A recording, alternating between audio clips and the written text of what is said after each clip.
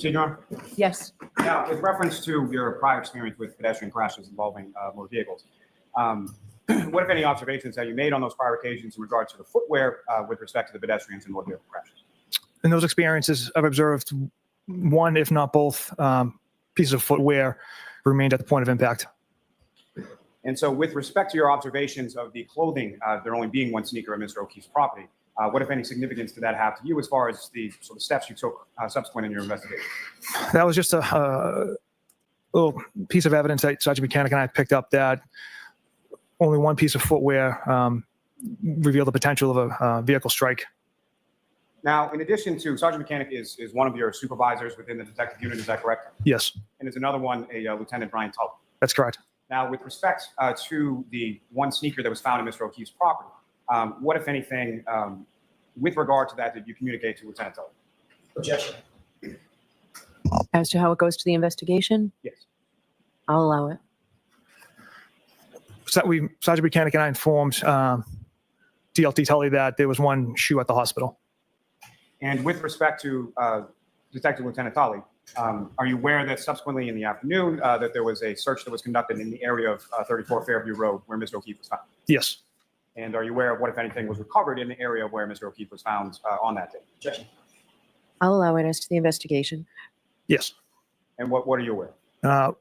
We were informed, Sergeant Mechanic and I were informed that SIR team and Detective Lieutenant Tully discovered a black Nike sneaker with a white swoosh logo that was a match to Mr. O'Keefe's shoe at the hospital.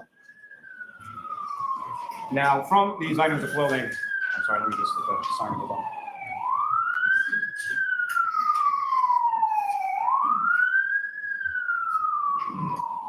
Trooper, in addition to the shoe that you've already referenced, what, if anything else, did you observe about what kind of clothing and the condition of the clothing that you observed in the hospital?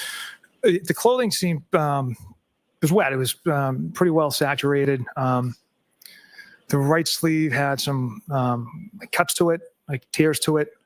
There's blood and vomit on it, if I recall. Those were the observations I had made of the clothing. And they had been cut due to rendering first aid as well, the pants area. Now, subsequent to viewing these clothing items at the hospital at a later time, have occasion to observe surveillance video from a variety of places on the evening of January 28th into the early morning of January 29th, depicting Mr. O'Keefe. Yes. And what, if anything, did you note with regards to the clothing that you observed at the hospital and the clothing that you observed in the video? So the videos I reviewed at C.F. McCarthy's bar and the Waterfall bar were the same clothes Mr. O'Keefe was wearing that Sergeant Mechanic and I had secured at Good Samaritan Hospital. Now, Trooper, I'm going to ask you some questions just in regard to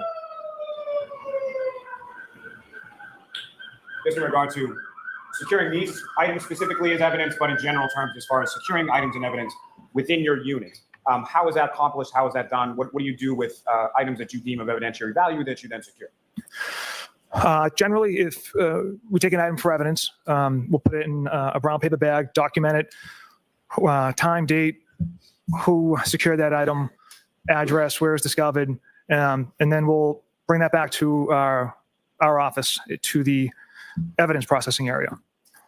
From there, it'll go to a permanent evidence room that has triple retention. It has an actual key, a key card, and an actual access code, and only 3 members of my office have access to that room, the 2 evidence officers and Detective Lieutenant Tully.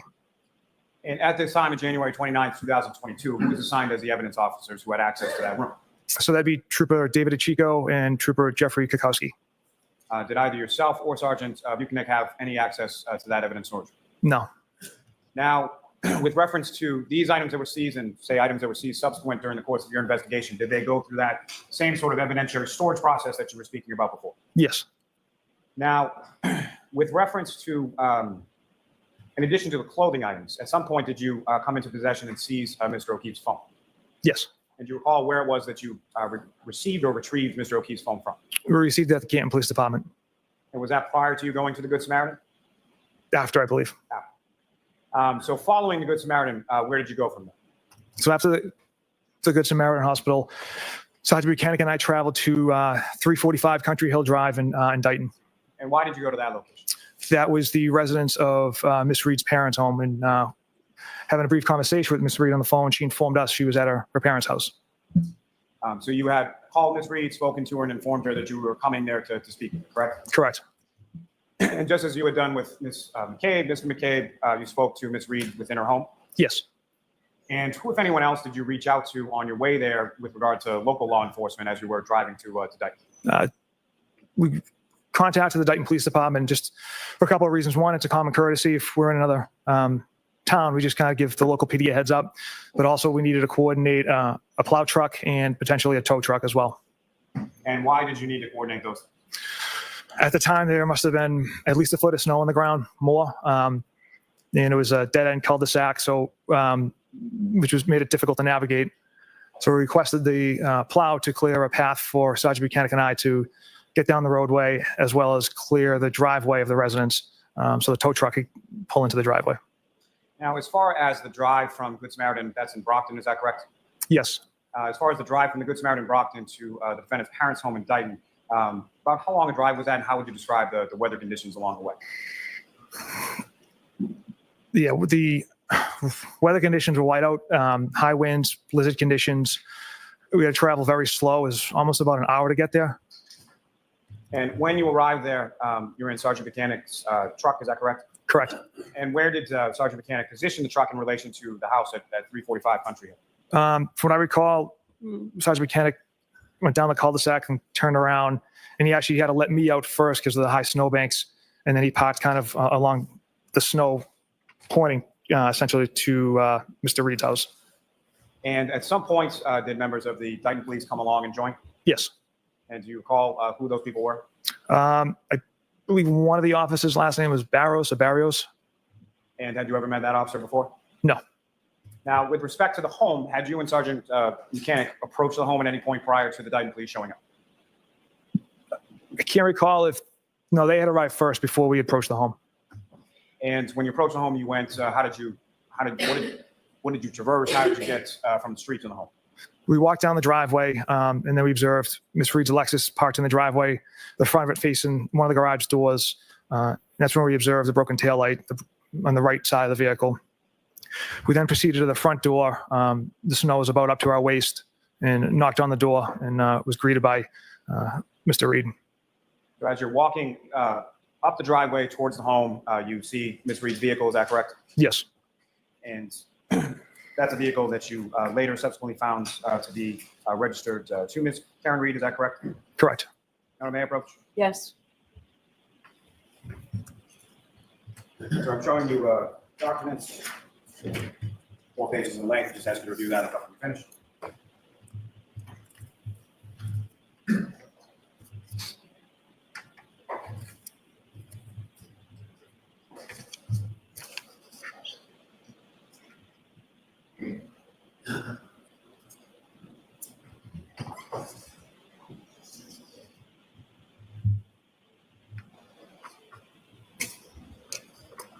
And do you recognize that document, sir? Yes. What do you recognize it to be? The Registry of Motor Vehicles, it's the certified document for Miss Reed's Lexus. Is that the plate information that's contained in there? Is that the same plate that was affixed to Ms. Reed's vehicle on that day? Yes. And that also details sort of the history or how long she's had possession of that vehicle. Is that fair to say? Correct. Going back to, I believe, 2021. Is that correct? Yes. May I approach, Your Honor? Yes. I will seek to introduce and admit as the next exhibit. No objection.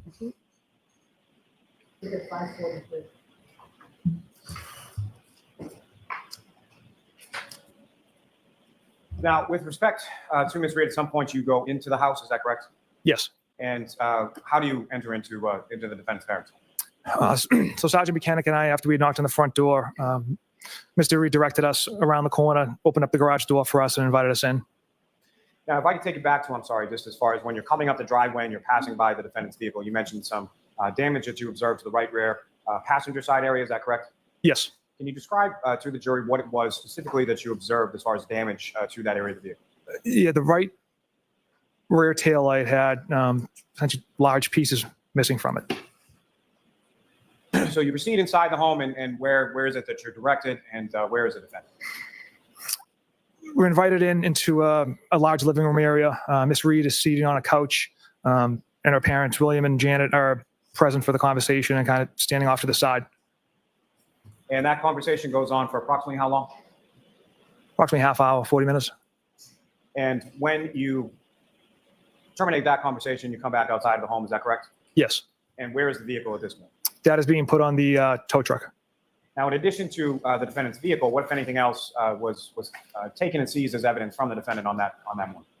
After confirming the phone Ms. Reed was holding was, in fact, hers, we told her we were seizing the phone and we'd be writing a search warrant for that. Now, during the course of the conversation that you and Sergeant Mechanic had with the defendant that afternoon at her parents' home in Dayton, were there some questions in relation to contact information for other people that were at bars or different establishments the night before? Yes, we asked Ms. Reed specifically for some of the friends that Mr. O'Keefe was with at C.F. McCarthy's. One person in particular was Michael Camerano. So we observed Ms. Reed enter the passcode on her phone, retrieve Mr. Camerano's phone number for us, provided to us, and that just further confirmed that was her cell phone. Now, through your training experience, when a cell phone is seized from a person, what, if anything, is it that you do with regard to that cell phone to preserve the information on?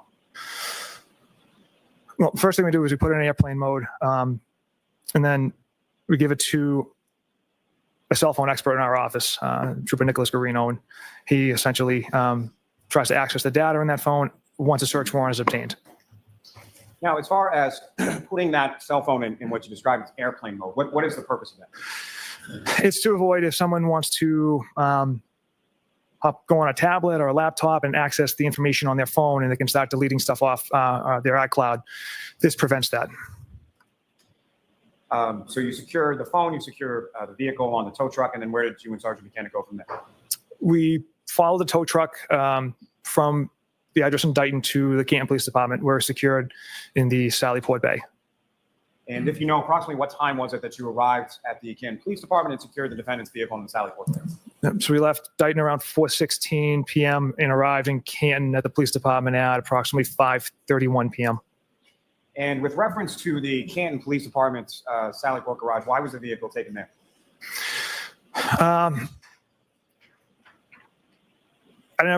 I wasn't part of that decision, but it's my understanding that it was a heated facility. The other options were, I believe, the barracks in Milton, but that's not large enough to house a vehicle that size, and it's not heated. And in regard to the heated, what was the sort of purpose or utility of storing it in a heated setting? Miss Reed's vehicle was covered with snow and ice at the time. It was transported from Dayton to Canton. And with regard to the Sallyport garage area of the Canton Police Department, at some point were you inside that area? Yes.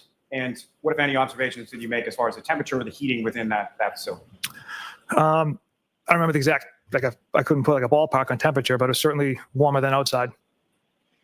Now, as far as the vehicle was concerned, either on scene, either in Dayton or at the Sallyport garage, or at any point in time that you were in the presence of that vehicle, what, if any, contact did you have? What, if anything, did you do or observe Sergeant Mechanic to do with regard to that damaged area you described on the right rear passenger side? Sergeant Mechanic and I never touched any part of that vehicle. And as far as the moving it from sort of the tow truck into the Sallyport area, how was that accomplished? The tow truck driver removed it from the tow truck and pulled it into the Sallyport Bay. Now, as far as prior to leaving that Sallyport area of the garage where the vehicle was, what, if anything, did you and Sergeant Mechanic do with reference to securing that vehicle or coordinating it off in any way, shape? We tried to set up a perimeter as best we could using caution tape, just kind of sectioned it off with caution tape. Now, at some point, you leave the Sallyport area of the Canton Police Station, and where did you go from there? We had a debrief meeting. So there's other troopers. There's troopers at scene on 34th Fairview Road. There's other troopers conducting interviews. So at the end of the night, members of my office met in a conference room at the Canton Police Department to exchange information as far as what everyone had learned throughout the day. And as far as that meeting is concerned, that's just troopers from your unit, from your office. Is that correct? That's correct. And so there were no members of the Canton Police Department that were present for that. Is that correct? No, correct. And do you know why that was? They had taken a step back from the investigation. They weren't going to participate in any interviews or anything of that nature. And how was that communicated to you and Sergeant Mechanic? The best of my recollection was that debrief meeting that we were informed that essentially Canton PD would be taking a step back from the investigation, and that now this is just solely a Norfolk State Police investigation. So before we get to sort of the debriefing and all that's covered in that, As far as when you're on call, you get a call for any kind of sort of homicide or unattended death or anything like that. You then become what's called a case officer for that investigation. Is that correct? Correct. And can you describe for the jury sort of what the duty or the role is of the case officer vis-a-vis the rest of the members of the unit? So essentially, a case officer is more of a facilitator. You kind of delegate out tasks, coordinate interviews. The case officer isn't the sole decision maker. I have supervisors. I have that we bounce ideas off of. I get feedback from. I also keep them updated. It's a collaborative effort in each investigation. We're a small office, so when a homicide comes in, everyone essentially drops what they're doing, and we all work on it together. So it's a collective effort to work on these cases. And essentially, the case officer is just kind of the record keeper of all the reports that come in and video that comes in. But when it comes down to decision-making time, it's a group effort. Now, with reference to that collaborative effort that you were just discussing and this sort of debriefing meeting, so there were other troopers doing other things or other tasks throughout the course of the day of the 29th, correct? Yes. And so what was sort of the purpose of or not specifically what was discussed, but in general terms, what was discussed during the course of this debriefing? The taillight piece is found at 34 Fairview Road by CERT. The one sneaker found at 34 Fairview Road. Interviews conducted, and then Sergeant Mechanic and I also shared everything we had kind of learned throughout the day as well. And that debriefing meeting, if you know about how long approximately did that take in this case? I can't recall, maybe half hour. And so following that meeting, where did you go from there? The Sergeant Mechanic and I had secured some evidence, the clothing from Good Samaritan Hospital, the additional sneaker found at 34 Fairview Road, as well as the taillight pieces discovered at 34 Fairview Road, and Mr. O'Keefe's cell phone and Miss Reed's cell phone. And him and I transported those to the office in Canton. And when you transported them to the office in Canton, what, if anything, did you do with those items? The two cell phones were given to Trooper Nicholas Garino, and the clothing was laid out on top of butcher paper to dry out in our evidence intake area. And then the bag taillight pieces were set aside in the evidence intake processing area. Sergeant Mechanic and I didn't have access to the permanent evidence locker area, so we just secured them in the temporary intake area. And that leads me to my next question. As far as the area that you're talking about with regard to clothing items and the other items that you secured beyond the cell phones, that was in a secure area of your office, is that correct? Correct. And by secure, I mean restricted access to the troopers within your unit, correct? Correct. It's you need a key card, and it's also equipped with an alarm. Now, following that, as far as these items of evidence and other items of evidence that are seized throughout the course of an investigation, how is it that they go, or what, if anything, is done, if you know, between the time that they go from this temporary storage area to the permanent storage area? Yeah, I'm not an evidence officer. I never have been. My understanding is once it's in the evidence processing area, it gets put into the permanent evidence room that only, like I said, two troopers and a detective lieutenant have access to. And it's the evidence officer's responsibility to process that material when they see fit. Now, sir, if I could turn your attention to February 1st of 2022, were you working in regard to this investigation on that date as well? Yes. And at some point, did you have occasion to go back to the Canton Police Department, specifically in the Sally Port Garage area? I did. And what was the purpose of you going out to the Sally Port Garage on that? Pursuant to a search warrant, we were processing Miss Reed's Lexus SUV. And when you say we, who, if anyone else, was present with you, or who, if anyone else, did you contact in reference to the processing pursuant to that search warrant of the defendant's vehicle? So we had a chemist from the State Police Lab, Ms. Maureen Hartnett, as well as a trooper from Crime Scene Services, Trooper Zachary Clark. And then later in the day, the accident recon team, Trooper Joe Paul, had arrived as well. Now, if I could just ask you a couple questions in regard to Crime Scene Services section. Can you describe for the jury sort of what their role is in regard to investigations that you do and how they're sort of contacted? So in any scene, if it's required for it to be documented, Crime Scene Services will arrive. They'll document the scene with photographs. In more serious situations, in a homicide, for instance, they'll actually take video as well as dust fingerprints. Now, with respect to this particular investigation, there were a number of different areas or different times when Crime Scene Services was contacted to document it, correct? Yes. And that would include a Good Samaritan when you observed injuries to Mr. O'Keefe. Correct. That would include the autopsy that was performed to Mr. O'Keefe. Yes. That would include February 1st in the Sallyport garage when the search warrant was executed on the defendant's vehicle. Correct. That would include subsequent searches that occurred at Fairview Road. Is that correct? Yes. And with respect to each of those instances, if you know, was it ever the same trooper from Crime Scene Services section that came out and memorialized each of those respective areas? Yeah, it was a different trooper each time. And is that something that you or any member of your unit has any control over whatsoever as far as who shows up from Crime Scene Services to memorialize or document a scene? No. Now, with respect to the search warrant execution on February 1st, what I want to ask is between the time that you were in the garage on January 29th, 2022, and the time that you're there for the search warrant execution on February 1st, had you been in that Sallyport area of the Canton Police Station at any time in between? No. Now, with respect to the taillight area on the passenger side of the defendant's vehicle, what, if any, differences or what, if any things you note sort of between your observations of the taillight on the 29th versus your observations on February 1st? Yeah, the only difference from the 29th to the 1st was snow and ice had melted from the taillight. So as far as the condition of that particular taillight, was it in essentially the same condition that you observed it on the 29th when you observed it on the 1st? Yes, it was still broken and large pieces missing from it. But as far as the broken status of it and the pieces that were missing, was it any more broken or any more pieces missing from it when you saw it on the 1st versus when you saw it on the 29th? No.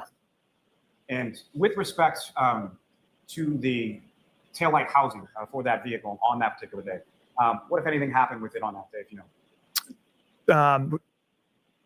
The state police chemist, Ms. Hartnett, had it removed, which she brought to the lab herself. So she had it removed it herself, and then physically took it with her when she left to the lab? Yeah, it was with the assistance of a Canton police officer who had an auto body shop, so he was kind of well versed in cars, so he was able to assist the chemist with removing the housing unit. Now, at any point in time on that day of February 1st, 2022, did you come into contact physically or otherwise with that tail light? Did you handle it in any way, shape, or form? No. Your Honor, if I may, with court's permission, I would request to publish. Give me one moment, Your Honor.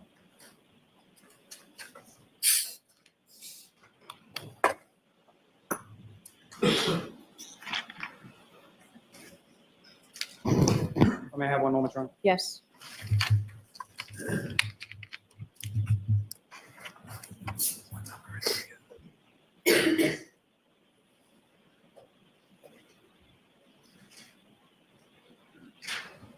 My apologies, Your Honor. With court's permission, if I could publish a portion of Exhibit 34, Okay. the Sallyport video.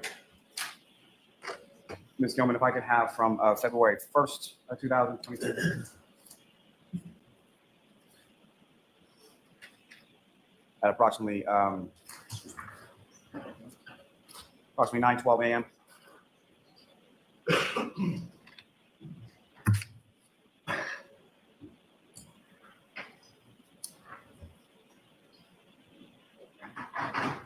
You can just pause it right there. Okay. Your Honor, if I may, it may be easier and more visible with this particular video with the lights on. Okay. Try that. Sure.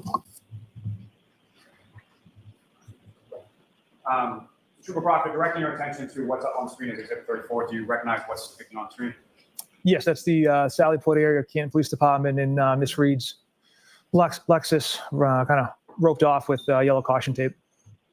And this is the execution of that search warrant that you were speaking about before, as far as your presence and some of the other members of the state police and state police lab that you were talking about. Correct. And Ms. Gilman, if you could run from here for just a few minutes.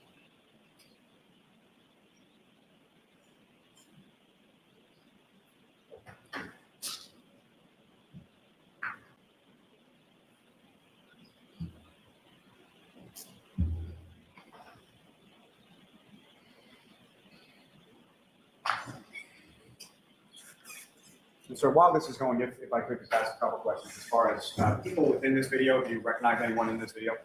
Yeah, myself, kind of the top of the screen. Trooper Zach Clark, we're the one with the camera taking photographs of the vehicle. Now, with reference to this video from the Sallyport Garage of the Canton Police Department, what, if anything, did you learn over the course of this in regard to how that video is recorded or how it's, what, if anything, sort of activates that video? Objection. Ask it differently, Mr. Miller. As far as this video is concerned, is this one continuous time frame that we're looking at, or how is it? Objection. Sustained. My understanding, it's motion That active. means you can't answer. Oh, I'm sorry. You can ask a different. I'm not sure there's anything said. No. Oh, all right. I'll strike if there was anything. But Mr. Lally, just ask a question, please. With respect to this video, as far as the recording is set up, how is that activated, or how does it record? Objection. Same question. Yeah. How does he know that? It's sustained. Have you watched this video or other videos from the Camden Police Department, Sally Port Garage? Yes. What, if anything, did you note with regard to timing? As far as there's a timestamp on the video, is that correct? Yes. What, if anything, did you note with regard to the timestamp on this video or the other videos that you observed with regards to how time moves throughout the video? The timestamp on the video tends to pause, indicating it's motion activated. Last one. It tends to pause. I'll strike after.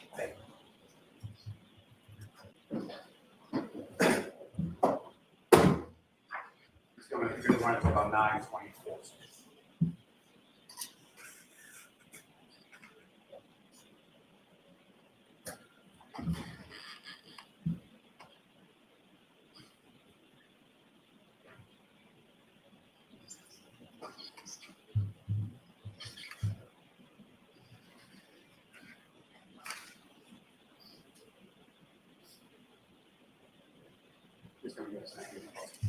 Ms. Cummins, you can take that. Thank you very much. Now, Trooper, with regard to that taillight that was then taken by Ms. Hartnett to the lab, is that correct? Yes. And at some point that was returned to the custody of the state police, your detective unit? Correct. And do you have that taillight housing with you today in court? I do. And Your Honor, with the court's permission, if the trooper could retrieve that? Okay. May I approach, Your Honor? Yes. Probably be easier that way. Sir, you can stay right there.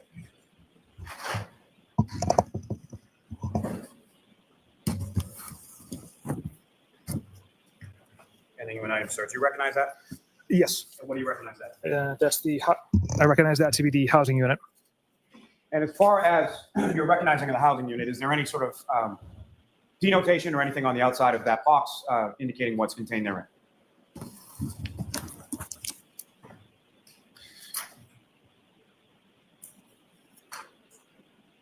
There's a State Police Crime Lab sticker with the number associated with it.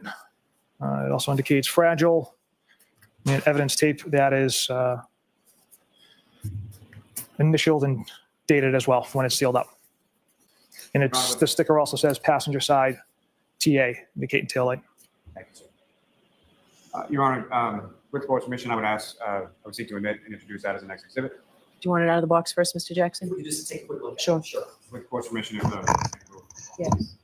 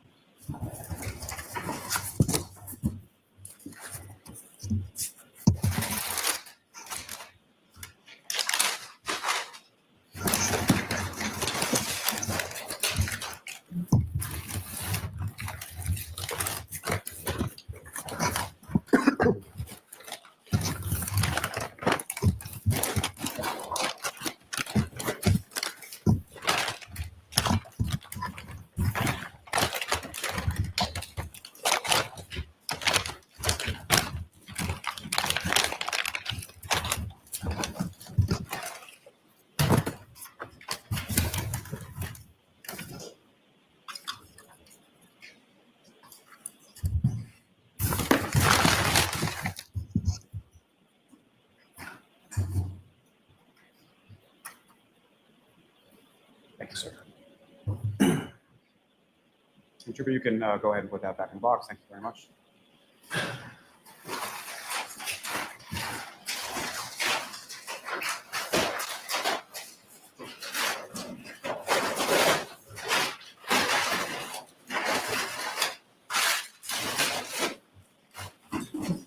Put it on the bag.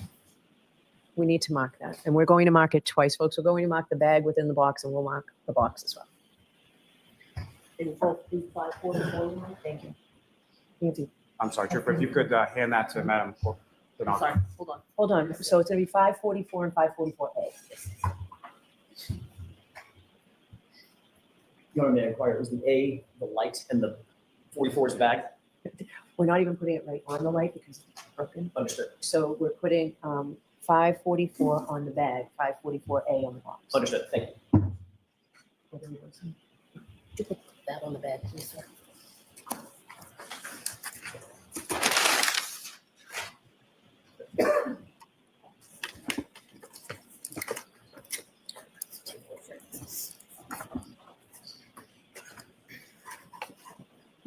$544, $544A.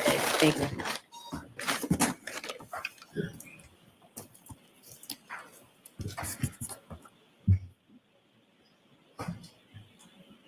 Trooper, with respect to that item that's just been marked as evidence, is that essentially the condition that you observed it in both on January 29th and February 1st? Yes.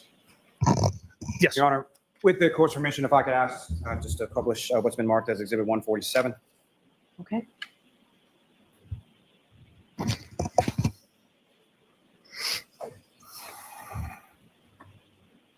Trooper Proctor, do you recognize what's up on the screen that's been marked as Exhibit 147?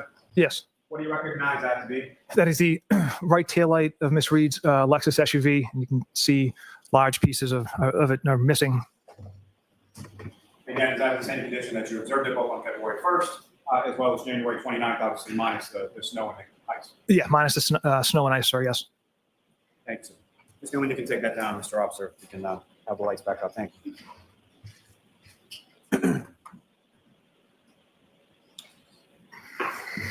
Now, if I can turn your attention to February 3rd of 2022. In the morning hours of that date, where did you go in regard to this investigation? Sergeant Mechanic, Trooper David Achico, and myself went to 34 Fairview Road along with Trooper Evan Brandt from Crime Scene Services to essentially dig out the snow in pursuit for more evidence. Now, as far as you mentioned, as far as dig out the snow in pursuit of other evidence, what, if any, tools or implements did you and the other troopers bring with you in order to effectuate that on February 3rd? We just had kind of standard snow shovels. And with respect to that, as far as going back to 34 Fairview Road, and let me clarify as far as that's concerned. Prior to that date of February 3rd, 2022, had you been to 34 Fairview Road at any point in time in the course of your investigation? No. So that morning of February 3rd, that's the first time that you went. Correct. Now, with respect to, is that, how many times did you go to the area of 34 Fairview Road over the course of the next sort of days and weeks in regard to potential recovery of items? So February 3rd, I retrieved items on the 8th, the 11th, and 18th, and was out there on the 10th with Sergeant Mechanic as well.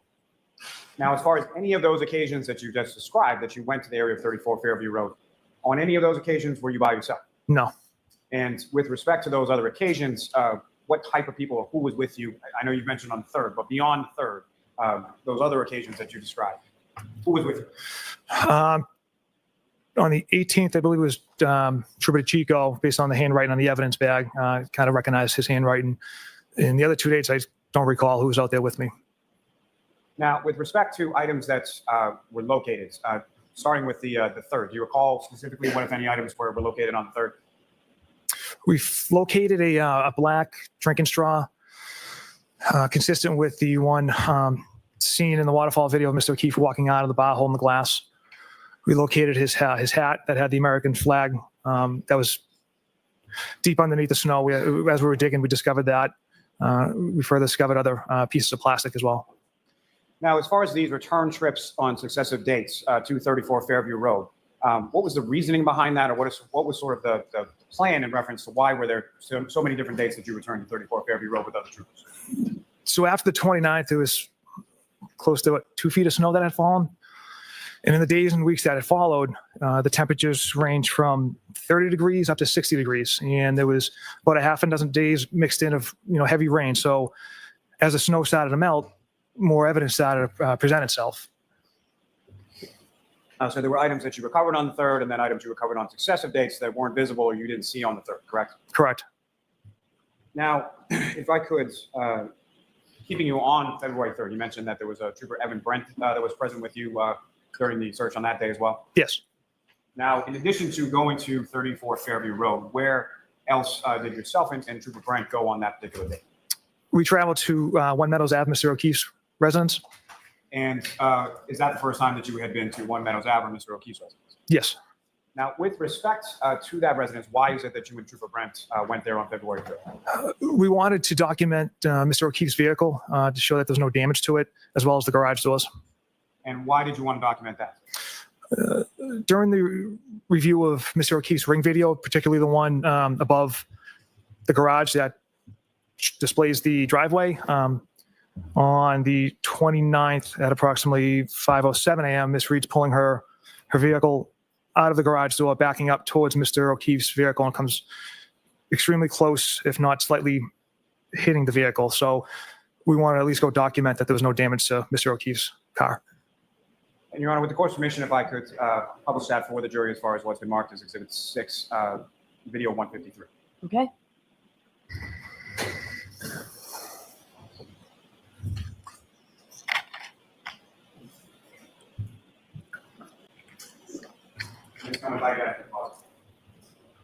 Trooper Proctor, with regard to this ring video, how was this obtained, if you know? So we first observed it through Mr. O'Keefe's cell phone on the Ring app, and then I wrote a search warrant for Ring itself. And as far as the videos that you received from Ring, did they match what was on the, or what was viewable being the Ring app on Mr. O'Keefe's cell phone? The videos on Mr. O'Keefe's app, yes, it was what Ring produced, matched. So as far as any videos that were present that you received pursuant to the search warrant, or any videos that were not present, that was consistent with what you observed on Mr. O'Keefe's app on his phone? Yes. Now, Ms. Gilman, if you could press play from here.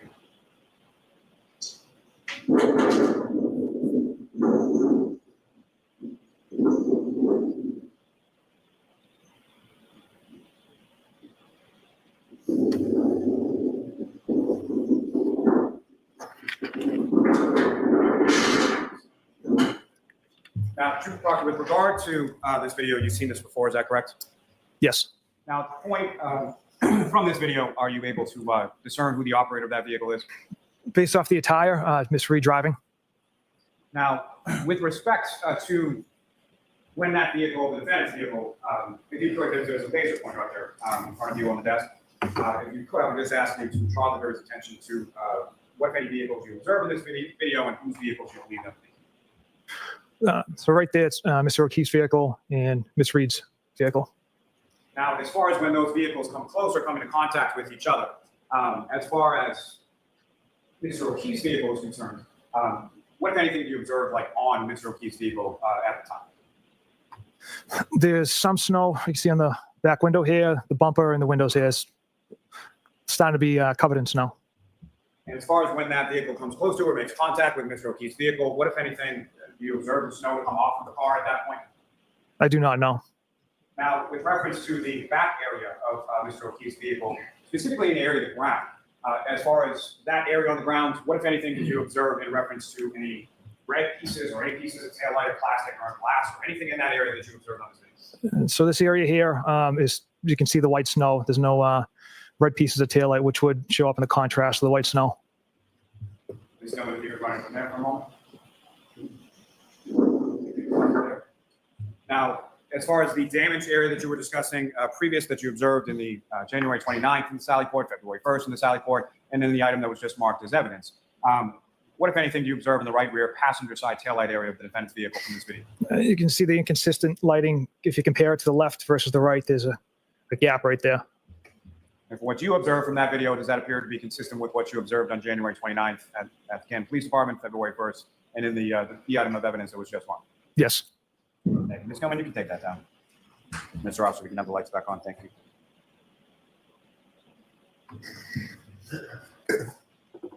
Now, sir, you proceeded to One Meadows Ave for the first time on February 3rd. Is that correct? Correct. And Trooper Brent from Crime Scene was with you and took some photographs. Is that correct? Yes. May I approach? Yes.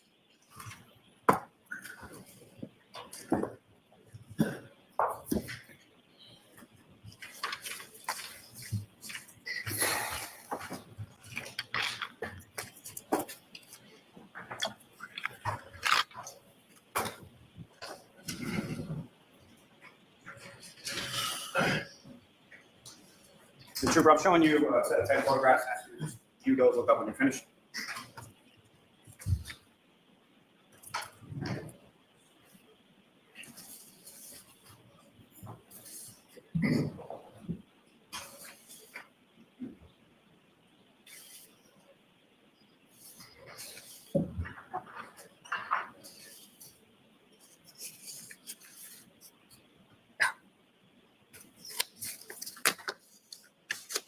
Trooper, just generally speaking, do you recognize what's depicted in those photographs? Yes. And what do you recognize them to? The first picture is the front door of Mr. O'Keefe's house, and it's also Mr. O'Keefe's Chevy Traverse.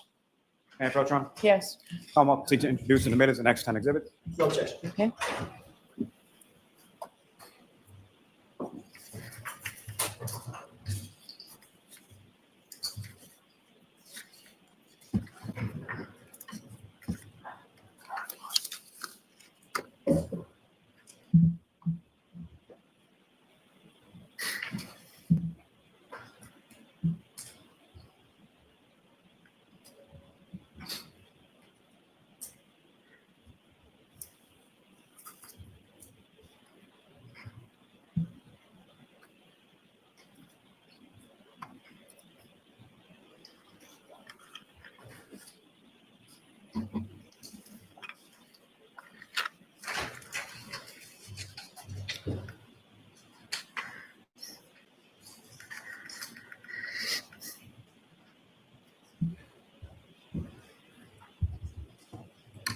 It's 5:45 to 5:54. Thank you.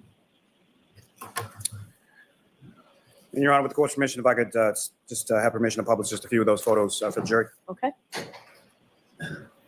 Ms. Gilman, if I could have photographs 7752. And Trooper Proctor, do you recognize what's up on the screen? It's now marked as exhibit 546. Yes, Mr. O'Keefe's Chevy Traverse vehicle.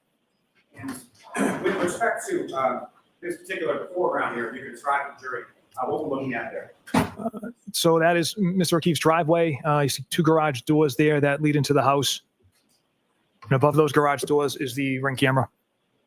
Now, with respect to the rear of Mr. O'Keefe's vehicle, from your viewing of the video from Exhibit 6, from the ring video, video number 153, if you could, using that laser pointer, direct the jury's attention to where it is on this vehicle that there's contact, if any, between this Reed's vehicle and Mr. O'Keefe's. It would have been in this general area here. And as far as your observations on that date, What's the, hold on. Maybe approach me. Okay.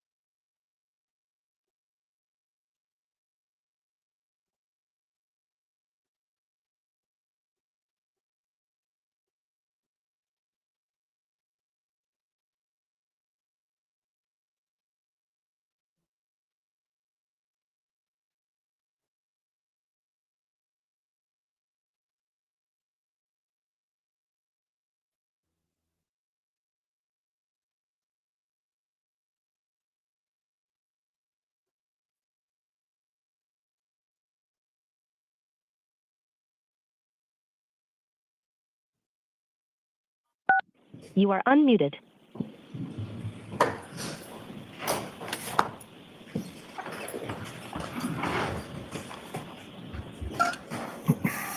Trooper, when you were in the driveway of Mr. O'Keefe's residence on February 3rd, 2022, you had occasion to make observations to Mr. O'Keefe's vehicle, is that correct? Correct.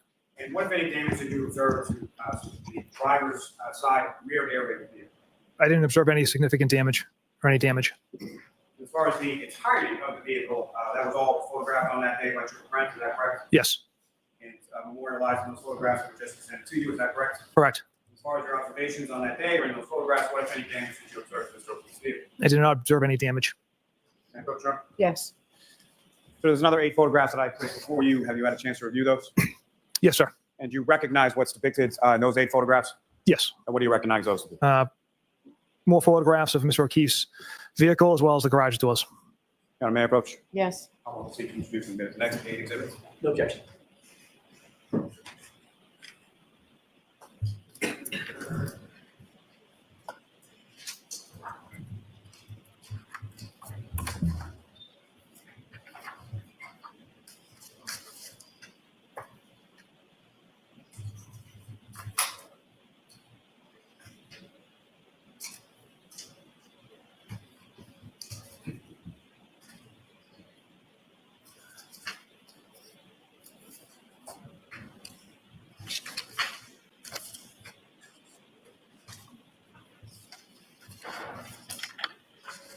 Exhibits 555 and 554. Thank you.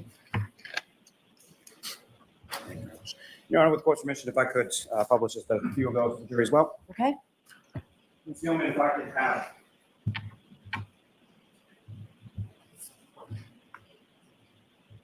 photograph 7779. And Trooper, do you recognize what's depicted on the screen now as exhibit 559? Yes.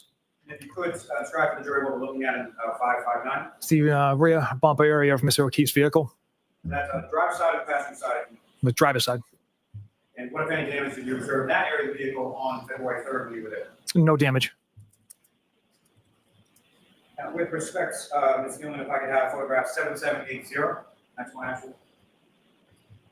And sir, do you recognize what's up on the screen and what's now been marked as exhibit 560? Yes, those are the 2 garage doors of Mr. O'Keefe's house. And what's contained up on that screen, is that a very accurate portrayal of what you observed in Mr. O'Keefe's garage doors on February 3rd? Yes. And with respect to those garage doors, what, if any, damage did you note or observe on those garage doors at any point when you were there on February 3rd? I did not observe any damage to the garage doors. Ms. Gilman, you can take that down.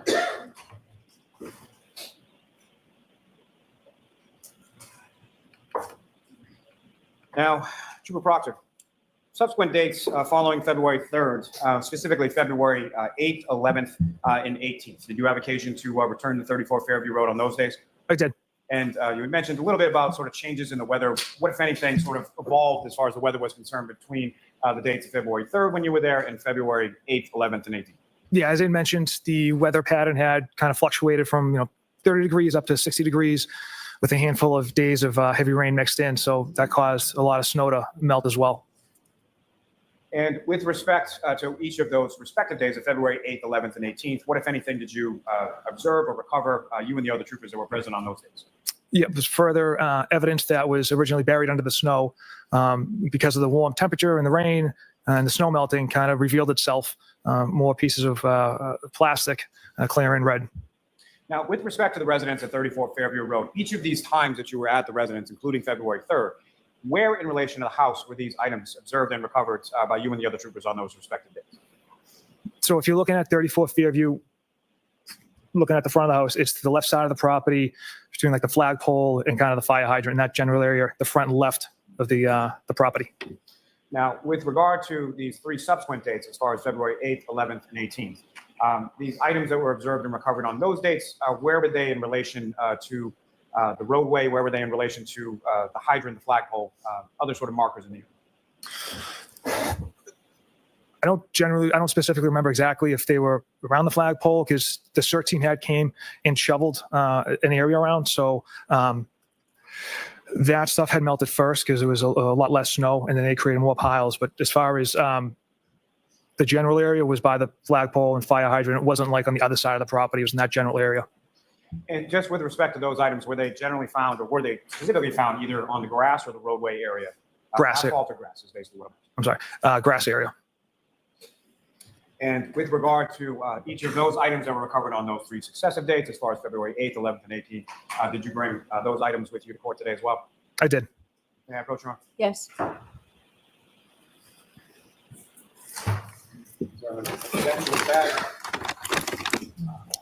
You recognize that bag, sir? I do. What do you recognize that to be? It's an evidence bag containing 3 smaller evidence bags. And with the court's permission, if you could. Hold on a second. Thank you. My apologies. Go ahead. With the court's permission, may the witness remove the 3 smaller bags from the large bag? Yes.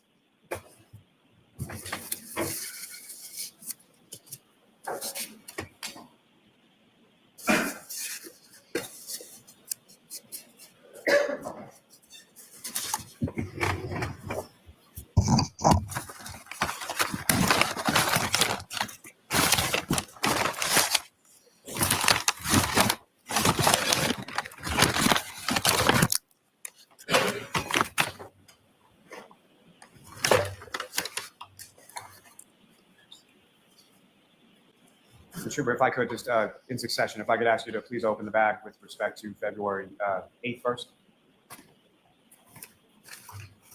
And before you do that, I apologize. With respect to that bag, what, if any, indication is there as to the contents there? It says taillight, 1 large piece of plastic, color red, 1 small piece of red plastic, and 1 piece of black plastic. Located 34 Fairview Road, front lawn, left side. Thank you, sir. If you could please remove those.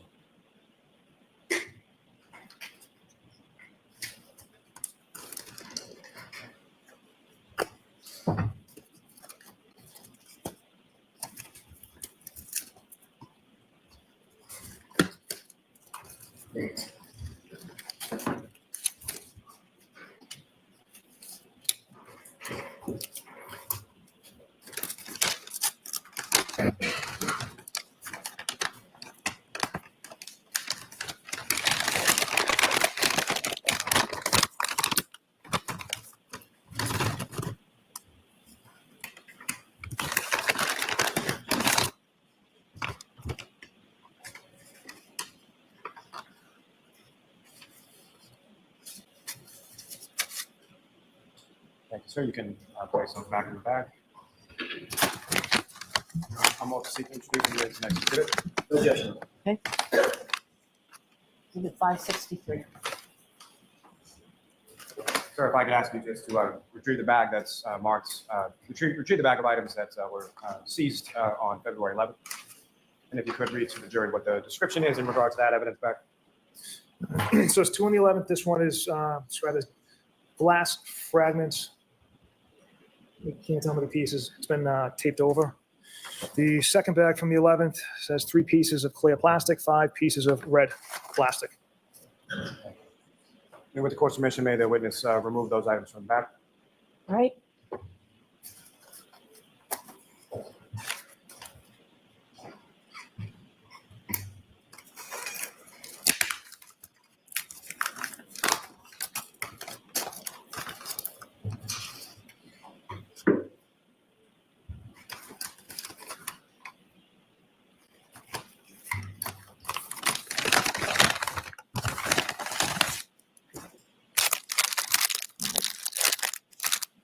Smaller bag in here containing the glass. We'll cut that open as well. I think that's sufficient. All right. So, Madam Clerk, are you moving to introduce it? Yes. Madam Clerk, reporter, any objection? We can go ahead and I open want it. to object, but I don't know what's in that. Go ahead and open it. Yes, Your Honor.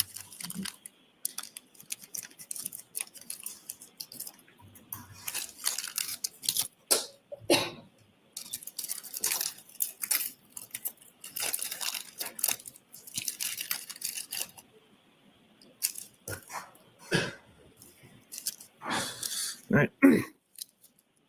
These items appear to be just further on sealed up and wrapped up and Do you want him to open every one, Mr. Jackson? May I approach? Yes. I can't see that far.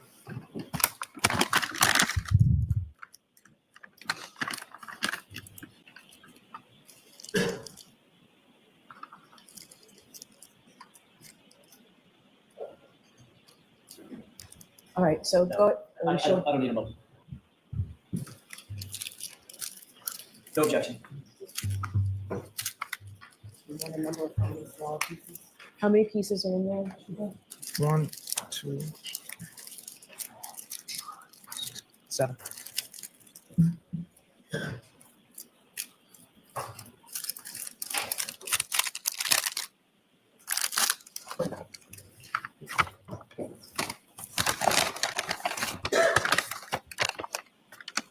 This will be-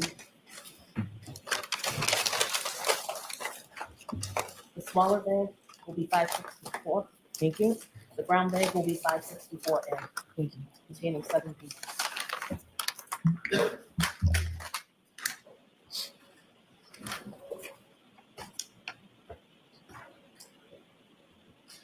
Trooper, if you could, the other bag from the 11th, if you could open that up and move those items.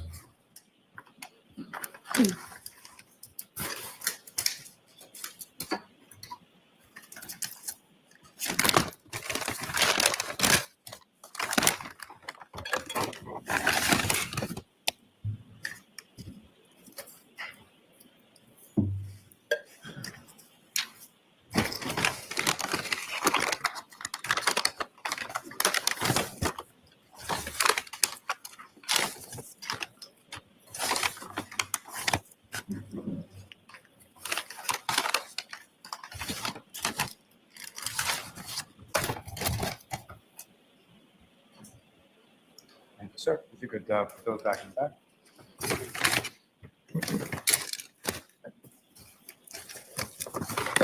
Your Honor, call multiple seats introduced in the minutes of the next exhibit. It's 565.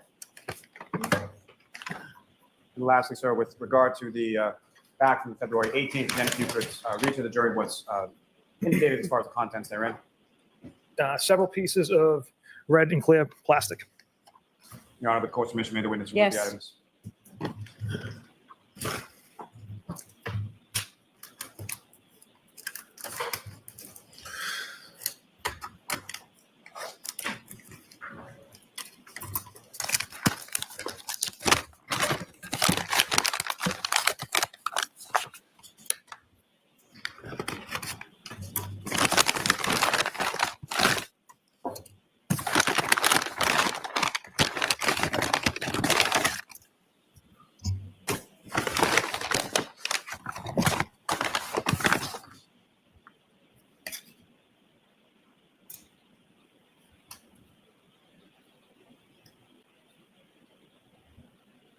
Thank you, sir. If you could turn those items to the back. Your Honor, call multiple seats introduced in the minutes of the next exhibit. No objection. Exhibit 566. Here's the original bag.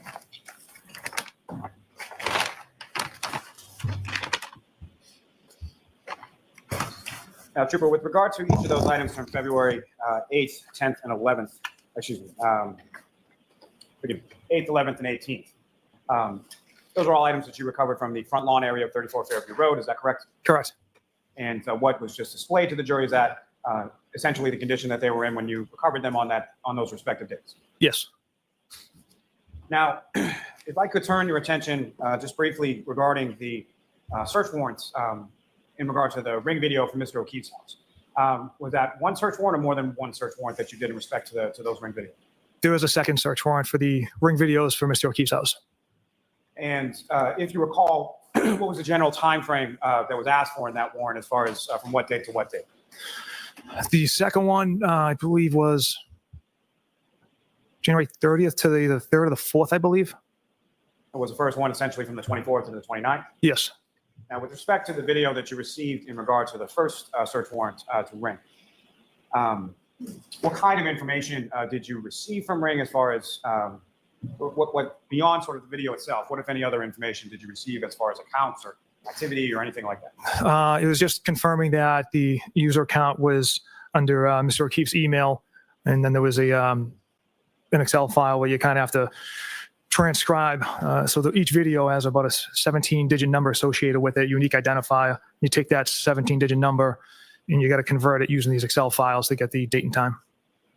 Now, with respect to what you received pursuant to the search warrant from Ring, was there any kind of activity log? And what I mean by that, what, if any, information did you receive as far as what sort of devices or how many different devices were able to access that footage?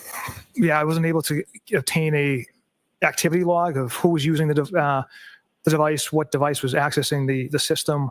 Something, if someone logged in, was not provided with any record of who was logging in and what day or time. Now, are you familiar with the term, just as far as videos are concerned, or electronic devices, what's referred to as a digital footprint? Yes. Now, with respect to some of these, or the Ring videos in totality that you received and that you also viewed pursuant to the app on Mr. O'Keefe's phone, were there certain time periods where you would have expected to see video in which there was no? Yes. And can you describe for the jury sort of when those time periods were? So the Ring camera above Mr. O'Keefe's garage, pretty sensitive. So it does not have Miss Reed arriving back at Mr. O'Keefe's house around 12:34 a.m. is approximately was when she should have arrived. The only video, there's a gap from approximately 11:45 p.m. on the 28th to about 5:07 a.m. on the 29th when Miss Reed's backing out. It never has her pulling into the garage. And there's also a second video of Miss Roberts, Miss McCabe, and Miss Reed looking at the broken taillight in the morning. What, if any, follow-up or inquiry did you make of Ring in regard to those missing videos? I inquired several different times as far as if a video is deleted, is there some type of a record? Objection, Your Honor. That was his inquiry, but next question, I'll allow that. Now, as far as that term that you used before, as far as a digital imprint, can you explain to the jury what you understand that term to mean? Essentially, digital footprint is if a video is created, it's going to leave some type of a record in the archives. And what, if any, information did you receive from Ring as far as their videos system is concerned in regard to the digital footprint? Objection. Not what anybody told you, but what you received. That if a video is deleted, Objection. The objection sustained. Move to strike. We're going to strike that. Upon your further inquiry of Ring, were you ever able to obtain any video from those specific sections where you anticipated video would be? no.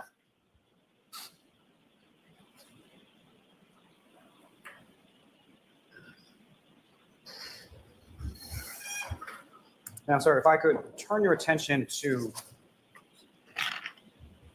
January 16th, 2024. Do you recall that date? I do not, sir. At some point over the course of your investigation, were you made aware of forensic evidence in relation to the taillight housing that was introduced earlier as an exhibit? Yes. And with respect to that, at some point, did you have occasion to meet with a Sergeant Brian Gallerani of the Needham Police Department? Yes. And where was that? In the DA's office. And who, if anyone else, involved in this investigation, as far as yourself, was Sergeant Mechanic with you there as well? Yes. And what, if anything, did Sergeant Gallerani do with respect to yourself and Sergeant Mechanic on that date in January of 2024? Sergeant Mechanic and I voluntarily provided our DNA for comparison testing. And again, taking me to my next point, that was a voluntary decision that both you and Sergeant Mechanic made as far as availing yourself or availing of that particular test. Correct. And as far as the testing or this, do you know how that was, or can you describe for the jury sort of how that sample was collected or how it was conducted? Essentially, it's just a swab of the mouth under the tongue with it's basically just like a little pad on a stick, and you get swabbed, and that's how the DNA or saliva is collected. And as far as those samples that were collected from both yourself and Sergeant Mechanic on that particular day, where did they go from there as far as you know? It was my understanding went to the Bodie lab in Virginia. And I'm sorry, what I should have asked just prior to that, as far as when they left from the room that you were in with Sergeant Gallerani, did you take those swabs, or did Sergeant Gallerani take those swabs, No. or where did they go? Sergeant Gallerani took possession of those items. Thank you.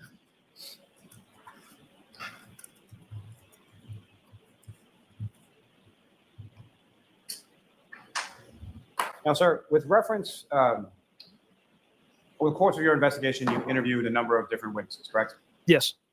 And from the witnesses that you, were there witness interviews that were conducted outside of your presence in the sense that you weren't there for those particular witness interviews? Yes. And each of the interviews that you're aware of, whether they were conducted by you or outside of your presence, were done, with the exception of the currents, done with more than one trooper present, correct? Correct. Now, with respect to those witness interviews that you were present for, from the witnesses that you spoke with, along with other troopers that were present with you, who, if any, of those witnesses had you met, or did you know prior to the interview that you conducted? Yeah, so all the witnesses that I had interviewed, the only individuals that I know or had met prior to this investigation was Julie and Chris Albert and Colin Albert. And how is it that you knew Julie Albert, Christopher Albert, and Colin? So my sister coordinated her friend growing up, Jillian. Jillian's sister is Julie. My sister got to know Julie Albert, Julie Daniels, her maiden name, through her friend Jillian. Julie married Chris Albert. So my sister got to know Chris through Jillian and Julie. And then years down the road, my sister had Julie babysit my nephew. Julie would come from time to time and pick up my nephew from school. So that's how they kind of became friendly. And on occasion, they would be over at my sister's house or at my parents' backyard, like Julie and Chris and their kid Colin. And I would happen to be there. Let me ask it this way: as far as where did you grow up? Canton. And did you graduate from Canton High School? Yes. And as far as any of the witnesses that you interviewed, even the Alberts that you were just talking about, Christopher, Julie, and Colin Albert, were they around the same ages as you or went to high school with you at the same time? No. How much older than you would Julie and Chris Albert be? At least 10 years. And as far as Colin Albert, what's the age difference between yourself and him? At least 20. Fair to say around this time of January 2022, do you know how old Colin was or what level of school he was at that point? Is senior in high school, I believe. Is that something that you learned through this investigation or something that you knew independently? Something I learned through this investigation. Now, obviously, you grew up in Canton and your sister did as well. Yes. And your sister's name is Courtney, is that correct? Correct. And what is the age difference between yourself and your sister Courtney? She's 2 years older than me. And how close are you and your sister? She's probably one of my best friends. We talk about 5-6 times a day about anything and everything, as far as like mostly our children. And she has, how many children does your sister have? You got 2. And about how old are they? 10 and 7. And you have children as well? I do. And how old are they? 2 and 4. Now, with respect to the conversation that you have with your sister about 5 or 6 times a day, how do you have those conversations? Is it via voice call or in person or text, or if you know? Everything, FaceTime, phone calls, text messages. We're always kind of keeping each other up to date on mainly our kids. Now, as far as Julie and Christopher Alberts, when did you interview them in relation to this incident? Sometime in February. I'd have to look at my report for the exact date. Sometime in, say, early to mid-February? Yes. And with respect to them, who, if anyone else, was present with you when you interviewed them? Sergeant Buchanan. And do you recall where the interview took place? Yes, it was at their home. Now, prior to this date that you went over to interview Christopher and Julie Albert, had you ever been over to that house before? No.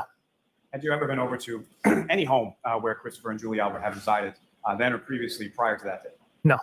Had Christopher or Julie Albert, to your knowledge, ever been over to your house? No. Now, with respect to Christopher and Julie Albert, and Colin Albert, will throw him in there as well, how would you sort of describe your relationship with them prior to January 29th, 2022? I classify it as acquaintances. All right. Mr. Lally, why don't we take our luncheon break?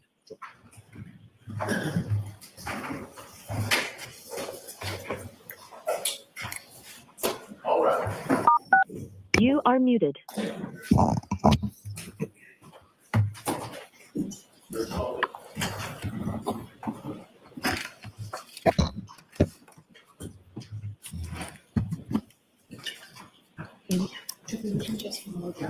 Okay, thank you, Your Honor. Thank you so much. Can counsel approach? Sure. Counsel?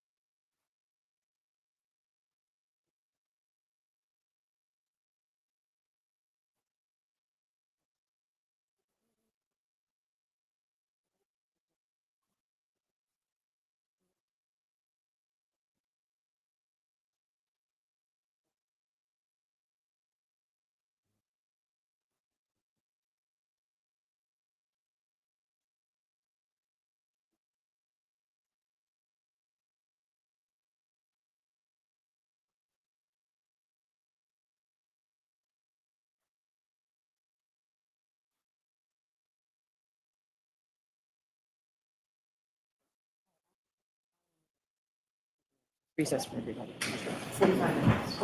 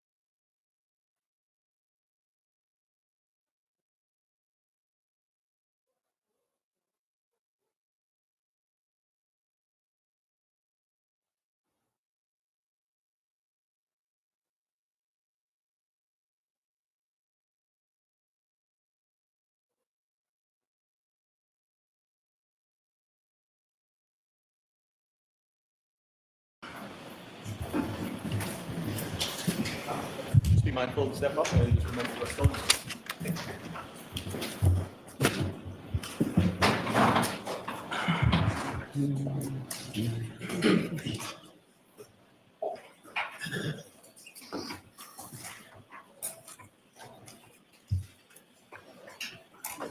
So jurors, before we begin, Mr. Lally, as you approach the podium there, when I tell you that I strike something from the record, I know I've told you before, that means you're not to consider it, okay?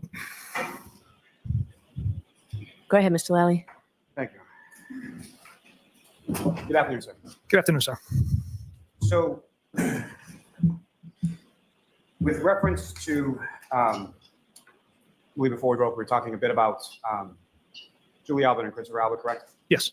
And, how would you describe your relationship, if any, between Julie Albert and Christopher Albert prior to January 29, 2022? Loose acquaintances? People that you knew through your sister, is that correct? Correct. Now, with reference to the occasions that you had said where you may have been at the same place at the same time at a family function or something like that, over what period of time are we talking about, and about how many different instances of that occurred over those years? Like I mentioned, they had never known my house. It was either at my sister's home or at my parents' house. Over the course of maybe 10 years, I might have been at the same function half a dozen times. And at those times that you were at the same function a half a dozen times or so, how much interaction would you have with either Christopher Albert or Julie Albert, or even Colin Albert at those functions? Just casual conversation, be cordial, and just typical conversations, hi, how's it going, things of that nature. Now, with reference to these experiences or relationships or lack thereof that you had with Christopher and Julie Albert, what, if any, conversations did you have with your supervisors as far as superior officers within your unit in regard to I explained the connection with my sister to the Albert family. And who did you explain that to? That would be Sergeant Mechanic, Lieutenant Fanning, and Detective Lieutenant Tully. All right, Trooper, I'm going to ask you to keep your voice up, maybe approach the microphone a little closer. And just with respect to those disclosures, what specifically did you tell either Sergeant Mechanic or Lieutenant Fanning or Lieutenant Tully? Basically that the Alberts are my sister's friends, that I've been at some functions with them, and the only kind of connection with the Albert family is through my sister. And just when you say the Alberts, as far as who specifically within the Alberts are you talking about that had a friendship with your sister? Julie, Chris, and their son Colin. Now, with regard to the investigation that you were conducting and the interviews that you conducted, what, if any, impact did those relationships have with regard to your interviews of them specifically, or the investigation in total? Zero. Absolutely zero impact on this investigation. Your Honor, may I approach? Yes.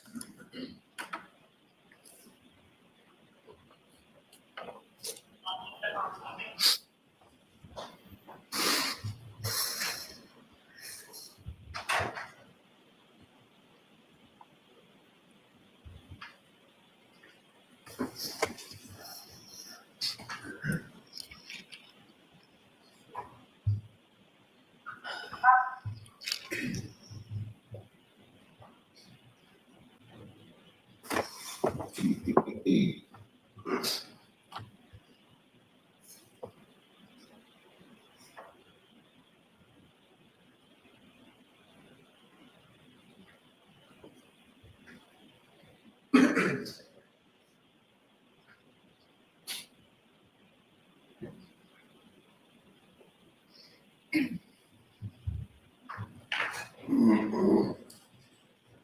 I'm showing you a document. Do you recognize that? Yes. And what do you recognize it to be? It's a text message thread labeled Proctor Friends. Now, over the course of your investigation, over the course of this case, are you aware that there were iCloud data that was obtained from your personal cell phone Yes. and different text strings from that iCloud data from your personal cell phone, correct? Correct. And with respect to what has just been placed before you, is that an excerpt or piece from those particular messages? It is. And from the front page of that, can you tell the jury who are sort of the participants in this particular text communication? There's several numbers that aren't identified. The three that are under kind of nicknames me and my buddies have for each other. And generally speaking, just as far as the participants in this text communication, who are these people to you, and how do you know them? How long have you known them? Who are they? The members on this text thread are close friends from junior high, first grade even. So people you've known for years, is that correct? Correct. And do each of them live, or do any of them live within the general area at this time? Some of them do, yes. And so when some of them do, some of them do not, is that correct? Correct. And the ones that do not, how far away do they live? As far away as Tennessee. Now, with reference to this, there's an indication as far as the first message sent or last message sent from this particular text chain, correct? I'm sorry, repeat the question, please. Sort of towards the middle of the first page. Help direct your attention to that area. Is there any indication as far as the first message sent and the last message sent with respect to this text chain? On the first page, yes. And what is indicated as far as the first message and the last message? The first message is, I need to brandish a gun more often. The last is, Chip, name of that BPD cop. No, I'm sorry, sir. If I could direct your attention to the first page in this packet, page 2527, you see conversation details.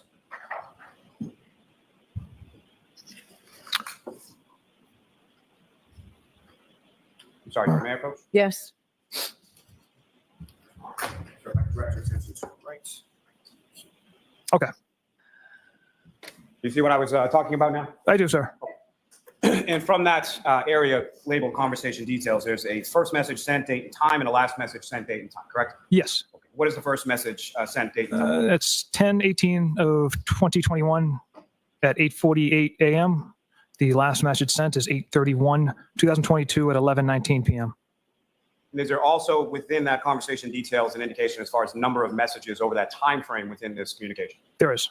And what does it list for number of messages? It's 38,707. And fair to say the packet that you have before you does not contain all 38,707 messages, correct? That's correct. The first message that you had, I believe, alluded to in reference to the first one listed within this communication, what date and time is that? That was January 29th, 2022 at 10:36 p.m. And who is that message from? My friend who lives in Tennessee. And what, if anything, did he send to the group? I need to brandish a gun more often. And if you know, what is that in reference to? He just recently moved to Tennessee, and he was kind of, I think, making a joke as kind of the lifestyle down there where guns are more prominent or more common to be carried around there. So I interpreted that as a joke in that nature. And the next message, sir, from that same page, 2527. The next one is, it's bold. And is there a name associated with that number that's in these? No, Do you know who that person is? I don't. And the next message, sir, from 10:52 p.m. Chip, name of that BPD cop. And Chip, who is that referring to, sir? That is one of my nicknames I've had since maybe high school. So a nickname that would be familiar amongst these group of friends in particular? Yes. And this time period when these text messages begin, sometime after 10:30 or 10:50 p.m. on January 29th, where are you and what are you doing in reference around that time period? At this point in time, on the 29th, I'm home. And that last text message, do you respond to that at approximately 10:53 p.m.? Yes. And what was your response? John O'Keefe. And the next message down from there, also at 10:53 p.m. Yes. He took custody of his sister's kids. That's your response. There's another response above that. Is that correct? Yes. And what does that say? How old? And you respond as far as he took custody of his sister's kids, correct? Correct. Skipping down a couple, do you see an entry at 10:53:49 p.m.? Yes. And that's from a 617 number. Is that correct? Correct. And what is the response there? Oh man, that's rough. And following that, do you respond to the earlier query as far as age? I do. And what did you say? Mid-40s. Now, the next message below that, as far as indication of mid-40s, what is that? His age. No, I understand that. I'm sorry. The next message underneath that, sir. I'm sorry. It's a Facebook link. And do you recall what that Facebook link is to? It's to John O'Keefe. And is that something you sent or one of your friends sent? One of my friends sent. And the next message below, turning to now page 2529 at the top there, what is the next message that's sent? What's that? Don't have the book anymore. And as far as the book, what did you understand that to mean? Maybe approach. Sure.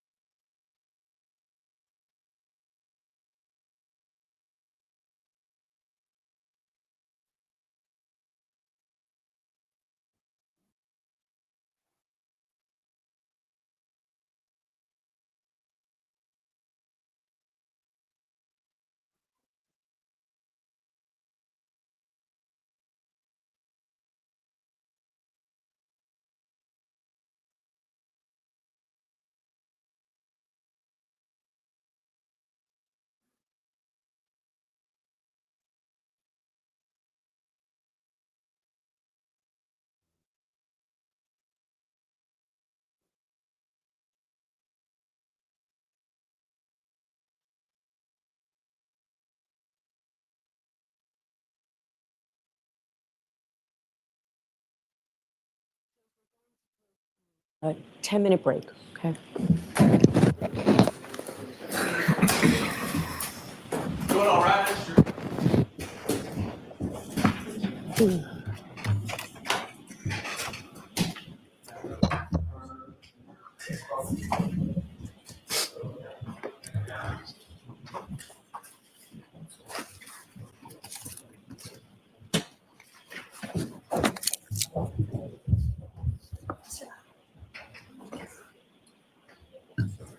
So do you have that copy for me?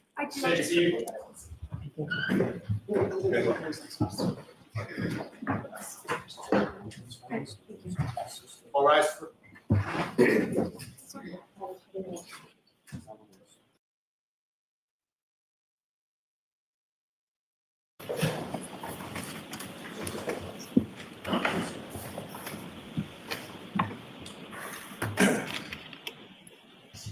Procedure on? Yes.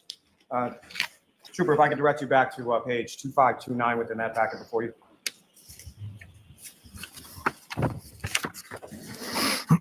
And below that text stating what's that, I don't have the book anymore. You respond, is that correct? Yes. And what is it that you say there? This one is a nightmare. Forget about the kids. That's awful.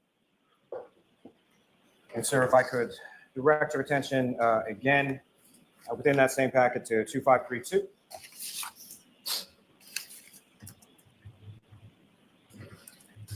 And there's a message there sent at 10:56 p.m. Is that correct? Yes. And who's that from? A friend who lives in Tennessee. And what does he say in that text? I'm sure the owner of the house will receive some shit.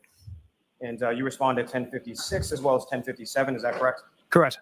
And what is it that you respond? My first response was nope. Homeowner is a Boston cop too. And what, if anything, were you saying, or what was the purpose of that text in regard to the homeowner? I was just letting him know that essentially Mr. O'Keefe is a Boston cop and the homeowner was a Boston cop as well. Now, if I could turn your attention to 2533.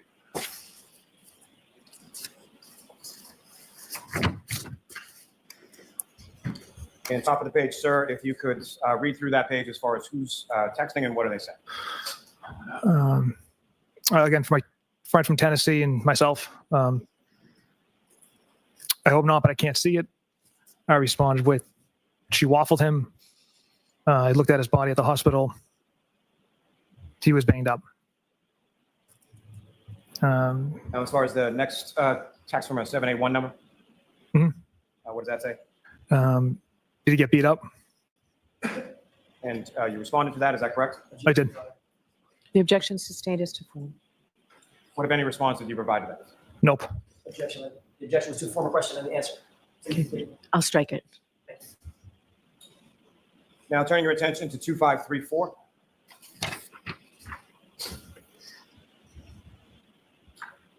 And from this page, sir, if you could, again, just read through as far as indicating to the jury who's speaking and what is being said. From the start of the first text, so the owner of the house? Yes. So the owner of the house was a woman cop that beat him? That's what I initially thought after talking to Can paramedic. Then I saw the guy. And those last two are your responses, is that correct? Yes. Now, the following text messages are from your friends, is that correct? Yes. What do they say? Bear, let's focus. What does she waffle to mean? What's the story? I responded, she hit him with her car. And the she that you're referring to there, who is that? Miss Reed.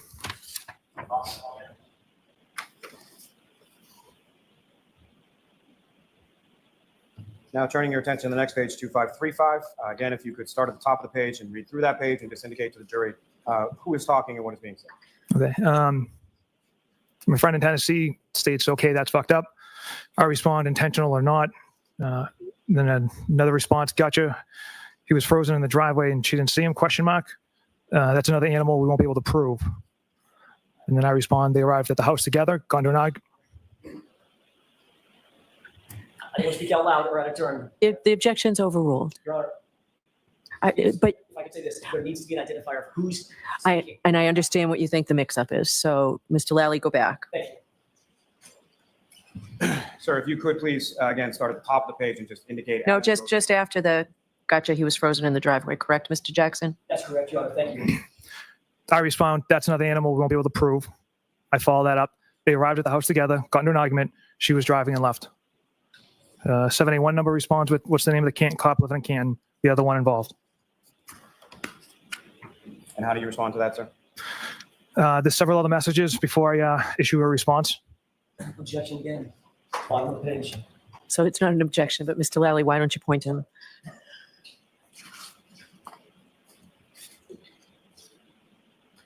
So, sir, at the bottom of page 2535, you have a response, is that correct?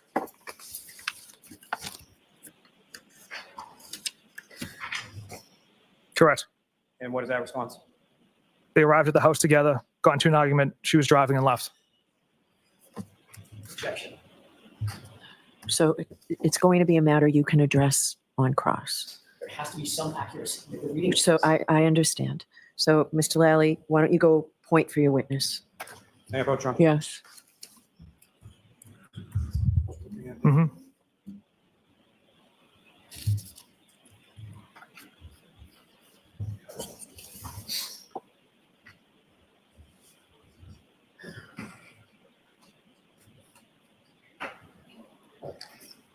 Okay. It's a HTML link, whiteout /Proctor iCloud /group chat Feb 2022. So you point out. Can I see what you have for a second, please? Yeah, sure.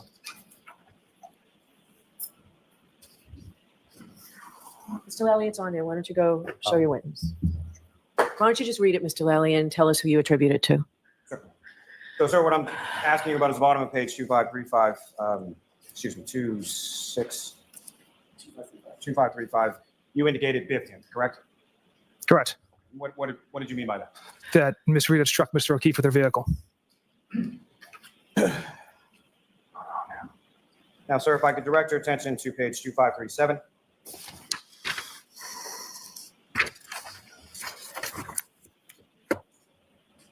Now, do you see a response toward the bottom of the page from yourself, January 29, 2022 at 11:04 p.m.? Yes. And can you read that response for the jury? Yeah, but there'll be some serious charges brought on the girl. And what did you mean by that, sir? That throughout the course of the day, we had compelling evidence that Miss Reed struck Mr. O'Keefe with her vehicle. And you have two responses from friends, the same friends at the bottom of that page, 2537. Is that correct? That's correct. And what are those responses? Keep your voice up loud, please. Trooper Proctor, jurors can't hear you. Yes, Your Honor. Number ending in 5051. Got to be. I can only imagine what internal affairs of the BPD are trying to get out there. And the second response, same number. She hot at least. And turning your attention to the next page, 2538, at the top, if you could just read a number series of responses from yourself, correct? Yes, sir. Read from those, sir. Yep. So these came from me. From all accounts, he didn't do anything wrong. She's a whack job. CUNT.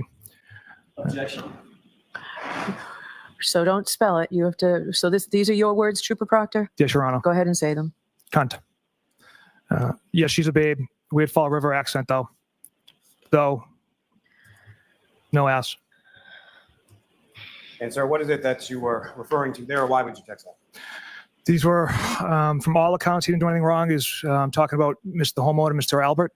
I had mentioned the compelling evidence against Ms. Reed at this point indicated that Mr. Albert had nothing to do with Mr. O'Keefe's death. The rest of the unprofessional and regrettable comments are something I'm not proud of, and I shouldn't have wrote in a private or any type of setting.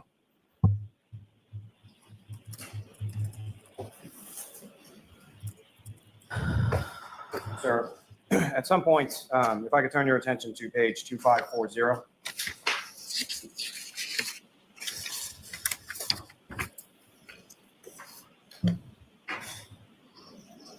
And there's a photograph that's shared within this text communication, is that correct? Yes, sir. And does it indicate who shared that photograph?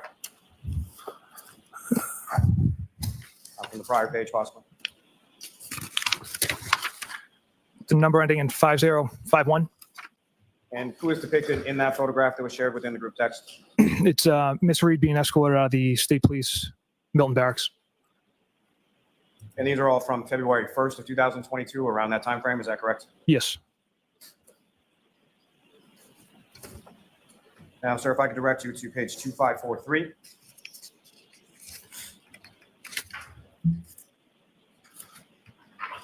And sir, if I could direct you to the top of the page and ask you to read through that page, indicating who's speaking and what the content of those communications are.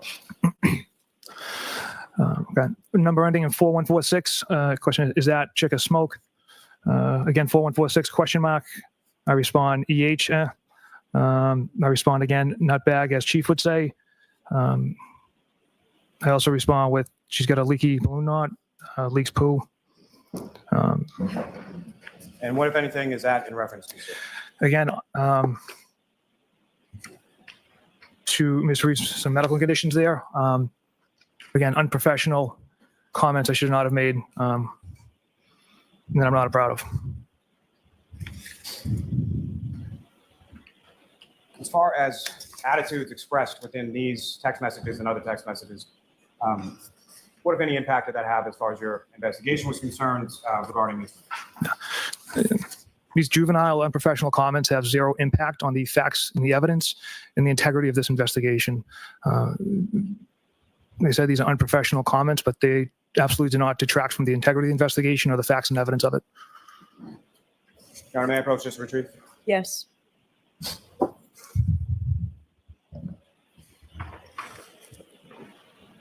Now, Trooper Proctor, contained within, you've seen text messages amongst yourself and a variety of different people from that same sort of iCloud area of your personal phone, correct? Correct. And among those, are there communications that you had with members of the Canton Police Department? Yes. And how would you characterize, or what was the general content of communications that you had with members of the Canton Police Department? One communication was to coordinate interview times for firefighters and police officers and to set up a conference room where those interviews could be conducted. Obviously, the presence of Canton detectives or any police officers were not going to be sitting in on these interviews. Another communication was to inquire of relevant security videos that are in the area. Their local department, they know the area very well, so I reached out and asked if there's some good cameras in the area that I had of kind of interest in. May I approach the witness? Yes.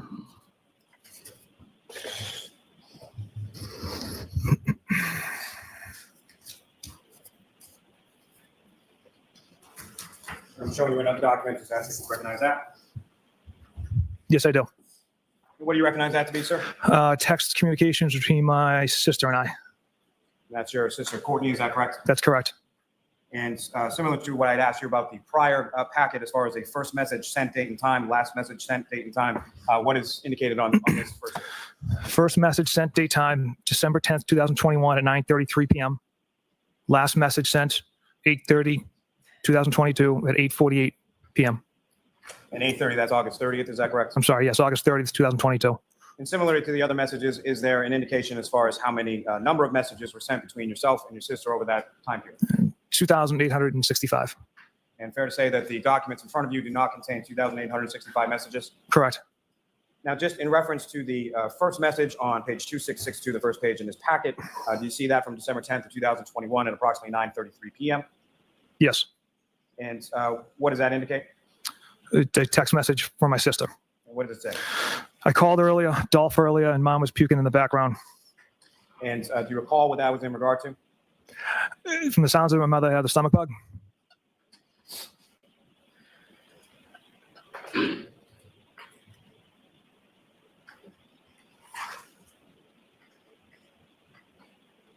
And sir, if I could direct your attention to page 2667.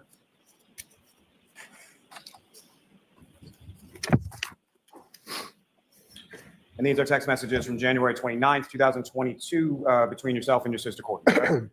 Correct. And if you could read from the top of the page through the end, and please indicate to the jury as far as who's talking and who's saying what. So I texted my sister at work, "What's up?" She responds, "What? Why?" I respond, "I just found it frozen to death on a front lawn in Canton this morning. Actually just interviewed Jen McCabe, said she knows you." And they knows you, who are you referring to? My sister. And how did your sister respond to that? Cut the shit. I responded, "You." It was a typo correction with my response to you. She responded, "Yeah, she knows Jack very well. She's really good friends with Julie."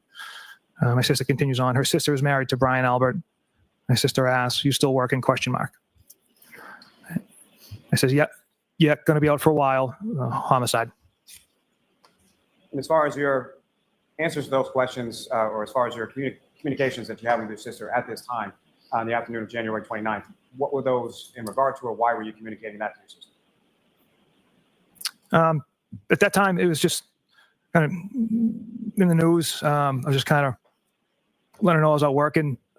She didn't share anything specific. I wouldn't share anything specific on cases with my family or anyone. It was just kind of an overall innocent conversation. Now, turning your attention to the next page, 2669. Again, if you could read from that page as far as who was talking and what the content is. All right. My sister starts off, "The Canton thing is a homicide." I respond, "This is at 3 p.m. on the 29th. Don't say a word to anyone." She said, "Of course not." I respond, "In the very least, it's suspicious." She responds, "This is your livelihood." And then I would never miss with that. 3:07, I respond, "Julie and Chris were at the bar with the victim and girlfriend. Got to interview them."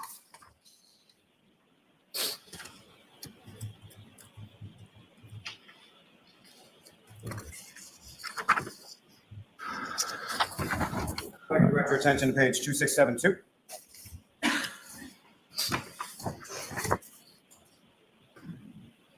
These are messages from February 1st, 2022. Is that correct? Correct. And the one at the top starts about February 1st, 5:57 p.m. Is that correct? Yes.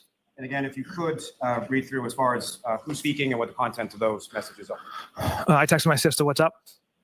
She responded, "Nothing. Just saw Julie, and she said when this is all over, she wants to get you a thank you gift." And I respond, "Get Elizabeth one." Elizabeth's my wife. And my sister responds, "Because I guess her and Chris were friends with John, and she's so proud of you for leading this." And then she writes, "Elizabeth?" ? I respond with, "She's been stuck with the kids for the last 10 nights." My sister responded with, "Yeah, but she knew what life is like married to a cop."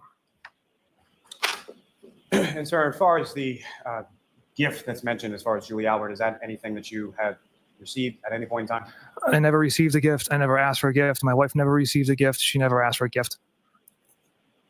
So how would you describe this context of this conversation, or why that's being discussed at this time? Again, I don't know the thought process of my sister and Julie as far as bringing that idea of a gift into play. Like I said, I didn't ask for one. I never received one. The same with my wife. Sir, if I could direct your attention to page 2676.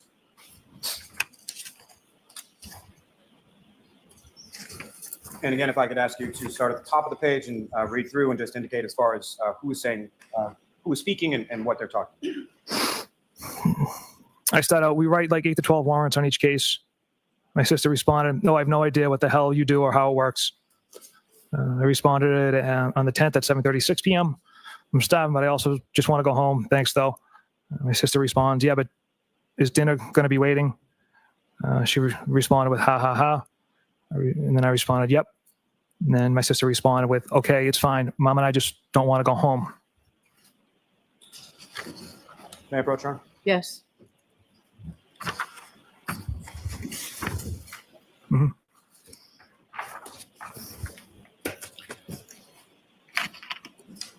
May I approach the witness, Your Honor? Yes.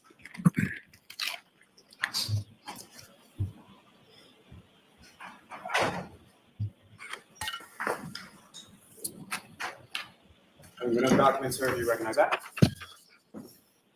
Yes, I do. And what do you recognize that? This is private messages between my wife and I.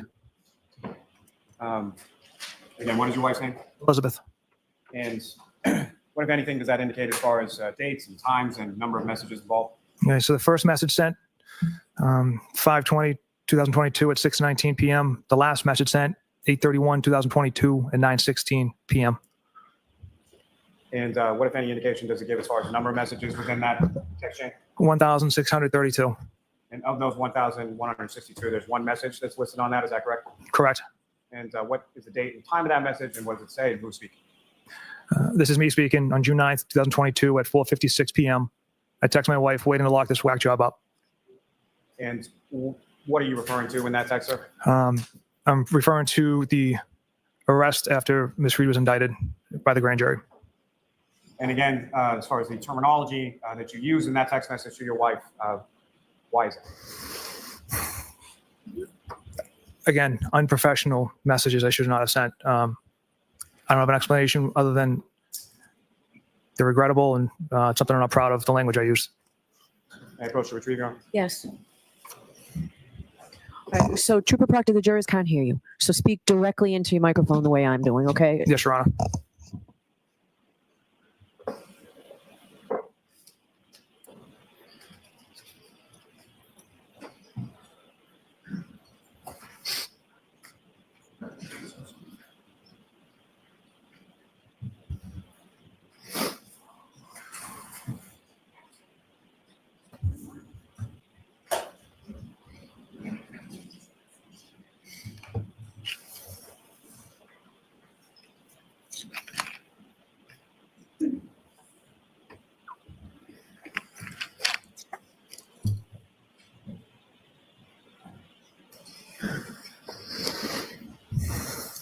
Maybe approach on this. Okay.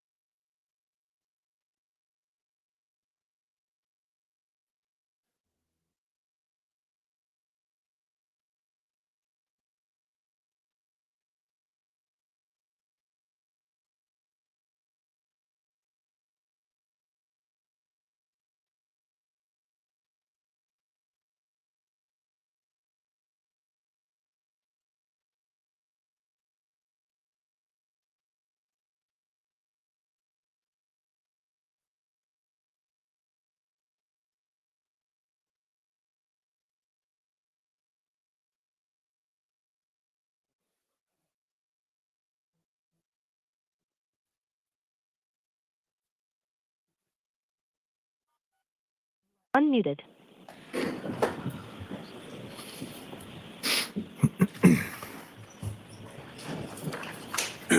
Now, Trooper Proctor, you're familiar with conversations that within the same text communications from your personal phone with colleagues of yours at the state police? Yes. And Your Honor, may I approach? Yes.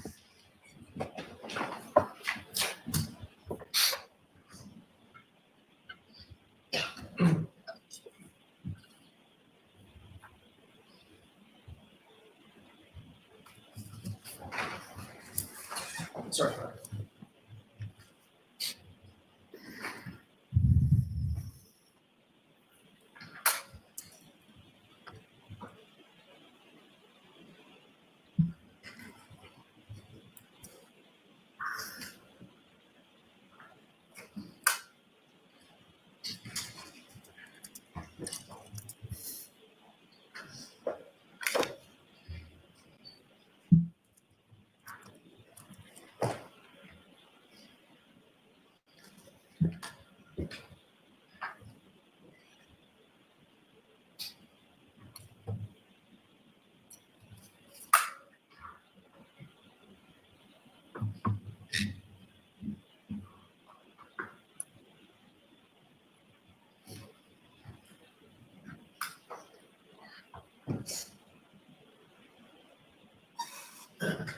May I have a moment with counsel? Okay.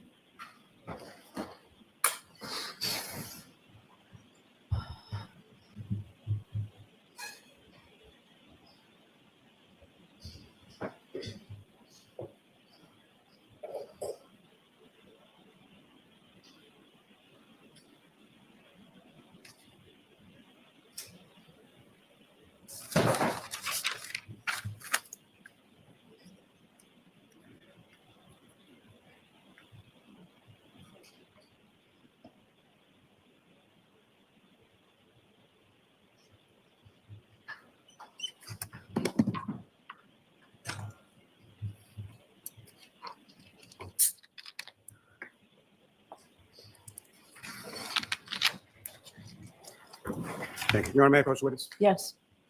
On the document, sir. Before I get into that, though, if I could turn your attention back to some of the comments on the language used in the January 29th and February 1st or 2nd text communications among your friend group.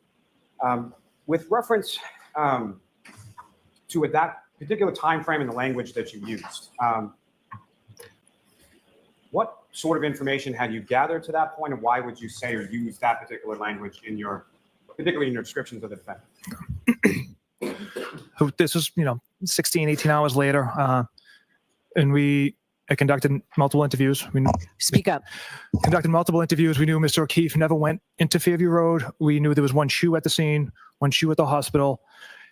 Based off Mr. O'Keefe's injuries, Miss Reed's statements when Sergeant Buchanan and I interviewed her, her broken taillight, the missing taillight, some taillight pieces found at the scene, the compelling evidence pointing directly at Miss Reed that she struck Mr. O'Keefe with her vehicle led me to make those comments. Whether, like I said, they weren't professional comments, but based on the day's investigation, it was clear that Miss Reed had struck Mr. O'Keefe with her vehicle. Sir, if I could turn your attention to the documents before you, do you recognize those? I do. And as far as the participants in that particular conversation, who are the participants listed there? It's Trooper David DeChico and myself. And Trooper DeChico and yourself both work within the same unit with the state police, is that correct? That's correct. And beyond the professional relationship you have with yourself, between yourself and Trooper DeChico, how would you characterize your relationship, generally speaking? We're buddies, we golf together, hang outside of work, our kids play together. So I'd say, we're friends. Now, within the, again, as far as the first message sent, date and time, and last message sent, date and time within this conversation, if you could describe that for the jury. First message sent, date and time, March 17th, 2022, 11:08 a.m. Last message sent, date and time, August 18th, 2022, 6:08 a.m. And again, the number of messages listed within this text chain. 87. And fair to say the documents before you do not contain 87 text messages, correct? That's correct, sir. Now, just in general terms, if you have an opportunity to just look at the first couple pages there, fair to say those are just sort of jokes that you have going back and forth between yourself and Trooper DeChico. Is that fair to say? Yes. Now, if I could turn your attention specifically to page 2632. And these are text messages starting on April 28, 2022 at 10:52 in the morning. Is that correct? I'm sorry, what was the time again, sir? April 28, 2022, 10:52 a.m. Yes, correct. And again, sir, with reference to this page, if you could read the content to the jury and please indicate whom is speaking at each respective times. Okay. I said out without a doubt, he's got diarrhea of the mouth too. Trooper DeChico, rookie move, not going into a meeting with the ME and getting that homicide determination. I respond, Yuri and I had 2 conference calls with her, sent her numerous photos, etc. We laid out the entire case for her. Trooper DeChico responds, not good enough, should have had me or Jeff do it. I respond, if you two did it, she would have made it accidental or natural causes. And can you explain the context of those communications or what exactly is it that you and Trooper DeChico are talking about in that communication? Okay, so the ME is a medical examiner. They conducted the autopsy of Mr. O'Keefe. Our office, it's kind of a little bit of a locker room. Hold on, wait for the ambulance and then speak up. The jurors can't hear you way back where the court officer's standing.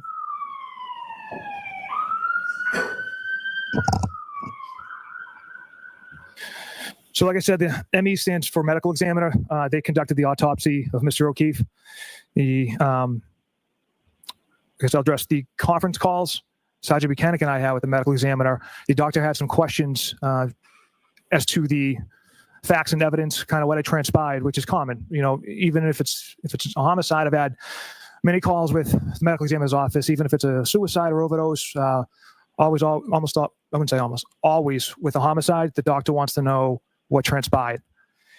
Trooper DeChico and myself, we kind of like to bust each other's chops, go back and forth. So that's what he meant by saying, rookie move, not going into a meeting with the ME and getting that homicide determination.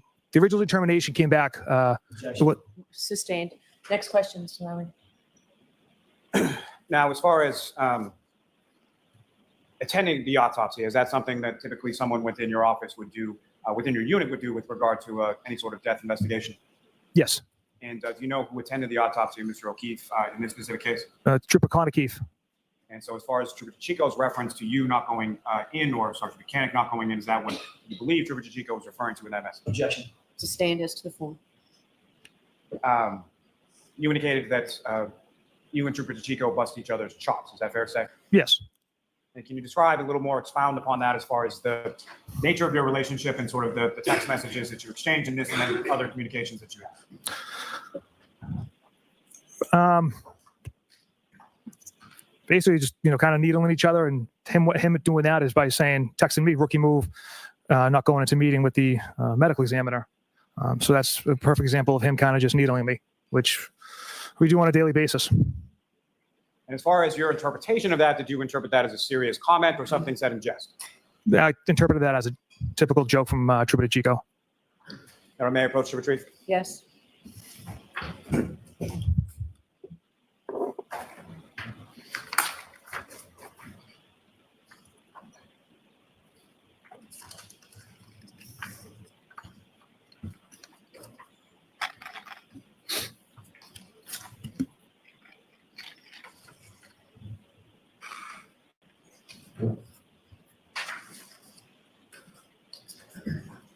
May I approach, Your Honor? Yes. So give another document asking, do you recognize that? Yes. Do you recognize that? Text messages between myself and Trooper DeChico. And again, what is the first message sent, date and time, last message sent, date and time, and number of messages contained therein? First message sent, date and time, April 28th, 2022 at 1:09 p.m. Last message sent, date and time, April 28th, 2022, 4:45 p.m. And the number of messages, sir? 4. And if you could read the contents of those messages contained therein. Please indicate who's speaking. So I started out, of course, it's undetermined. She was a whack job.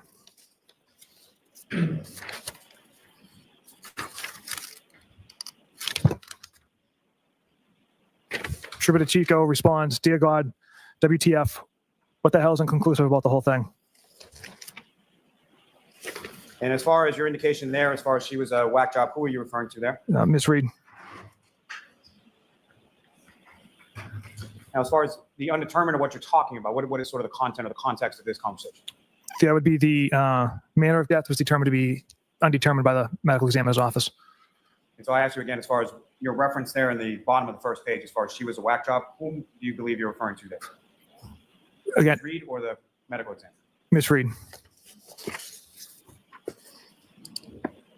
May I approach, Your Honor? Yes.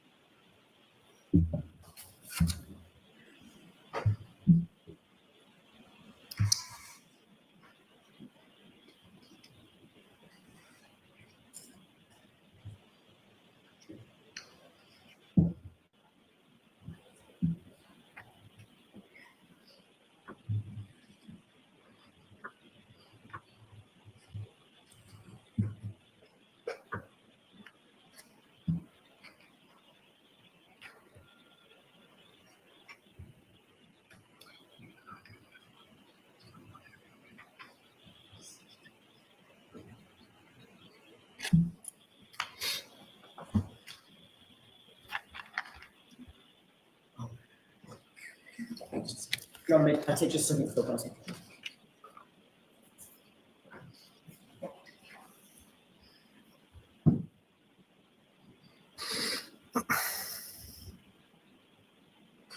Your Honor, can you approach briefly on this packet?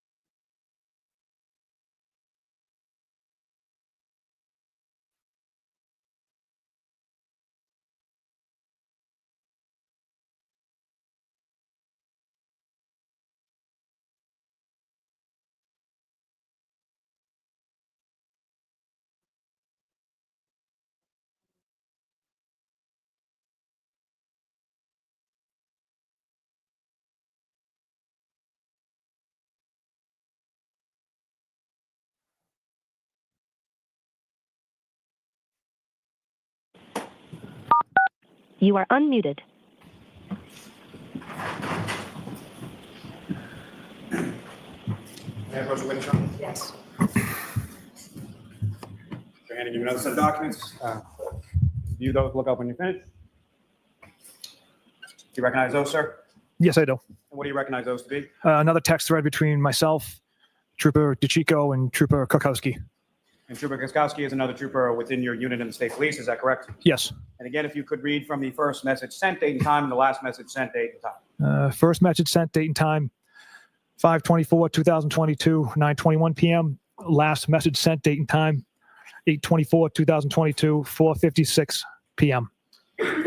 And as far as the number of messages indicated within this text chain between yourself, Trooper Kaskowski, and Trooper DeChico, 494. fair to say the documents before you do not contain 494 text messages, correct? Correct. Just in reference to that first page, 2635, first message sent, that's May 24th, 2022, around 9:21 p.m., is that correct? Yes. And that's a message sent from Trooper Kaskowski, is that correct? Correct. And what is that? Appears to be a picture of a toy Santa Claus. Now, sir, if I could direct your attention to page 2644.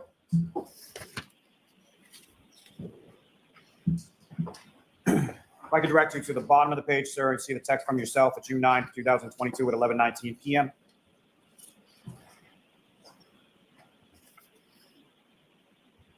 Yes. Very bottom of the page. And, may I approach just to point it out? Yes. Yeah, I see it, sir. Okay. If you could read what you wrote on June 9th, 2022, around that time, sir.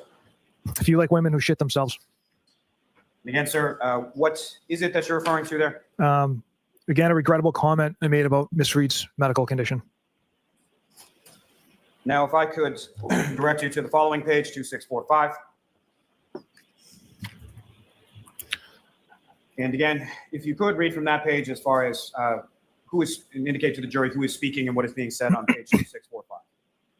I'm speaking right now. The statement she made tonight at age 7 was mental. Thank Christ it was on BWC, which is body worn camera. Trooper Kokowski responds, "That's her. Smoke." Trooper Kokowski again, what'd she say? I respond, "Said the Alberts beat the shit out of O'Keefe, left him for dead, and that's why her taillight was cracked. She's gross." Trooper DeChico, "Oh, fuck her, bitch."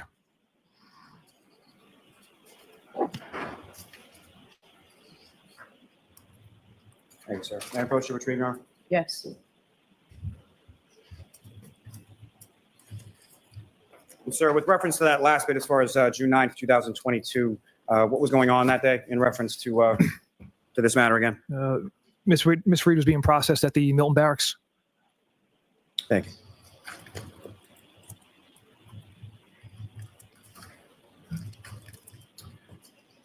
If I may have just a moment, Your Honor. Yes.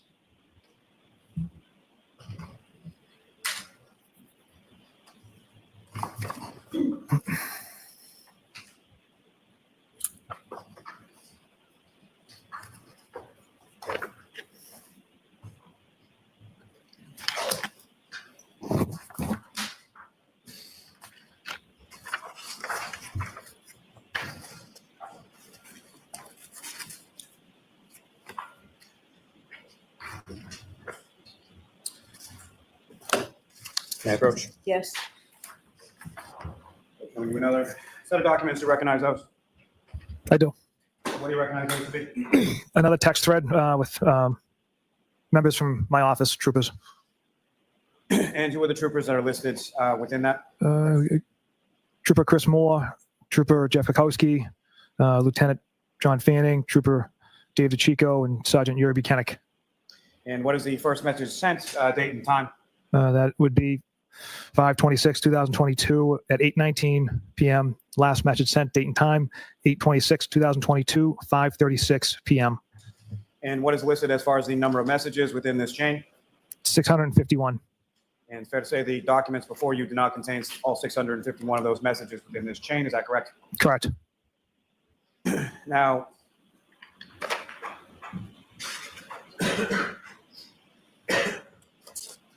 sir, if I could direct your attention to page 2682.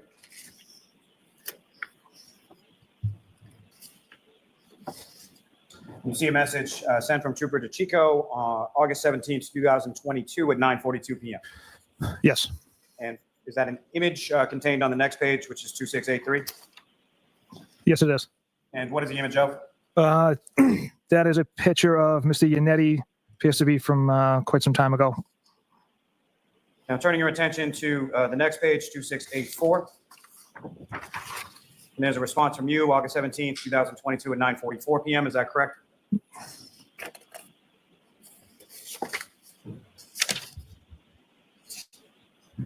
Sorry, so go with the date and time again, please. Page 2684, 8/17/2022, 9:44 p.m. Yes, You see there's like sort of three responses from you. I have you now. If you could just read the three responses from yourself, sir. Okay, so these came from me. Funny, I'm going through his retarded client's phone. No nude so far. I hate that man. I truly hate him. Now, with reference to the investigation at this point, you're talking about his client's phone. Who are you referring to? Miss Reed. And with regards to the phone at that point, can you describe for the jury sort of what's going on during this time period of August 17th, 2022 in regard to Ms. Reed's phone? So after obtaining a search warrant for Miss Reed's phone, we weren't able to extract any data from it until August of 2023. Troopers in my office knew I was going through the phone that evening. I was most interested in location data, text messages, Google searches. That was the update I gave the troopers in the office. It was a distasteful joke. I should have gave a proper update instead of that. I wasn't able to go through the phone as thoroughly as possible because I came across some a text between an attorney and Miss Reed, so I had to stop going through her phone, and I made my supervisors aware of those communications. Now, just in reference to what you had just said, this is in August of 2022, is that correct? Correct. So after a search warrant is obtained for the defendant's phone, where did it go? You indicated you gave it to Trooper Garino, and where did it go from there? Trooper Garino essentially hooks it up to a device called Grey Key, where he tries every possible combination passcodes in order to access the data contained in the phone. And at that time, when you retrieved it pursuant to the search warrant, you didn't have the passcode to the defendant's phone, is that correct? Correct. So that device is designed to sort of go through numbers and try to find a combination to get into the phone, correct? Correct. And so from the time that you had seized it in late January or on January 29th, 2022, until this date in August of 2022, had you been able to get into the phone or see anything in the phone in those intervening months or 7 months between January and August? No. And so then at this time that you're sending this text message in August of 2022, is that around the time that you were first able to access the phone? Objection. I'll allow it. Yes, that was the first time we were able to have access to the phone. And with reference to your access to the phone, were you looking for nudes or anything like that in regard to the defendant? Objection. I'll allow it. Like I stated, I was most interested in Miss Reed's location data, text communications, Google searches, things of that nature. More evidence contained within the phone. And so, sir, you mentioned at some point you came across some information that caused you to sort of freeze your looking through the phone. Is that correct? Yes. And so as far as that specific time period in August of 2022, when was the next time that you or any troopers from your office were able to actually look at any extraction of the defendant's phone? So once I came across that text communication that took place on the 29th between Ms. Reed and an attorney, the phone had to be sent off to what they call a taint team to remove any attorney-client privilege information from the phone, and then it would be returned to us as well as defense received a copy of that as well. I'm not positive on the time. It was quite a long turnaround for that process to have be completed. Sometime at least in the spring or summer of 2023. Does that sound about right? That sounds about right. May I approach to retrieve, Your Honor? Yes.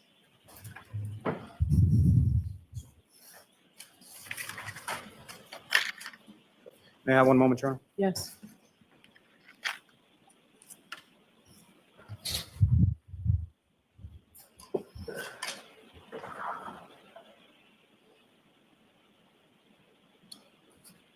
Thank you, sir. I have no further questions. Your Honor. All right. So I'm going to see you at sidebar so I don't interrupt your cross.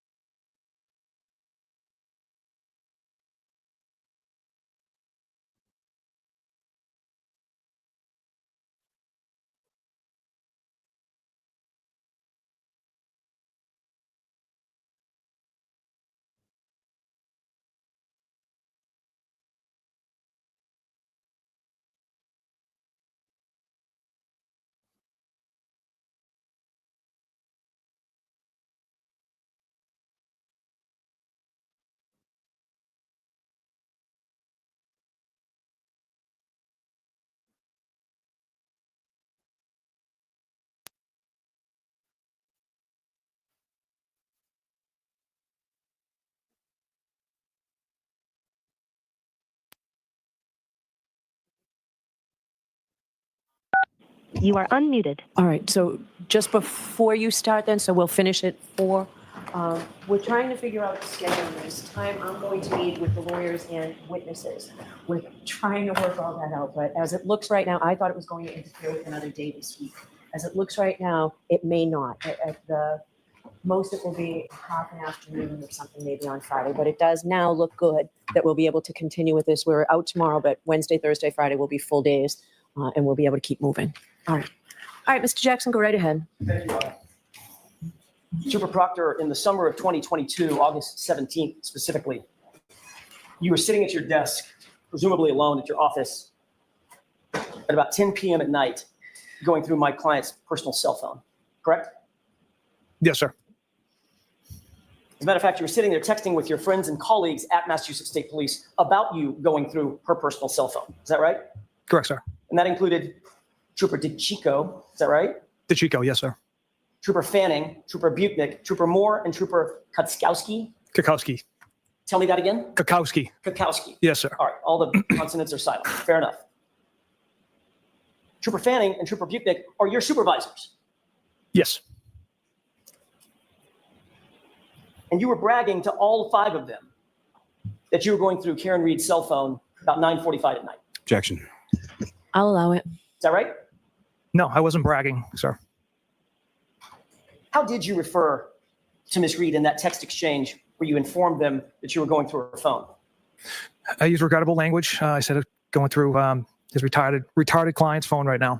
You were shown a photograph of my colleague, Mr. Unetti, correct? Yes. Can I approach? Yes. Same document. Oh, Your Honor, I think the court has the copy that I was going to use. I thought I gave him back to you.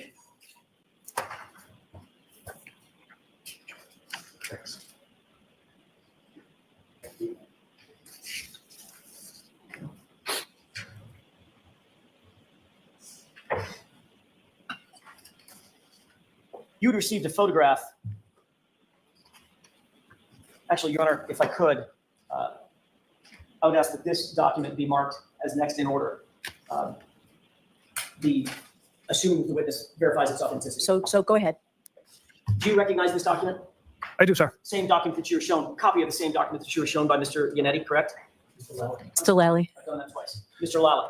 Correct. All right. Is that a true and accurate reflection of the text messages that you were exchanging with Chris Moore, Jeff Kakowski, John Fanning, Vito DeChico, and Yuri Buchanan?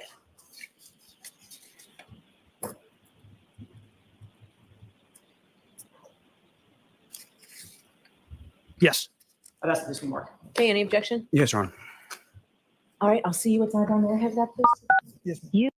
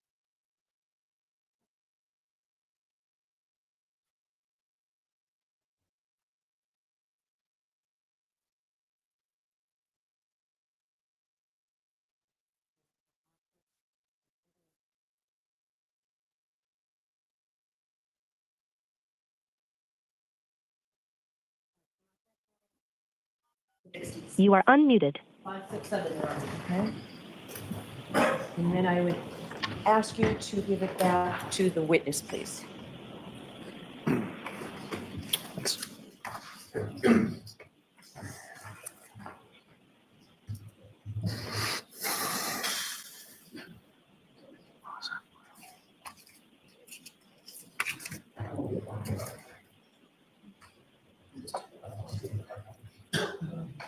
May I inquire, Your Honor? Yes. Trooper Proctor, Trooper DeChico had sent you a photograph of my colleague, Mr. Yannetti, correct? Yes. Your Honor, because of the technical issue, I'm not going to display on the television. May I display this hard copy briefly? Sure. Thank you. You see that, gentleman? I do, sir. Is that the photograph that you received? Yes.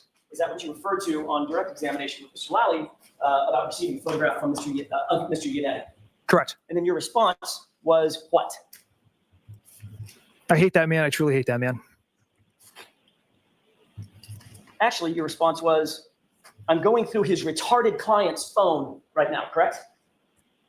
Yes, after the picture, sir, yes. Who's the retarded client?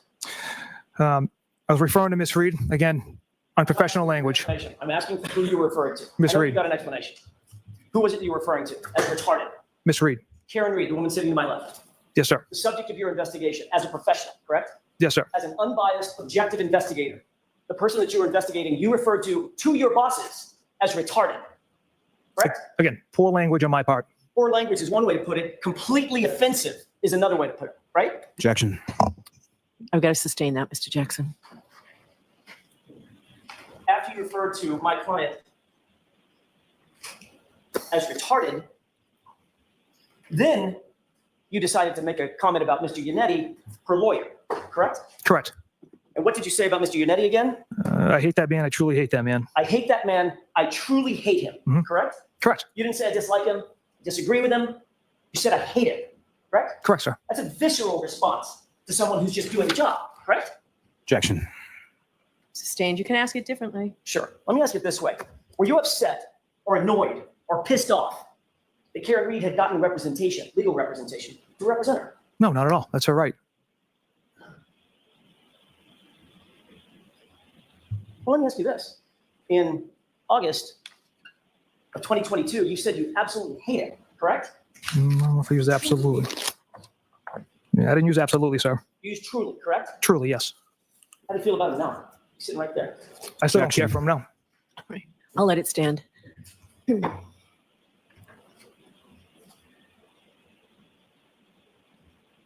What did you tell your colleagues that you were looking for as you sat at almost 10 p.m. at night on a Wednesday night, August 17th, 2022, looking through Karen Reed's phone? I didn't tell them I was looking through anything. They knew I was going through Miss Reed's phone. I provided a inappropriate joke as an update. They knew I was going through location data, text messages, Google searches. But like I had mentioned earlier, I had stopped. Except Trooper Proctor, none of that really professional sounding stuff ended up in your comments to your bosses, did it? Again, it was a poor joke. Is that yes or no? Did not know. It did not. No, As a sir. matter of fact, what did you write after you talked about going through the, quote, retarded client's phone? Objection. I'll allow it. No news so far. No nudes so far, correct? Correct. And you said that to your bosses. Yes, sir. You were looking for naked photographs of Miss Reed on a Wednesday night as you sat in your office at 9:44 p.m., correct? No, not correct. Let me ask you a question. Have you ever looked for naked photos of a male suspect that you were investigating? I don't look for naked photos on anyone's phones. But you said you were looking for nudes of Miss Reed, Like I correct? said, Mr. Jackson, it was an inappropriate joke. So this is a citizen. She's a woman. You were supposed to be objectively investigating. Does your text message to your colleagues at Massachusetts State Police reflect an objective investigation of a citizen? Objection. You can get part of that question and ask it again. Do you believe that your text messages were reflective of an objective investigator? Objection. I'll allow that. Do you believe that, Trooper Proctor? I believe poor jokes have, in unprofessional language, have no bearing on the integrity and the facts and physical evidence of this case. It's not that they don't have any bearing on the facts and integrity. It's that they have no place in a professional investigation because it shows bias. right? Objection. So I have to sustain that as asked. Go ahead and ask it differently, Mr. Jackson. You weren't so much as objectively investigating Karen Reed as objectifying her, correct? Objection. I'll allow that. Isn't that right? Rephrase the question, please. You weren't so much as objectively investigating her as objectifying her in those moments, correct?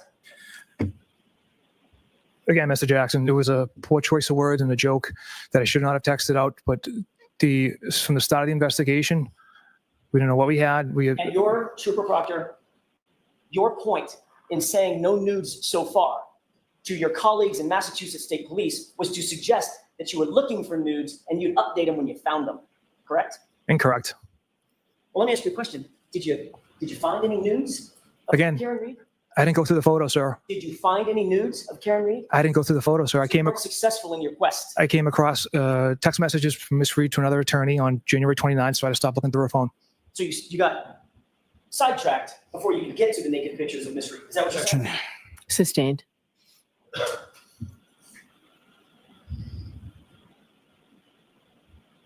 To be clear, when you sent those text messages on that group chat, those text messages included, as we said, or as you said, not one, but two of your supervisors, correct? Correct. Were you ever reprimanded for your conduct in sending that text message? Objection. So that's sustained. Do we need to go to sidebar based on what you told me earlier? We do not. Okay, so, I'll ask it a different way. okay. Did either Trooper Fanning or Trooper Buchanan dress you down in a responsive text message in that text thread for doing something so abhorrent as looking for nudes or referring to nudes of a female suspect or subject of your investigation? Did that ever happen? Not that I can recall. As a matter of fact, in reference to one of the text messages in this same string, your boss, Yuri Buchanan, actually responded to the photo of Mr. Yannetti, didn't he? Objection. I'll allow it.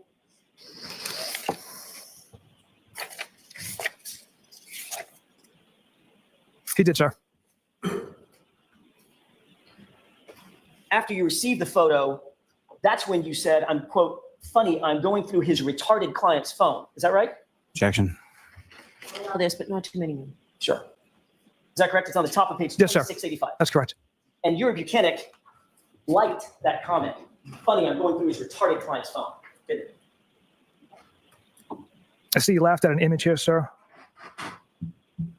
I can't tell if he liked that comment, sir. May I approach? Yes. I don't know if it's just because it's faded or... Yeah, my copy's faded. Top 2685. You can use my copy if that helps. All right. Thank you. What do you see on the top of that page? Sergeant Buchanan liked it. Like what? I'm going through his retarded client's phone, sir. May I approach? Yes. I'll take my copy. There you go. So your supervisors at Massachusetts State Police not only didn't ride you for making comments like this, encouraged it. Objection. Sustained. Trooper Proctor, this is your direct chain of command. Is that right? Yuri Buchanan? Yes, sir. Did you believe that your conduct was a misuse of your authority and power as you were going through her phone in August of 2022? Objection. I'll allow it. No, I had a warrant signed by a district clerk, Stoughton District Clerk, to go through Miss Reed's phone. I don't think it was an abuse of power. I had every right to go through that phone. Did the warrant say anything about looking for nudes of my client? Objection. Did it No, say anything about that? Your Honor. Okay, next question. So that would be an abuse of the power that was given to you by the court, correct? Objection. Sustained.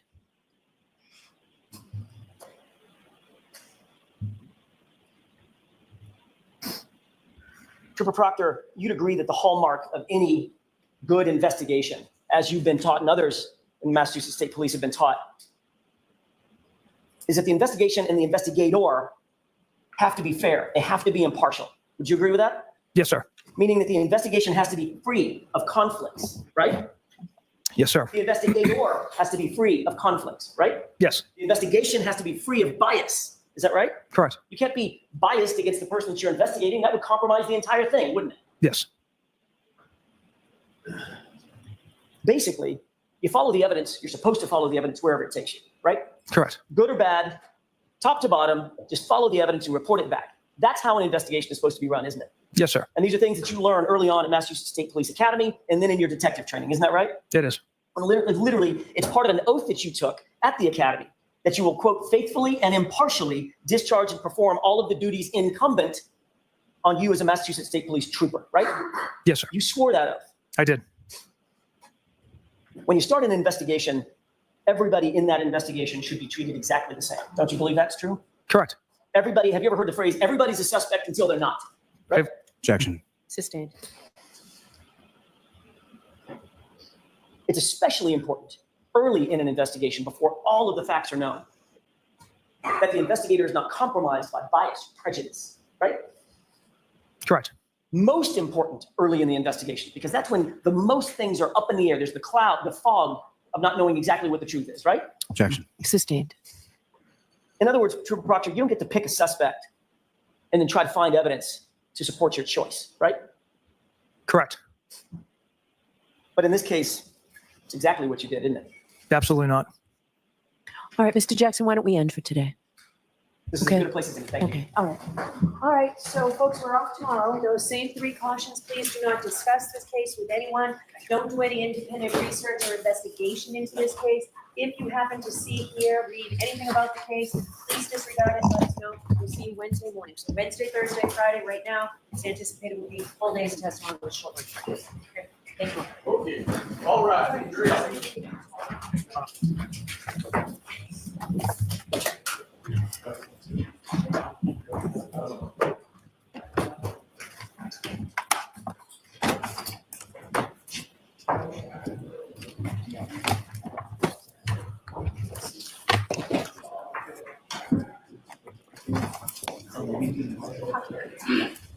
Take a seat. All right, so one last time at sidebar for scheduling, okay?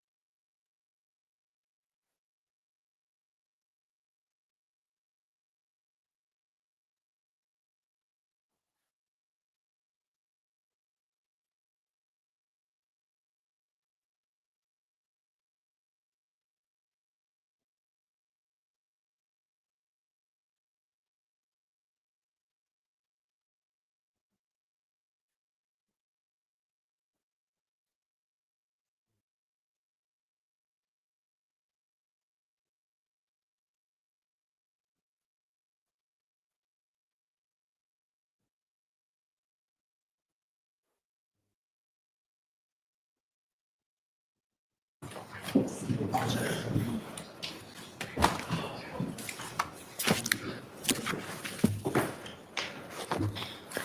right, thank you very much. All rise for the court, please.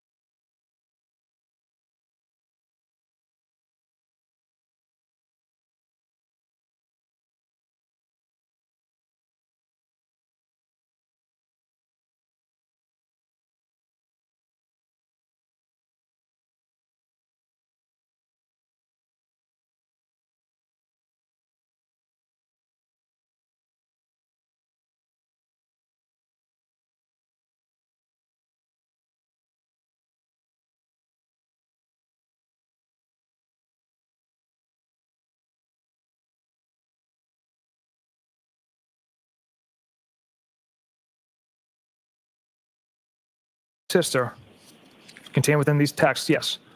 You never discussed this case verbally, over the phone or in person with Courtney. On the phone, I'm sure there's been conversations that's things that have been newsworthy items that have gone to the news. There's definitely been conversations in that regard. Then before you ever interviewed Julie, your sister informed you that Julie actually wanted to get you a gift for your participation on this case, correct? Yes. In tab 5, let's turn to page 2672, Trooper Proctor. With court's permission, may we publish? Yes. That page 2672. You see the text from you, what's up? Yes. And what's Courtney Proctor's response? Nothing. I just saw Julie, and she said, when this is all over, she wants to get you a thank you gift. And I respond with, get Elizabeth one. Hang on just a second. Let's take them one at a time.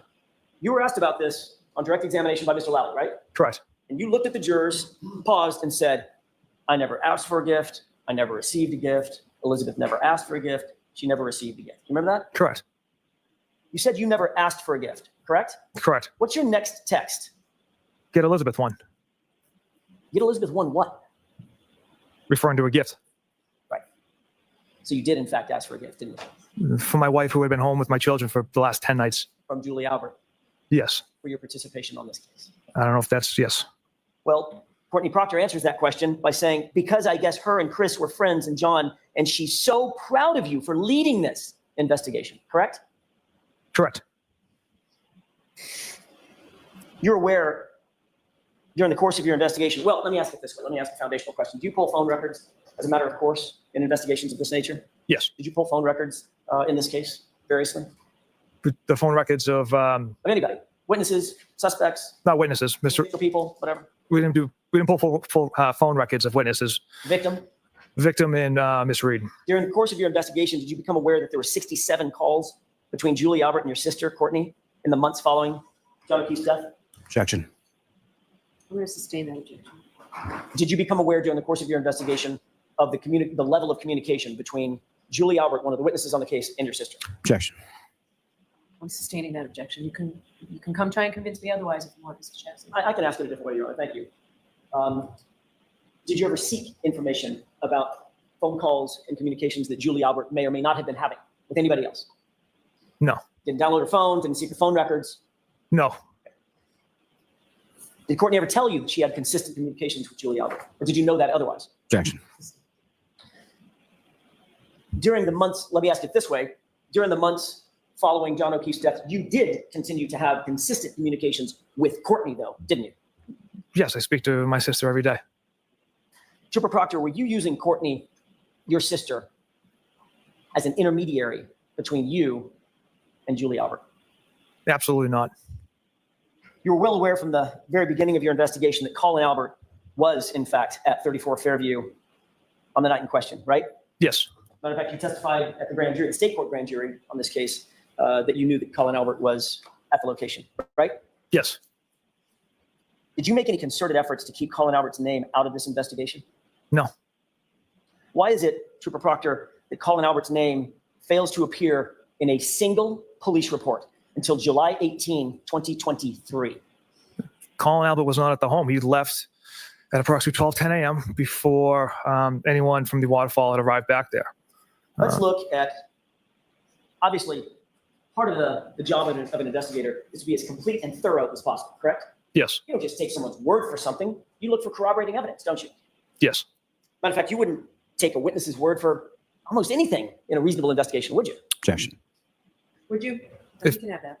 If I find the witness to be credible and have no reason to lie, then yes, I would take their word. Would you try to support a witness's statement or witnesses with an apostrophe, S apostrophe, their statements with corroborating evidence?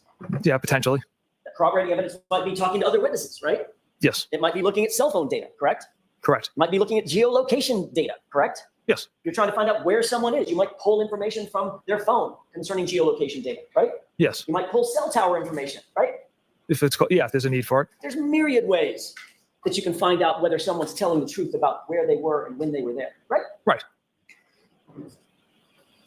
Let's take a look at your handwritten notes from your interview with Juliana Nagel on October 5th, 2022. This should be tab 7. Oh, What is it I- for identification?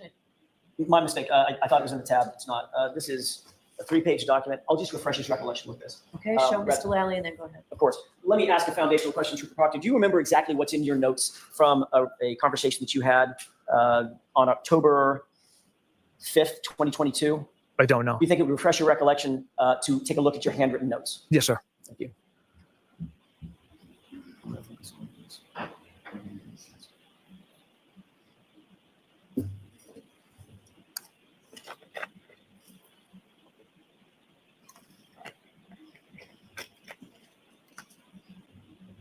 Take a look at that. And first, let me just ask you if that refreshes your recollection. It does, sir. Are those your notes, your handwritten notes from this, at least from partially from this investigation? Yes. Does that reflect your handwritten notes based on the conversation that you had with Juliana Nagel on or about October 5th, 2022?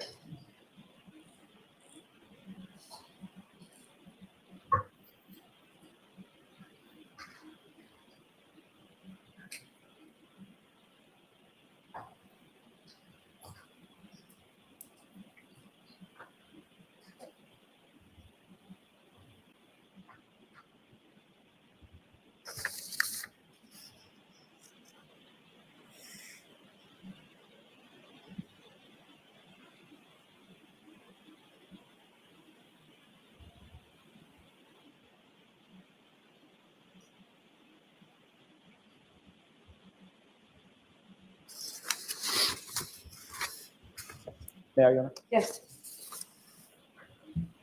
Is this going to be an accurate representation or an accurate copy of your notes for your interview with Juliana Nagel? Yes. Your Honor, with court's permission, I've changed my mind. I would like to have this marked as next.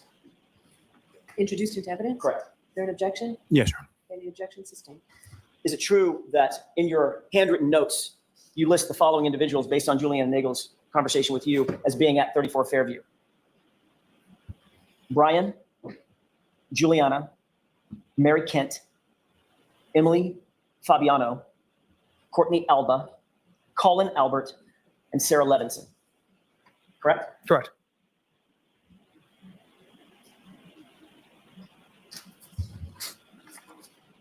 You then drafted a report memorializing your conversation with Juliana Nagel, correct? Yes. And that report is a formal memorialization of your interview based on your investigation, correct? Yes, a summary of the conversation or the interview. And that report is the thing that's turned over to the Commonwealth, correct? Yes, And the report is the thing that's entered into discovery and provided to the defense. correct. And isn't it true that in that report, you list the individuals that were at 34 Fairview as Brian, Mary Kent, Emily Fabiano, Sarah Levinson. Is that correct? Yes. What's the one name that was left out of your report on that list? Objection. I'll allow it. Was there one name left out? The- Break that down, Mr. Jackson. Sure. Isn't it true that in your report, you excluded the one name, Colin Albert, from the list of individuals that were in your notes? Yes, because he arrived later in the evening. The other females were there from the start. At the time that you wrote your report, the formal report, this one, Mhm. you did not believe that your handwritten notes were also going to be disclosed, did you? I knew that was a possibility. When you finally did get around to interviewing Colin Albert, you personally conducted that interview, did you not? Yes, Colin along with Albert Trooper told Zach you- Clark. One at a time. I can- I'm sorry. Finish your answer, Trooper. Please go ahead. Yes, along with Trooper Zach Clark in my office. Colin Albert told you that he was picked up by Alan McCabe from his uncle's house at 12:10 a.m., correct? Correct. Alan McCabe also told you that she picked up Colin Albert at 34 Fairview at 12:10 a.m. and then dropped him off at his house, correct? Correct. And then she indicated that she went straight home after that, right? Yes. Did you conduct any further investigation to determine whether Colin Albert and Alan McCabe were actually telling the truth about that time? We did not. You just took them at their word, correct? Yes. Trooper Proctor, you realize that you had a forensic image at the time. You had a forensic image of Jennifer McCabe's cell phone in your possession, right? Correct. You're also aware that she has a Life 360 app on her phone that tracks the location of Alan McCabe, correct? I was not aware the app tracked her daughter. I knew of the Life 360 app, but I wasn't aware of the capability of tracking her daughter. Did you bother to look at Jennifer McCabe's Life 360 app to determine whether Colin Albert and Alan McCabe were telling the truth about the time that they supposedly left 34 Fairview? Objection. Did you do that on that? I did not. Let me take a look at tab 8. Do you recall looking at all at a Life 360 app or its data from Celebrate Report? Objection. System. Did you or did you not look at any data from Life 360 from Jennifer McCabe's phone? Objection. All right, so this is a good time to take morning recess, and I'll see Constance in 15, 20 minutes.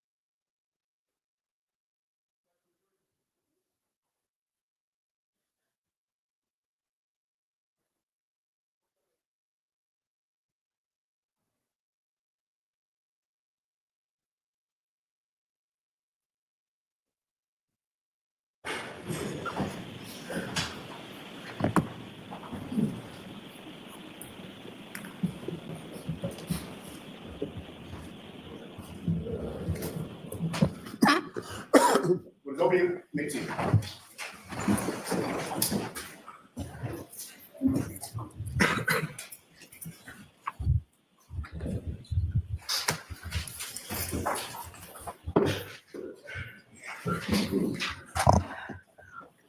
All right, Mr. Jackson, whenever you're ready. Thank you, Your Honor. Trooper Proctor, did you include in your investigative file any Celebrite report related to the Life 360 app that was on Ms. McCabe's phone that you earlier testified to?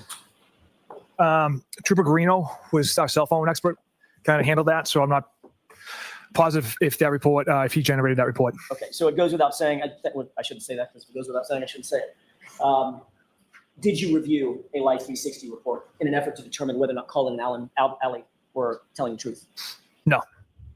You grew up in Canton, did you not? Yes. I don't want an address, but just generally as a crow flies, how close would you say you live from the Albert residence at the former Albert residence at 34 Fairview in Canton? 2-3 miles. How about from the McCabe residence? Again, don't give me any addresses. Maybe a mile. You know, given the fact that you grew up in Canton, that it's about a mile walk through some woods to get to Canton High School from 34 Fairview, correct? Yes. Did you have any Canton police officers canvass the area around the high school or filling stations around the high school, gas stations around the high school for video surveillance footage? No. Did you have any conversations with anybody from Canton about video surveillance concerning the high school and or surrounding gas stations? Yes. Who is that? It was Officer Galanis. Can you turn to tab 9, please? First, let me ask you if you recognize these texts with any individual. Yes, I do. How do you recognize those texts? That was a text communication between Officer Galanis and myself. Taking a look at those text communications, do you see the inclusive dates of those on the face sheet Yes, document? I do. What are those inclusive dates? First message sent, date and time, February 18th, 2022, 1:02 p.m. Last message sent, date and time, February 18th, 2022, 2:05 p.m. These are texts on a single day, correct? That's correct. If you would look at page 2623. Your Honor, may I publish? Is there any objection? Same one, but I'll let you publish it. Thank you. Yes, you. In this text, you're asking a member of the Canton Police Department to look around the surrounding area of 34 Fairview Road for camera equipment, correct? I was asking if they had any knowledge of cameras in the area. Okay. And of course, that was to an officer who was employed by which department? Canton Police Department. Which you knew at the time that you asked for assistance in February of 2022 had been recused from the case, correct? Correct. And should have no investigative involvement in the case, correct? I did not request for them to pull video. I just simply asked, what are some good cameras in the area? Which is an assistance for you in your investigation, correct? They have more knowledge in the area as far as useful cameras. So yes, I reached out regarding cameras in the area. Or assistance from Canton PD officers, correct? Yes. Whom you knew to be recused. Yes. Correct? Yes. You specifically asked Officer Galanis whether, quote, the high school had cameras facing the street, correct? Correct. And Officer Galanis writes back, the Canton Mutual gas station has unreal cameras. That's how I picked up that kid, and it had him walking into the woods by the new street Larkin Court, correct? Correct. You responded, good to know, I'll add that to the list, correct? Yes. Did any of the reports you turned over in discovery ever mention the Canton Mutual gas station cameras or the cameras from Canton High School? No, because we did not retrieve any video from those locations. And you didn't mention in your report that you even sought the footage from those locations, correct? I don't believe so. You did say that you would add it to the quote list. Is that right? Yes. And you're aware, obviously, as one of your responsibilities to maintain and keep your handwritten notes from all communications, all investigative activities involved in the case, correct? Yes. And you have no notes on this conversation, correct? Correct.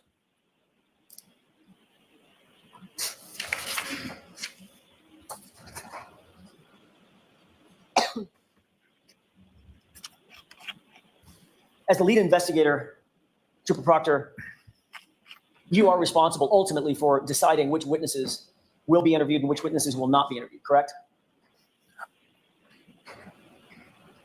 Like I mentioned yesterday or Monday, it's a collaborative effort within the office. So we bounce ideas off each other as far as what witnesses need to be interviewed, et cetera. So it's more of a group effort, a group decision. But as the case officer, you make some of the final decisions on who's going to be investigated, who's going to be interviewed, things of that nature. Right? Facilitate certain areas, yes. I want to talk about some of the witnesses that you interviewed in the days and weeks immediately following Mr. O'Keefe's death. You interviewed Brian Albert, correct? Correct. Nicole Albert, yes? Yes. Chris Albert, Yes. Julie Albert, Yes. Jennifer McCabe, Yes. her husband Matt McCabe. Correct. All those individuals are related in one way or another, either through marriage or otherwise, to each other, correct? Yes, that's my understanding. And you also interviewed Brian Higgins, is that right? Yes. I want to talk for a second about the individuals that you did not immediately choose to interview. Julie Nagel wasn't interviewed until October 2022, correct? Correct. That's 7 months after the incident, right? Correct. Sarah Levinson was not interviewed until October of 2022, also 7 months later, correct? Correct. Caitlin Albert was interviewed July 6th, 2023, correct? Yes. That's 16 months after the incident. Is that right? Correct. Brian Albert Jr., July 6th, 2023, right? Yes, sir. Allie McCabe, August of 2023, correct? Yes, sir. That's 18 months after the incident, correct? Correct. Heather Maxson, she was not interviewed until September 21st, 2023, 17 months later, correct? Correct. Or that's actually, my math is off, that's about 18 months later, is that right? Correct. Richard D'Antano, September 2nd, 2023, is that right? Yes. So you waited more than 18 months to interview him as well, is that right?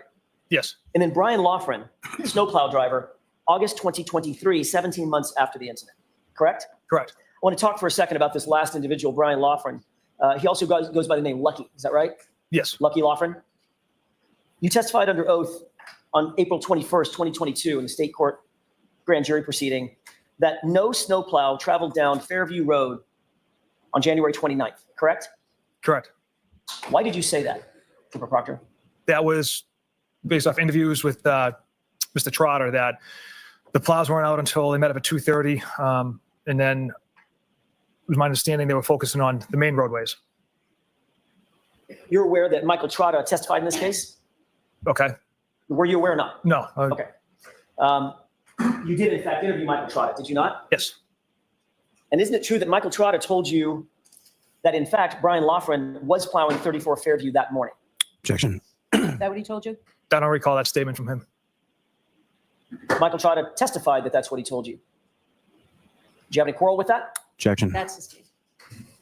In reality, Trooper Proctor, you did not want to speak to anybody in the weeks and months following this incident who didn't fit your narrative, correct? Objection. I'll allow it. Is that true? That's simply not true. Absolutely not. Certainly, you didn't want to talk to anybody who could say that there was no body on the lawn at 2:30 in the morning. Is that right?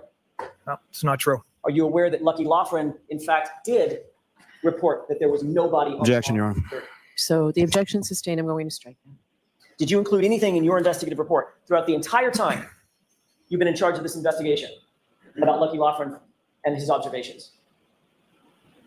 Not until Sergeant Buchanan and I interviewed him. And that was when? I can't recall the exact date. And that was after the defense brought him to your attention, correct? Objection. I'll allow it. Not true? Correct. Are you still the case agent in charge of this case? Yes. As a lead investigator and the case agent, you're aware it's also your responsibility and your obligation to investigate all potential individuals, right? All potential suspects. Yes. You're obligated to investigate anybody who would have a motive, a means, and an opportunity to commit the crime or the offense, correct? Correct. Motive includes anything from financial gain to could just be revenge, right? Yes. Could be a lover's quarrel, correct? Yes. Or it could be someone who's interested in someone romantically, correct? Could be an argument inside of a vehicle. Sorry, I didn't hear that. Could you, what I was your didn't hear answer? So, or it could be an argument contained inside a vehicle as well. Yeah, which is the conclusion you jumped to 17 hours into your investigation, right? Objection. Overruled. Is that right? It's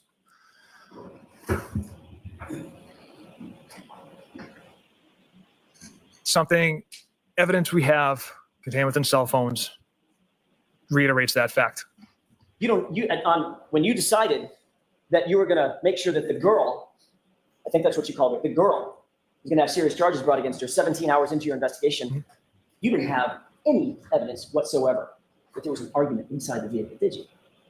To go towards intent? No. But as far as the physical evidence goes, we have compelling evidence indicating Miss Reed struck Mr. O'Keefe with her vehicle. So you just did Okay, this. Mr. Jackson, I just have to keep your voice up, Trooper Proctor, okay? Yes, Your Honor. Go ahead. You just did this piecemeal. So when you decided that the girl, Ms. Reed, was going to get serious charges against her, didn't have any indication of any intent. You just decided, oh, okay, I'm just going to go with the physical evidence today. I'll figure out intent later. I'll figure out motive later, right? Yes.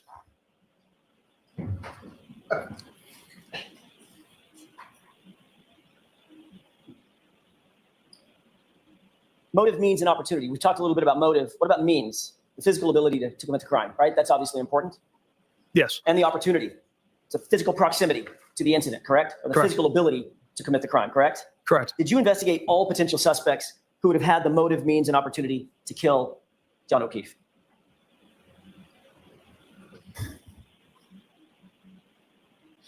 Yes, and that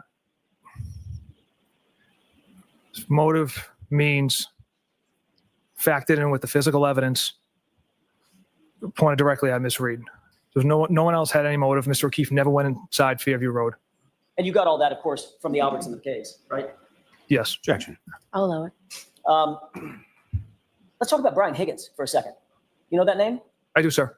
You personally interviewed Mr. Higgins, correct? Sergeant Buchanan and I did, yes. You keep adding other people into the interviews. I'm asking what you did, not what you and somebody else did. Did you personally interview Brian Higgins? Objection. I'll allow it. Yes, I did. He's a fellow law enforcement officer, and you knew that, right? Yes. He was a colleague of yours, correct? He worked in a different agency, yes. You waited until February 10th to conduct a pre-scheduled interview with Mr. Higgins, didn't you? Yes. And you interviewed him in the presence of his attorney, correct? Correct. He told you that he was engaged in a flirtatious relationship with Miss Reed. He did. As a matter of fact, he told you that he was engaged in a flirtatious relationship with Miss Reed over text messages, but on at least one occasion that resulted in a kiss, correct? Yes. And then he also told you that he had taken the liberty to extract certain conversations from his own cell phone, right? Correct. And he brought you a hard copy of those text messages, right? He did. And you knew that those text messages were messages that he curated to give to you, right? Yes. He's the one that made the determination of what was important, what was not important to give to you, his interviewer, right? Objection. Was that your understanding, Trooper? It was my understanding was Mr. Higgins was being very forthcoming by providing those messages. It's not uncommon for witnesses to take screenshots or send us emails or send us text messages. So he just had a different means of producing text messages. Well, you were actually asked that question in a different proceeding, under different questioning. And you were asked whether or not in your career as a law enforcement officer, has any person or witness ever brought a self-extraction of text messages to an in-person interview, correct? Objection. I'll allow it. Correct. Most And your answer was, civil. I'm your sorry, answer go ahead. was, Trooper Proctor, you had never experienced that in the history of your career, correct? Correct.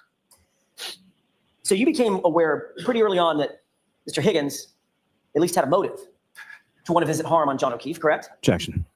I'll allow it. No, absolutely not. Well, you knew he had this flirtatious relationship with Karen Reed, is that right? Yes. You became aware that he ignored, you saw the text messages, you became aware that Karen Reed actually ignored text messages from Mr. Higgins while at the Waterfall Bar and Grill with John O'Keefe, correct? Objection. I'll allow it. Yes. And you're aware that at 12:20 a.m., Brian Higgins sent a text message to John O'Keefe, coaxing him to 34 Fairview, correct? Objection. I'll see you at sidebar on this.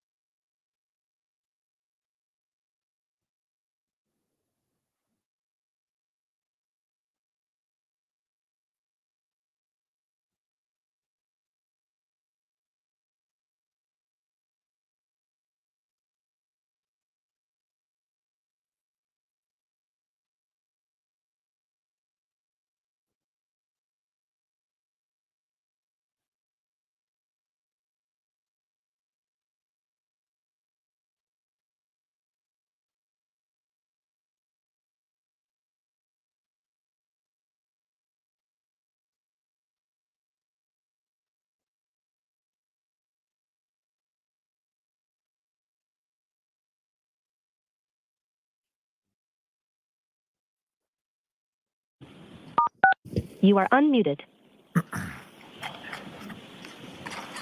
May I inquire? Yes. Thank you. You're aware that at 2:20 a.m., Brian Higgins sent a text message to John O'Keefe prompting him to go to 34 Fairview, correct? Objection. I'll allow that one. Go ahead. I don't recall that text. Do you recall a text from Brian Higgins to John O'Keefe after they left Waterfall? Where are you at? I don't recall that one either. You also recognized that Brian Higgins certainly had the means to commit the crime, correct? No, I don't. He's a big guy. Certainly had the physical ability to get into a physical altercation with John O'Keefe, correct? Objection. I'll allow that. Just because he's a big guy doesn't mean doesn't have the means or the motive to hurt Mr. O'Keefe. I wouldn't ask They you were about friends. I wasn't asking about motive. I'm asking about means. Could he do it? Could he throw a punch? Knock a guy down, knock a guy out? I can't speak to his fighting ability, sir. Well, you've met him, right? That one interview, yes. Yeah, he's huge. Do you agree?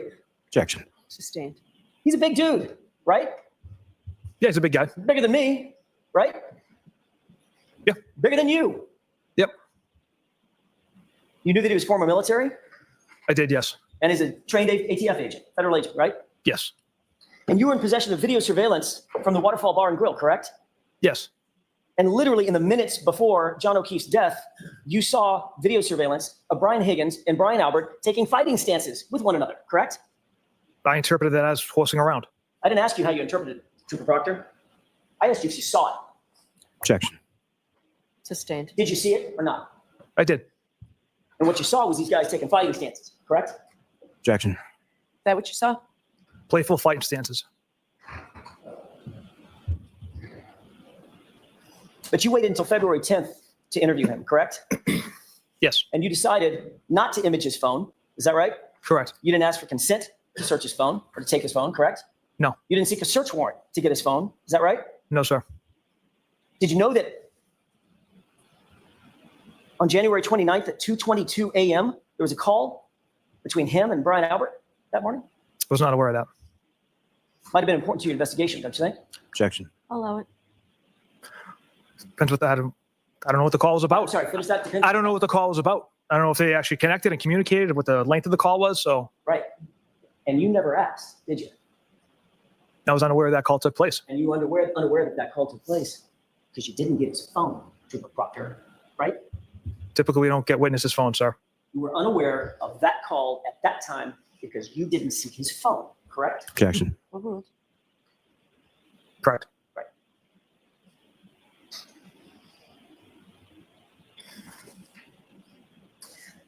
The medical examiner notified you on April 28th, 2022, that the manner of death, in her words, could not be determined. Is that right? Yes. She would not rule, at least in terms of the manner of death, would not rule this a homicide. Is that right? That's correct. And you agree that that's obviously a pretty significant finding. Objection. I'll allow it.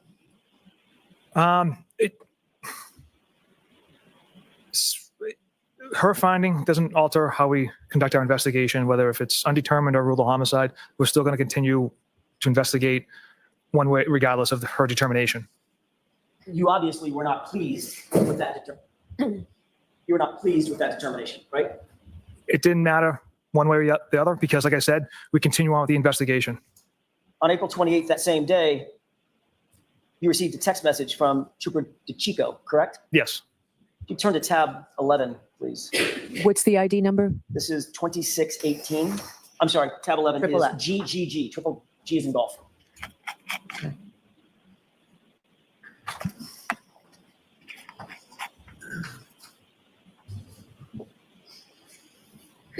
May I, Your Honor? Yes.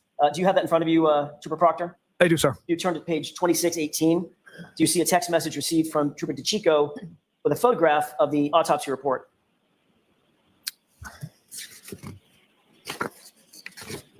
Yes. And that autopsy report indicates undetermined. Is that right? For manner, yes. In response, you wrote a text message to DeChico, correct? I did. What was your response? Of course, it's undetermined. And then what else did you write? She was a whack job. Of course, it's undetermined. She was a whack job, right? Those are your two responses, correct? Yes. You were talking about Dr. Scorti Bello, the female medical examiner who came to the determination that this was undetermined in terms of the manner of death, correct? I'm not sure who I'm referencing as far as she was a whack job, but the of course it's undetermined is a sarcastic response from me.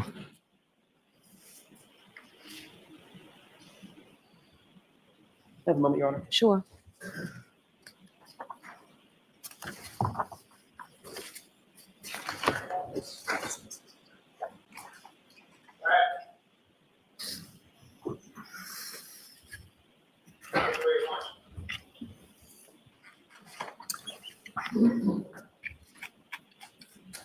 The reason you referred to Dr. Scortibello as a whack job is because the cut and dry case that you had hoped for wasn't really going your way, right? Objection.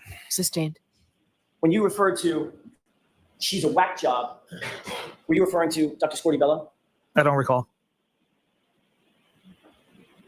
Were you displeased with the undetermined finding instead of a homicide finding because that was an obstacle in your investigation? Objection. You can break that down. Were you displeased about the undetermined finding?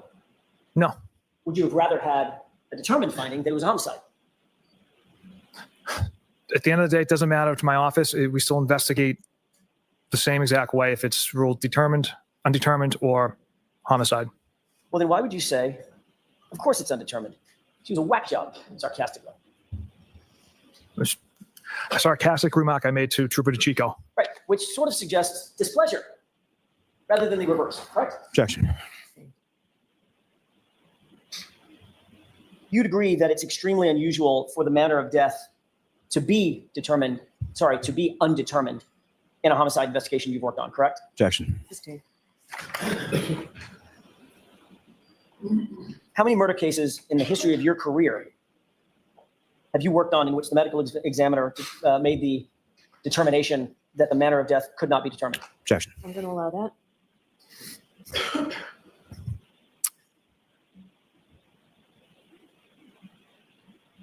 I wouldn't feel comfortable putting a number on it. It's not a lot. I couldn't ballpark it for you, but I know it's not a lot. Trooper Proctor, you were asked this exact question in February of 2024 at another proceeding. Mhm. And you indicated that you had never seen it in your entire career, correct?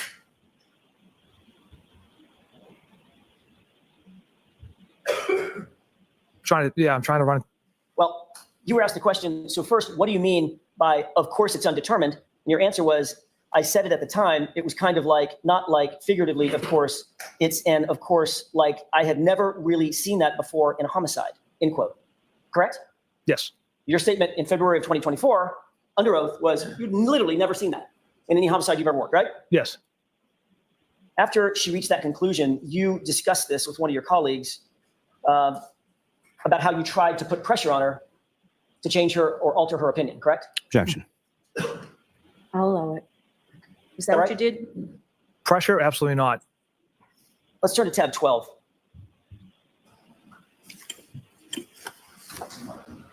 What's this for identification? Is it This one, I'm just checking. This is HHH as in hotel.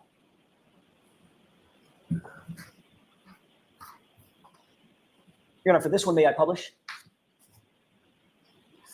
so I've got them mismarked. What's the bottom? What's the base Sure, stamp it's number? 2632.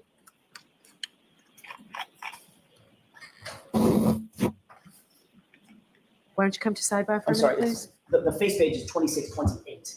Maybe that helps. Okay, okay. Within that packet, we'll turn to 2632. Okay. Yes, go ahead. Thank you.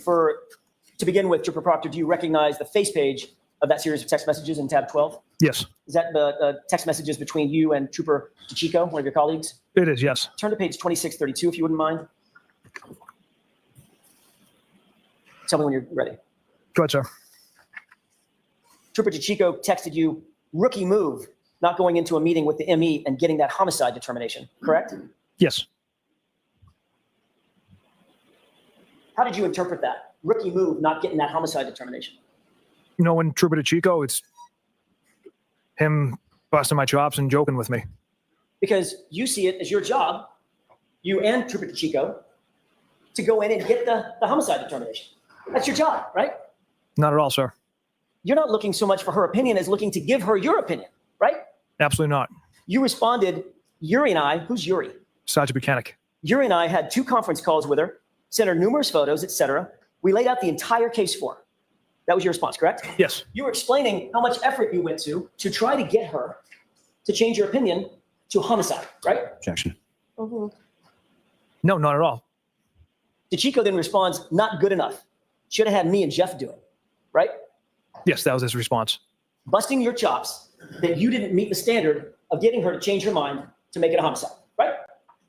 That's what he was busting your chops about. We would never try to change the mind of a medical examiner. The doctor who conducts the autopsy often has questions. They want to know the facts, kind of what had transpired leading up to a victim's death. It happens not only in homicides, but the unattended deaths we also attend to, suicide and overdose. So it's common to have these conversations with doctors. Right. But in response to getting the information that she made the determination and held on to it, that this was undetermined, your answer was, of course it's undetermined. She was just a whack job, right? With sarcasm. Ultimately, did the doctor change her opinion? No. But the determination of the medical examiner, that didn't matter to you, right? Because you had already decided you were going to charge Miss Reed with murder anyway. Objection. I'll allow it. Yeah, the determination did not matter as we continued on with the investigation.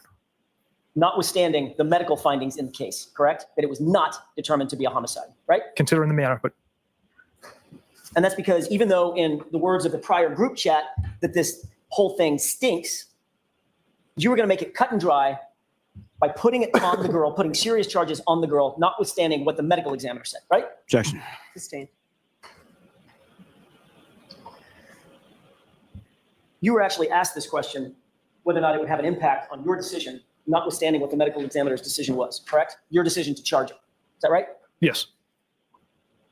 On February 1st, 2024, you were asked, so what you're telling this grand jury today, and you expect this grand jury to believe that you didn't care whether the medical examiner came back with a homicide determination? It doesn't matter to you? And your answer, quote, no, because either way, Ms. Reed was going to be charged. Right? Correct. That's how you make a case cut and dry, isn't it? Objection. Sustained. In other words, Trooper Proctor, to hell with the medical evidence, Karen Reed was going to be charged because that's what you had decided to do, correct? Objection. Sustained. I want to change gears for a second and ask you about some electronic data, specifically as it pertains to Jennifer McCabe. You're aware that Jennifer McCabe deleted texts and calls from her phone before she turned it over to you? Objection. I'll allow that. Are you aware of that? I'm not aware of that. Are you aware that there were texts and calls missing from her phone before having that phone turned over to you? I'm not aware of that. Did you look at the extraction report, the Celebrite extraction report from her phone? I have, yes. And you didn't see the columns marked deleted, deleted, deleted, deleted? No, I'm not that area, no. No, I'm sorry, I didn't hear you. Not that area. Not that area, meaning, No. what does that mean? I don't know what you mean by not that area. I went through the Celebrite report, but clearly I didn't review that tab. So as you sit here, you're unaware of whether or not multiple texts and multiple phone calls were deleted from her phone that you have in your possession? Objection. I'll allow it. Yeah, I'm not aware right now, sir.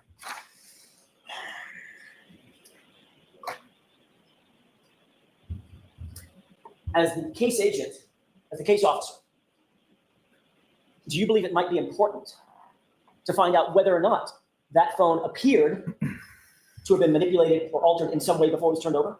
Wouldn't that be something that you would normally do? That'd be important. But you didn't do it with Jim McCabe's phone. I didn't personally handle that, no.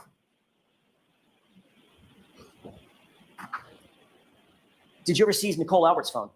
No, Did you ever seize Brian Albert's phone? no, Colin Albert's? no, Chris Albert's? no, Julie Albert's? no. Were you concerned that if you seized any or all of their phones, especially Colin, Julie, and Chris, that there might be some indicators that you knew them on those phones? No, that thought never crossed my mind. But the fact remains, you never sought to seize any of those, did you? No, I don't. And you never asked irrespective of what you saw in the Celebrite report, you never asked Jennifer McCabe whether or not that was a complete and accurate, I should say. Let me ask it a different way. Did you ever ask Jennifer McCabe whether or not she ever altered anything on her phone before turning it in? I did not. Again, I didn't handle Miss McCabe's phone. I do the cell phone extraction on it. I want to ask you about another issue concerning a potential conflict of interest.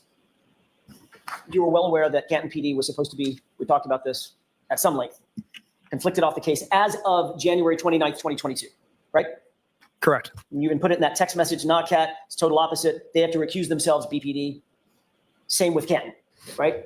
Yes. Those are your words on January 29th, right? Yes. And you knew that one of the reasons for Canton PD to recuse itself is because of the relationship between the Alberts and one of the detectives on Canton PD, Kevin Albert, right? Correct. You knew that Kevin Albert was the primary source of the conflict, correct? Yes. And you knew that he, above everybody else, should be completely removed from any contact with the investigation or the investigators, right? Correct. Yet when you wanted to coordinate witnesses for interviews in this case, who'd you turn to? I texted Kevin Albert to see if he could secure a conference room for us to conduct interviews at the station. The same Kevin Albert to help coordinate these witness interviews, who's the brother of Brian Albert, right? Yes. If you could turn to tab 13, please. Your Honor, for the court's edification, it should be III, All right, thank you. then India. Thank you. Do you have that in front of you, Trooper Proctor? Yes, I do. If you'll turn to page 2591. With the court's permission, I'd like to publish. Okay.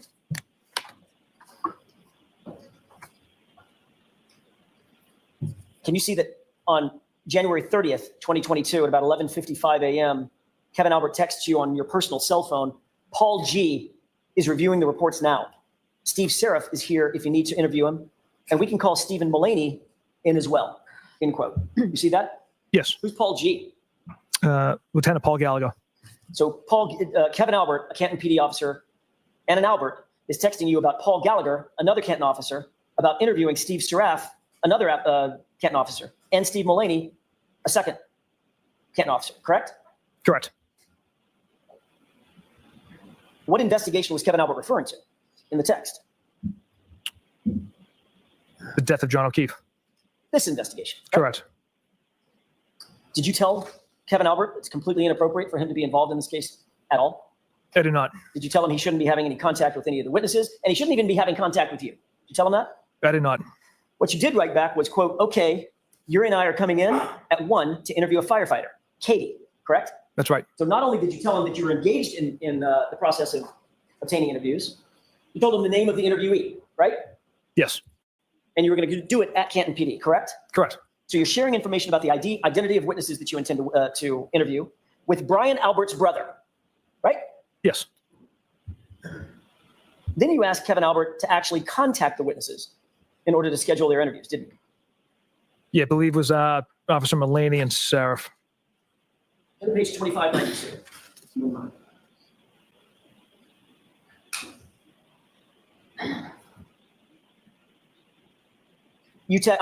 Kevin Albert texts, okay, so I'll get Mullaney in as well. You interviewing her here?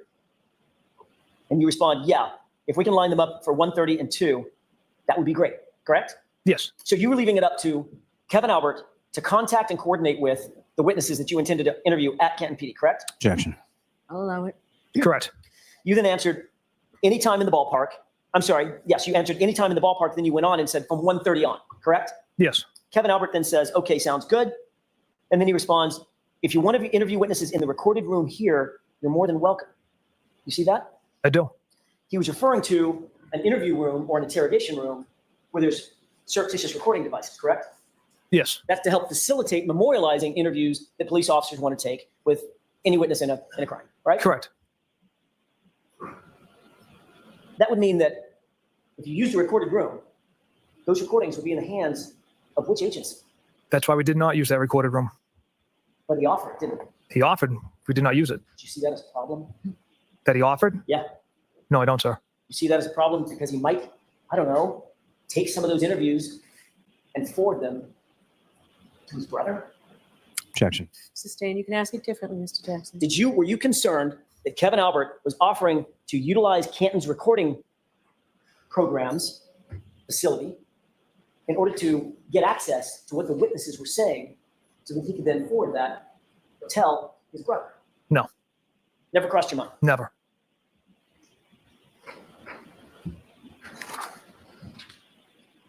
Well, if it never crossed your mind, why didn't you go ahead and use the recording room? Typically, don't record our interviews. That's not what you said a second ago. You said the reason we didn't use the recording room was because of the obvious possibility that Kevin Albert and Canton PD could have access to the recordings. Objection. Sustained. Didn't you say that's why we didn't use it? No. That was your answer, right? No. What did you say? That we didn't use it. You, When I said, if you made a recording, it would be in the hands of which agency? Obviously Canton PD. And your answer was, that's why we didn't use the recording room, right? no, I don't recall saying that's why we didn't use the room. You just said it to Proctor. I mean, it's been 10 minutes. It's been 4 minutes. No. You don't remember that? Not specifically stated like that. All right, let me ask you a different way. If you weren't concerned that the interviews could be compromised by Canton PD and Kevin Albert, why didn't you just use the room? It was offered up. Again, typically we don't record interviews. With a cooperating witness, we just sit down with them, take notes. If it's someone we deem necessary to actually have a recording of, then we'll pursue that option. Trooper Proctor, after you knew that Canton Police Department was conflicted off the case, you continue to have a very close relationship with yet another Albert, Kevin Albert, correct? We worked on a cold case together. So you did have a close personal and professional relationship with Kevin Albert, didn't you? I'd say it was a professional relationship. Only a professional relationship? Him and I were members at a gym together, and we worked a cold case together for several months, Drinking, socializing maybe? once in a while. Right. So it went beyond professional, right? Yeah, acquaintances, Drinking acquaintances, right? on several occasions, yes. Socializing acquaintances, right? On several occasions. So when you told the jury a few minutes ago that you were aware of and knew of, but didn't have relationships with 3 Alberts, Julie, Chris, and Colin, not quite true, is it? Objection. Sustained. There's a 4th Albert out there, isn't there? Yeah. Right? Yes. But you didn't tell us about that one, Objection. I'll allow it. correct? I don't consider that a relationship. It's Well, let's look at that. 5 months into this investigation, in July of 2022, you were actually continuing to socialize with Kevin Albert, weren't you? yes. On July 19th, 2022, you and Kevin Albert went out drinking together, didn't you? Trooper Proctor, I'm not asking you to look for anything in the binder at this point. I'm asking for your memory. I don't recall that. You don't recall the date, or you don't recall July 19th, 2022. you don't recall the drinking? The date itself, sir. Why don't we turn to tab 13? Yes, sir. Do I have a number or a letter? We're still in tab 13. Yes, are we still in tab 13? All right, so what page, Mr. Jackson? Page 2602.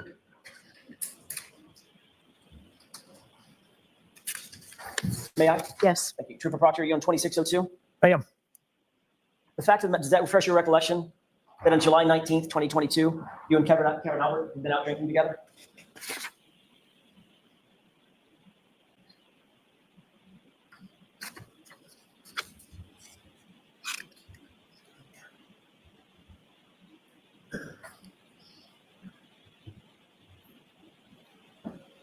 It does. In fact, the two of you got so drunk that Kevin Albert left his badge in your cruiser and couldn't find his gun the next morning, right? Objection. Overruled. I can't speak to any level of intoxication, but I don't recall either of us being intoxicated. Got it. So isn't it true that at 7/20, July 20th, 2022, the day after, at 8:39 in the morning, you texted Kevin Albert, quote, "Found your badge in my cruiser this morning," end quote, correct?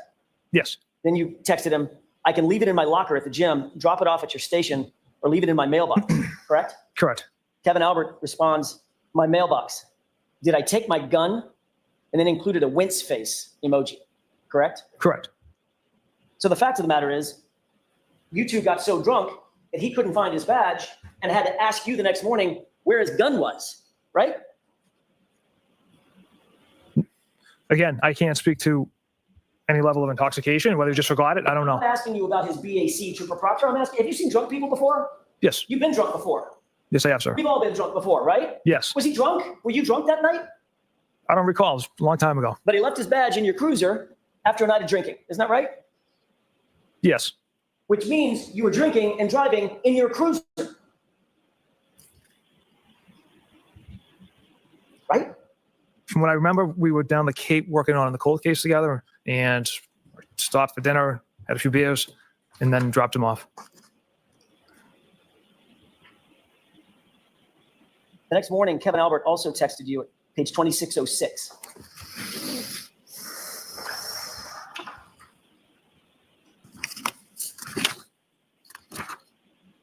Starting with, it's bad.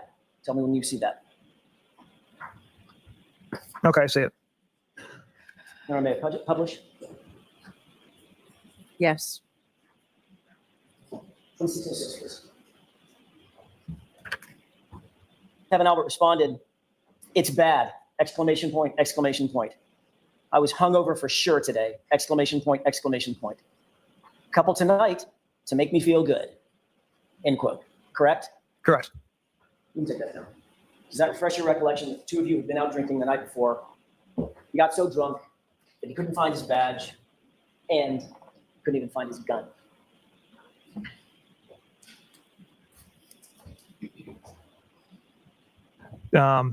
Yes, it does refresh my memory. Right.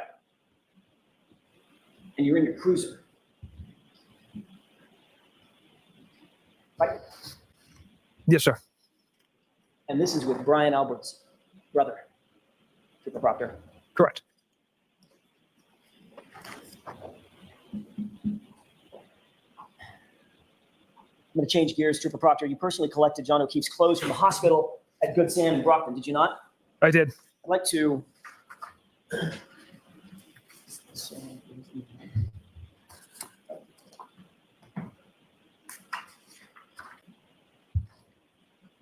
At the time you were at Good Sam, you actually had the opportunity, you had the occasion to see Mr. O'Keefe in the hospital, correct? Yes. You also had the occasion to see his clothing in the hospital, correct? Yes. That's the clothing that you ultimately gathered, is that right? Correct. Can I approach you on that? Yes.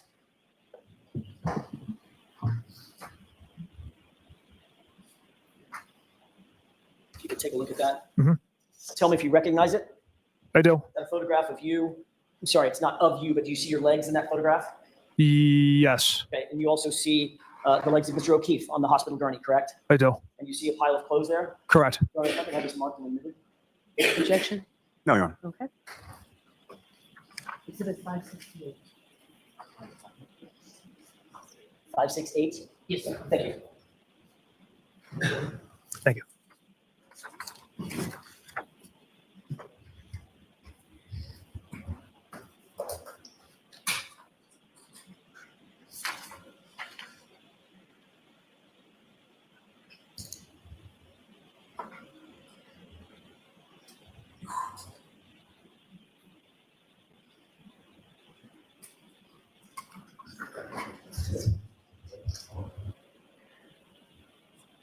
We ready?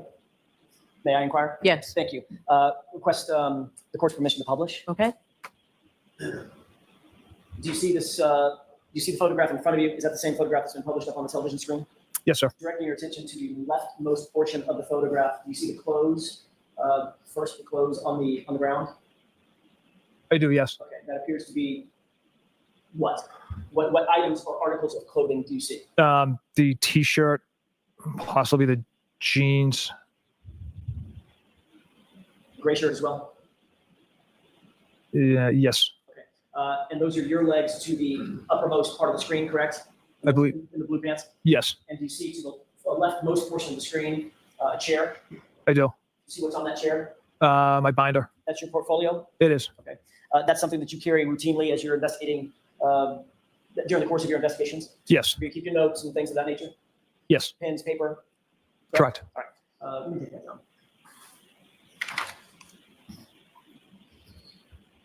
You indicated that you took possession of those clothing items from Good Samaritan Hospital, correct? Correct. You bagged them? Bagged, B-A-G-G-E-D, bagged them? Yes. And then what did you do with them after that? We secured them in Sergeant Mechanic's pickup truck. And then what happened to them after they were secured in this pickup truck? We traveled to Dighton to Mr. Reed's house. Once you ultimately got back, I don't want to have to take you through the entire, everybody knows where you went. Okay. Sergeant Mechanic started testifying. You get back to Canton at some point, correct? Yes. Ultimately, were the clothes transported into the your facility Yes. at the DA's office? Correct. Okay. What did you do with them after that? We brought them to the evidence I'm processing. going to ask you what you did, not what we did, what you did. Sergeant Mechanic and I brought them to the evidence processing area, laid out butcher paper so the clothes could dry, put them on there in that area. And then I brought 2 cell phones to Trooper Garino so he could try to attempt to extract the phones. What did you do with the clothing after it was dried out? So the next day, Trooper DeChico arrived and brought them into the permanent evidence area where only him and another trooper in my office have access to. So they were secured from that at that point. So you didn't book them into evidence? I did not know. When they're booked into evidence, there's supposed to be a log of that, correct? I'm sorry? There's supposed to be a log of that when they're booked into evidence, correct? Yes. You're the case officer on the case. One of your responsibilities is to make sure that chain of custody is maintained throughout the entirety of the investigation, all the way up to a courtroom, correct? Yes. Where's the log of those items being booked into evidence? There was a chain of custody from when they entered the DA's office, and then when Trooper DeChico created a label for them, but also put them in a secure facility. Can you show me where that is? I'm not the evidence officer. I don't have that. I see. So you didn't bring a log with you of any sort concerning the chain of custody of these items, correct? No. As a matter of fact, the reason you didn't bring that chain of custody log is because none exists. Isn't that right? Objection. Sustained, ask it differently. Does a physical log exist starting from January 29th, 2022 to today? Yes. Where's that physical log, sir?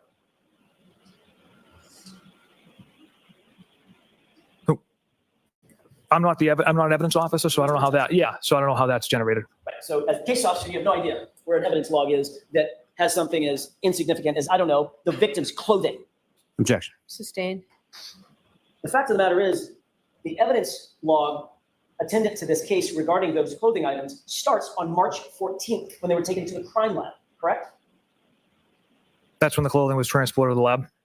And that's the only log we have of what happened to those clothes between January 29th and today. Objection. Overruled. Do you know that? I don't. I'm not off the top of my head, ma'am. I want to talk for a second about the searches in Brian Albert's front lawn that took place on and after January 29th, 2022. As the case officer, Trooper Proctor, you also took control of the taillight pieces that were ultimately claimed to have been found at that location, correct? Not in all searches. Which of the pieces that were found were you responsible for taking control of? 8th, 11th, and 18th. So who had control over the items that were found before the 8th? You said the 8th, 11th, and 18th, right? Those are items that I found on those days and that I had processed and essentially bagged and tagged them and handed them over to our evidence officer. There was multiple days that troopers were out there looking for more evidence. So there would be a log of that too, right? Again, how the system works as far as the evidence comes in, I can't speak to that. So you have no idea what the chain of custody of any of these items are, the clothing or the taillight material, from January 29th until March 14th, when the evidence log starts. Is that what you're saying? Objection. I'll allow it. There is a log. I mean, it's in our system where labels are created and it generates the time and date that a label is created. And then it shows that it's at our office in a secure facility and then it was brought to the lab on the 14th. Well, what happens if the label is created and says something like, I don't know, February 4th? What happens to the items before February 4th? They were stored in a secured facility, a secured room. Says who? Where's the log? Objection. Sustained. Is there a log of that? Not to my knowledge.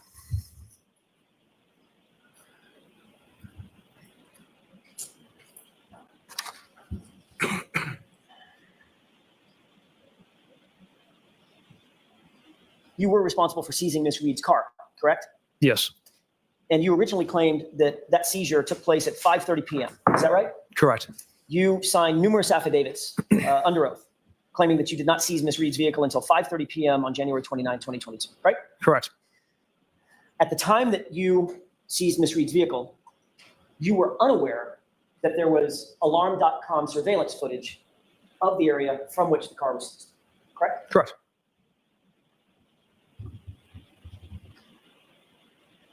The fact of the matter is, that was false. The car was not seized at 5:30, was it? 4:16 p.m. Right. An hour and change, an hour and 18 minutes, an hour and 20 minutes earlier. Is that right? Yes.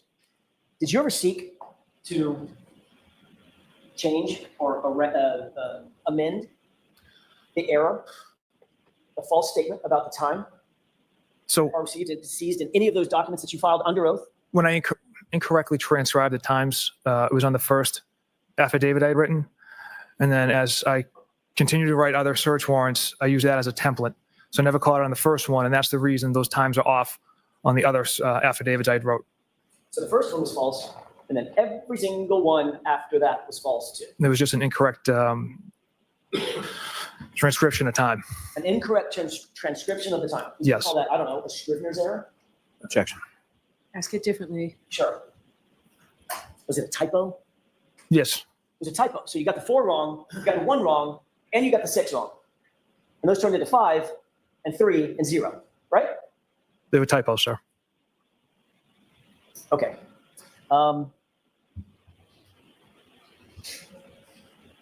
Fact of the matter is, you delivered that car to Canton PD, to the Sallyport garage, before a single piece of taillight material was ever found in this case. Trooper Proctor, is that correct? Correct. It arrives at 5:31.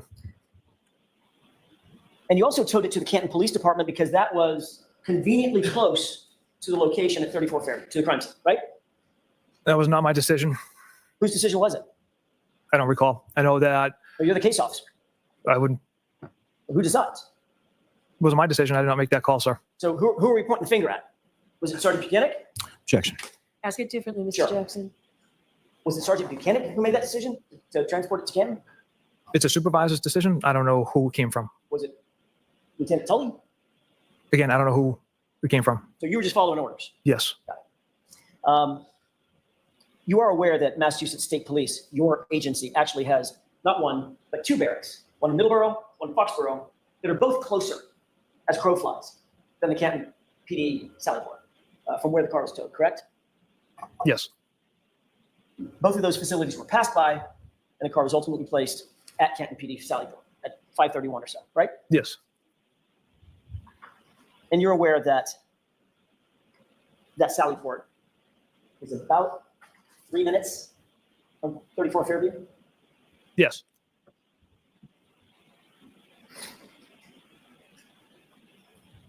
Ma'am, just moving on. Yes.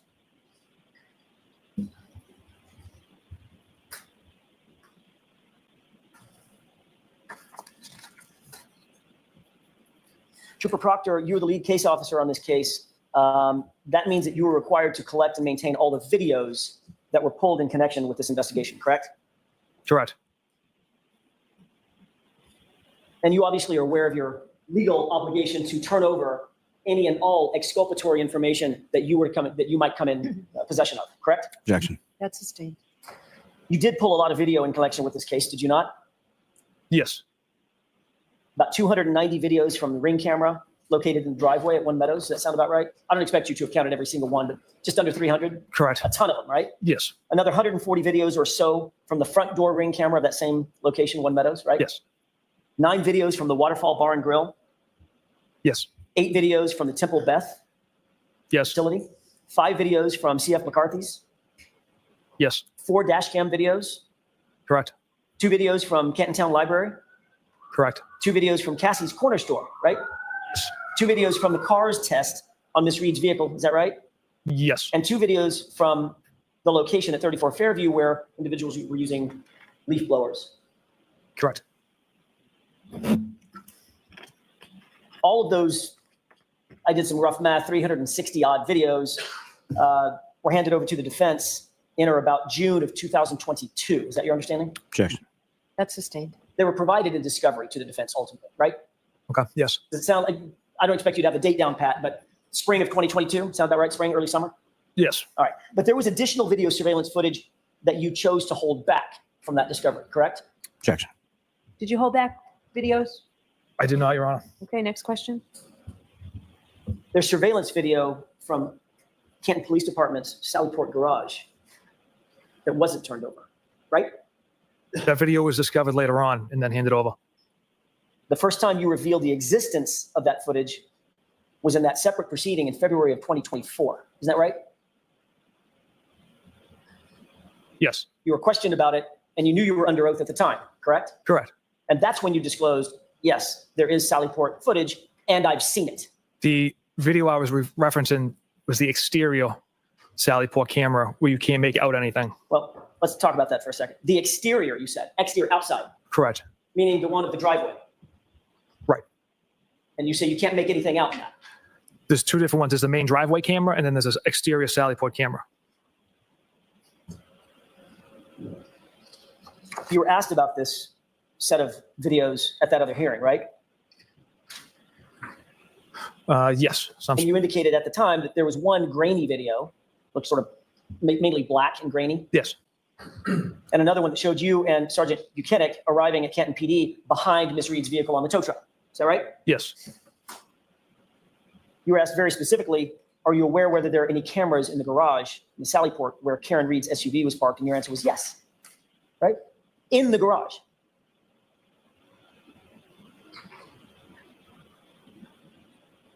Yeah, I don't recall. Do you recall being asked that question? No. I can repeat it if you wish. Yeah, please. Question, are you aware of whether there are any cameras in the garage or Sallyport where Karen Reed's SUV was parked? Answer, yes. Okay. And then you answered, have you reviewed the video footage of that garage?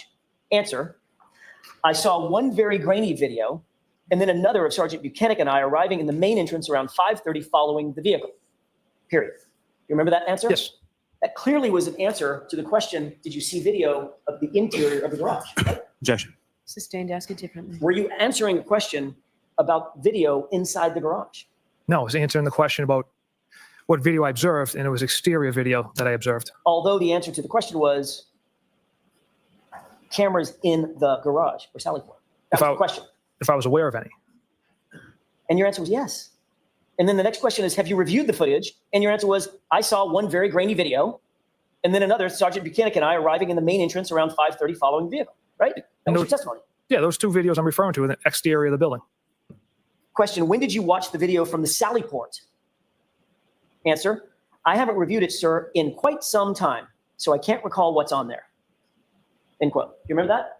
Yes, So obviously at the time in February of 2024, you had that video surveillance, you had that footage for so long that you couldn't remember exactly what was on it because it had been, quote, quite some time, right? the exterior Sallyport camera. Except you weren't asked about the exterior. You were asked, question, when did you watch the video from the Sallyport, right? That was the question. Well, that was the video we had, so that was how I referenced it. There was this exterior Sallyport video. Why didn't you say to the person that was questioning you under oath, I don't know anything about video inside the Sallyport. I'm referring to outside the building. Why didn't you say that and clarify it? Yeah, I should have clarified it, sir. Because you'll agree, it sounds a hell of a lot like, an awful lot like, you're talking about what's inside the Sallyport, right? Objection. Sustained.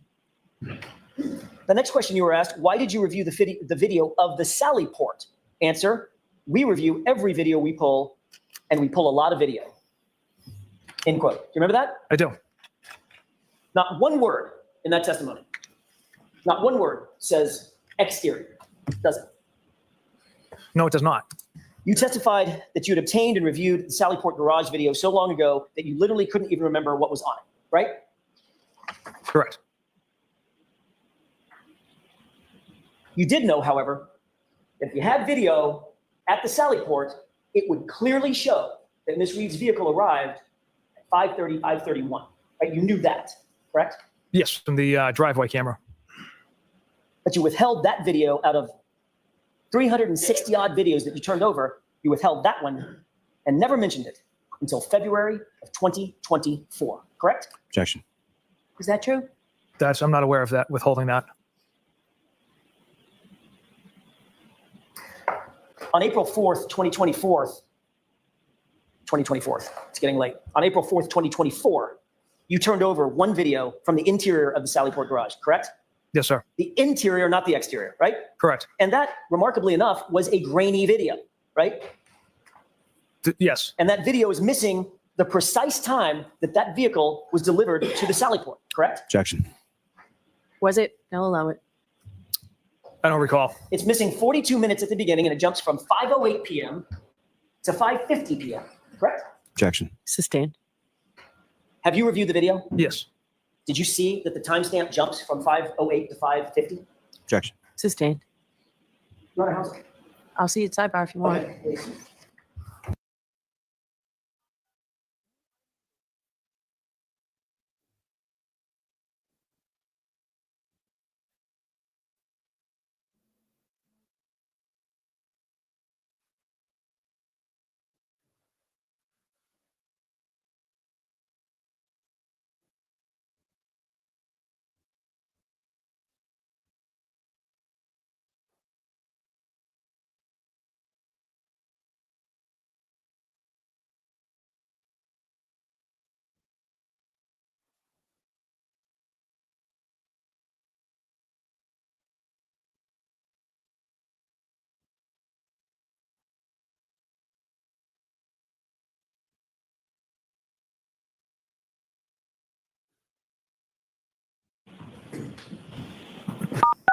You are unmuted. Ma'am? Yes. Thank you. You reviewed the video, the grainy video, correct? Yes. And that's from a camera perspective that would show, or that does show, the right rear area of the SUV after it's pulled in, correct? Yes. Did you note that the time jumps from 5:08 to about 5:50 at the beginning of the video? Yeah, I observed a jump in video. And that was about 42 minutes, correct? Approximately, yes. You're aware that there's another video from the interior of that Sallyport as well, correct? Yes. And you're also aware that by the way, did you secure that video, the second one? Let me ask you a predicate question because it's a little confusing. The second video from the interior of the Sallyport is inverted, correct? Yes. You're now aware of that. I am. Did you recover that video? I did not. Who did? I believe Detective Lieutenant Tully received that from the Canton Police Chief. Rafferty? I believe so. Who asked for it? I'm not sure, sir. Did you make the request? I did not. How did you become aware that a request had been made? I was made aware that that video had essentially existed from the interior Sallyport area. By whom? I was probably informed by Detective Lieutenant Tully. So Lieutenant Tully tells you that a second video exists, correct? Interior Sallyport cameras, yes. When did he tell you that? I don't recall. Was it weeks ago or years ago? That was more recent than, maybe months ago, a month ago. Matter of fact, it was after the trial had already started, mid-April, correct? I don't recall. I thought it was before. If it was before, was it weeks before, days before? I don't recall. I'm just trying to pin down, are we talking about 6 months ago or are we talking about 6 weeks ago? It wasn't 6 months ago. Okay, so a few weeks ago, you were told about the second video from Lieutenant Tully, right? Yes. Did he tell you he had already seen it? I'm sure he watched it. Did he tell you he needed you to go get it? Objection. I'll allow that. No. Okay, so when was the first time you saw it? A few weeks ago, a month ago, What were the circumstances in which you saw that video? just reviewing the video Where? at my desk. So you pulled it, pardon me, you had access to the video. It Yes. was on your system somehow. It was on thumb drives and a disc. You put that in your computer and just decided on your own to watch it, correct? Yes. And what did you notice? One of the SUV being brought into the garage. You're in the video, right? That's you toward the back of the truck. Yep, I'm in the video. Some Canton PD members there as well. Tow truck guy drops the vehicle off. He's in the front driver's seat. exits. Sergeant Mechanic's there, I believe. Chief Berkowitz, the retired police chief. Where was he? He was kind of like mulling around the area. I feel like he was towards like the back open garage gate there, The back. towards like the rear. Yeah. Where you were. Yes. Was he the person, did you note that there were certain individuals that just seemed to apparate out of nowhere, just appear? Yes, there was one individual in like the top left corner of the video pushing a broom that kind of just appeared. And also toward the back of the vehicle, somebody just, while you were at the back of the vehicle, just sort of appeared and walked down the sidewalk, correct? Yes. And was that Chief Berkowitz? Yeah, it looks like him, yes. Okay. So you and Chief Berkowitz are both toward the rear of the vehicle. He just apparates out of thin air because the video is missing some footage, correct? It appears that way, And you're or it holding skips. I'm sorry, I didn't mean to interrupt you. Or it skips. I don't know that system at all. So Okay. And you're holding what appears to be that same black portfolio that we saw in the hospital. yes. So anything else you noticed that was odd about the video? Other than the time skips?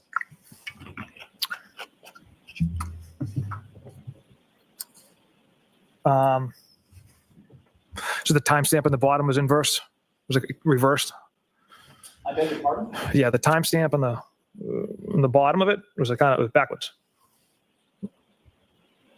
Was it blue? So instead of reading left to right, it was right to left. Okay. I Was it blue? believe it was yellow.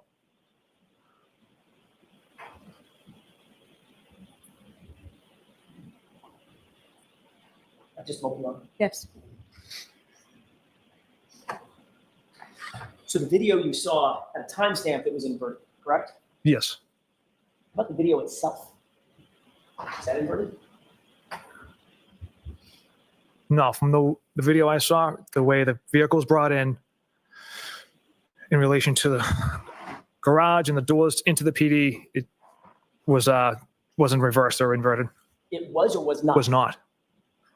So as you saw the video, the portion of the vehicle that purported to be the passenger side was in fact the passenger side, and the vehicle, the side of the vehicle that purported to be the driver's side was in fact the driver's side. Yes. So I reviewed video yesterday to rewatch it, and the one that I watched had the correct angle. It wasn't reversed. The car was brought in. Tow truck driver gets out from the driver's side. It wasn't reversed. The only thing reversed on it was like the timestamp on the bottom. Well, were you watching video that was produced in this trial? Yes. So were you aware that the defense presented a piece of evidence? Objection. I'll allow it. Thank you. Were you aware that the defense presented a piece of evidence where we inverted the video back to the correct, No, it's not. and that timestamp was inverted? I was not aware of that. When did you watch that that video? Just the other day, I was reviewing it. Okay. Mr. Jackson, we'll take our luncheon break. Okay, that's fine. Thank you. All right, jurors.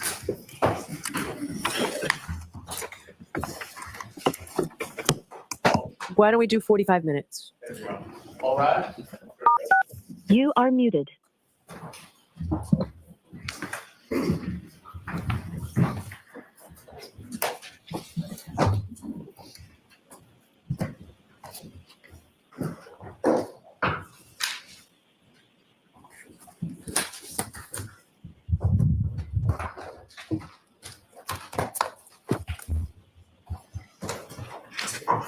I think I'm.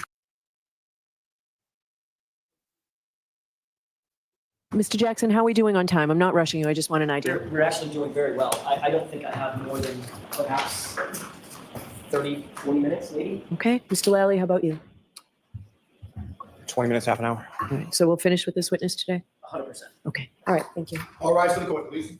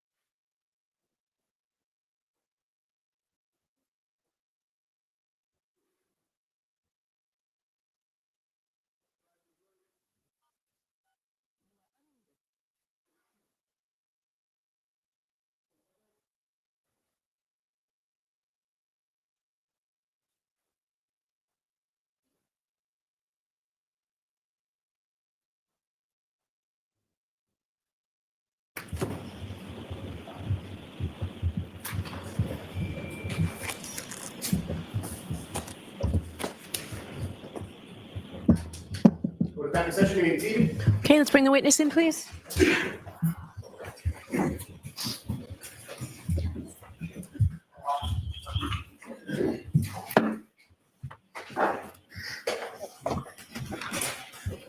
All right, Mr. Jackson, whenever you're ready. Thank you, Your Honor. Trooper Proctor, before we were discussing Sally Port video that you watched several weeks ago. I want to make sure I'm clear about this. You indicated that the video that you watched was proper in terms of orientation, but the timestamp on the bottom had been inverted, correct? Yes, that's the way it appeared. And you recall that being a yellow chyron underneath. To the best of In other words, the font color. my memory, yes. Which of the Canton Police Department videos were you responsible for retrieving, if any? I did not retrieve any of them. So what I'm trying to ask is, and maybe I'm doing it inartfully, how did those Sally Port videos end up in the possession of the Commonwealth? What was the line of succession? Detective Lieutenant Tully retrieved the Sallyport videos, I believe. And do you know from whom he retrieved those Sally Port videos? I believe it Did you? was the chief of police. Okay, Chief Rafferty specifically gave him whatever videos were provided. Correct. That's my understanding. And then he provided those to you for your review. Yes.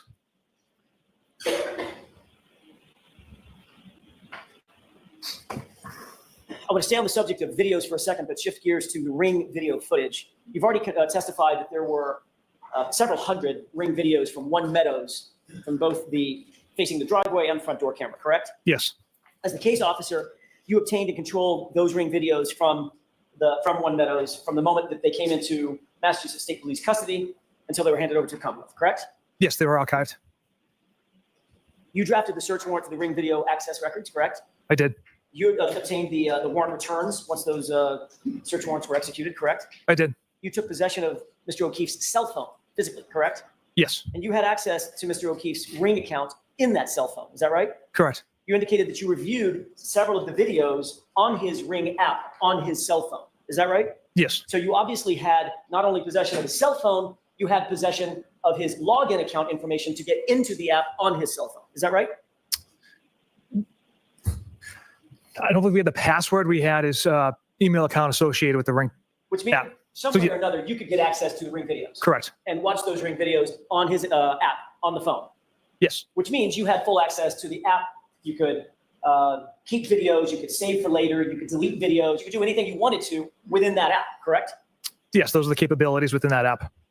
Trooper Proctor, did you delete any of the Ring videos ever from John O'Keefe's phone? Absolutely not. Did you delete a video of Miss Reed arriving to One Meadows at approximately 12:41 a.m. on January 29th, 2022? Absolutely not. You will agree, Trooper Proctor, that the video of Miss Reed returning home from 34 Fairview at approximately 12:41 a.m. is not there. Correct.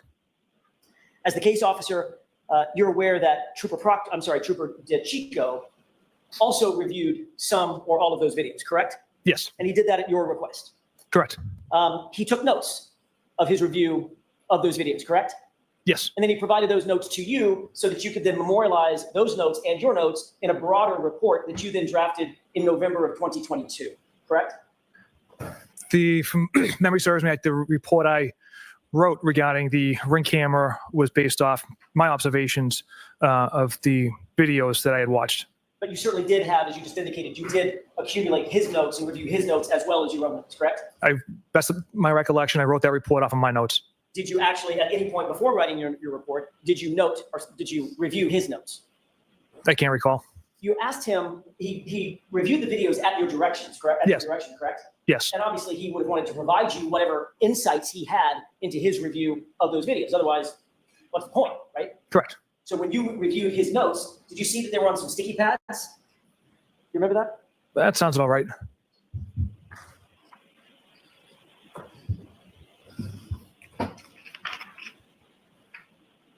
Do you recall exactly, as you sit here, exactly what was on one or more of those sticky pads that you reviewed from Trooper DeChico? I don't know. Would it refresh your recollection if you would take a look at a copy of those notes? Yes. Ma'am, Your Honor? Yes.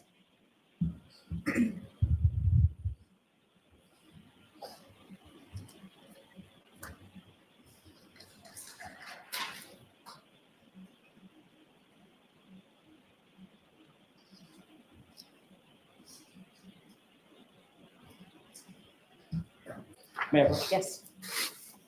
if you wouldn't mind taking a look at the top or the uppermost top note that's highlighted with a sticky note next to it.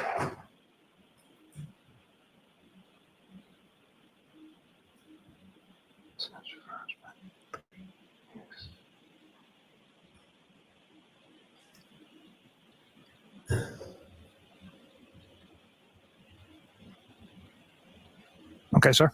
Thank you, Mayor. Coach. Yes.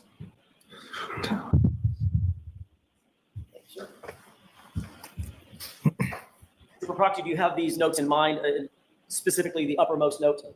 The 0041? Correct. Yes. You reviewed this previously before you wrote your report, correct? Yes. And you note that at 0041, which is a time relative to what DeChico was looking at on the ring video, he indicated taillights from driveway, parentheses, I think she arrived home, in parentheses, correct? Correct. 0041 is what? What's that in reference to? Just after midnight, the approximate time where Miss Reed will be returning from Fairview Road. It's military time for 12:41 a.m., correct? Yes. You wrote a report on November, I'm sorry, I earlier said November, it's actually June 1, 2022, memorializing the times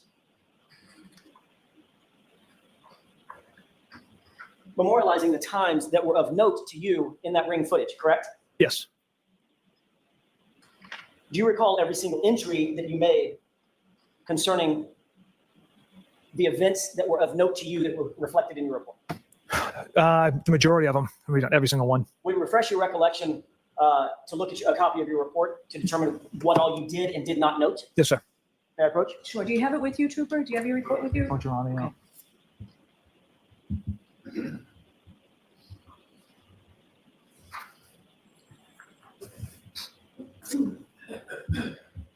I'd ask you to review that report, especially as to page 2 and 3.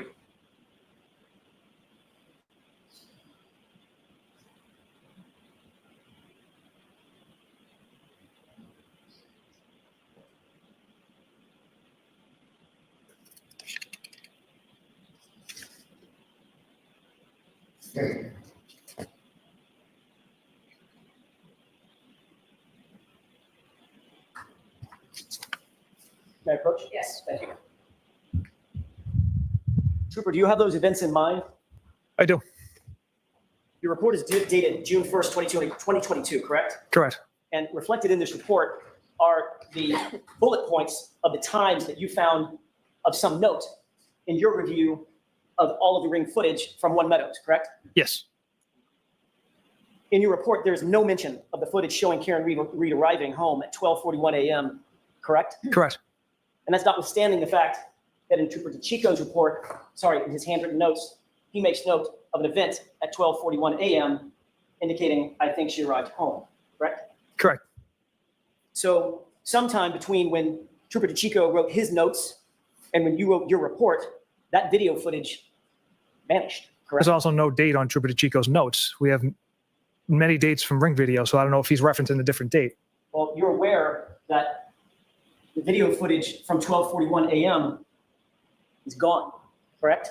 Yes, it's something I've tried to find through ring for months, as well as the video when Miss Roberts, Miss McCabe, Miss Reed arrived back at John's and they're looking at the broken taillight. That video is gone as well. So at some point, while this footage was in Massachusetts State Police custody and being reviewed by Trooper DeChico, that video existed. Objection.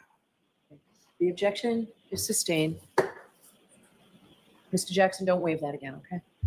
Yes, Your Honor.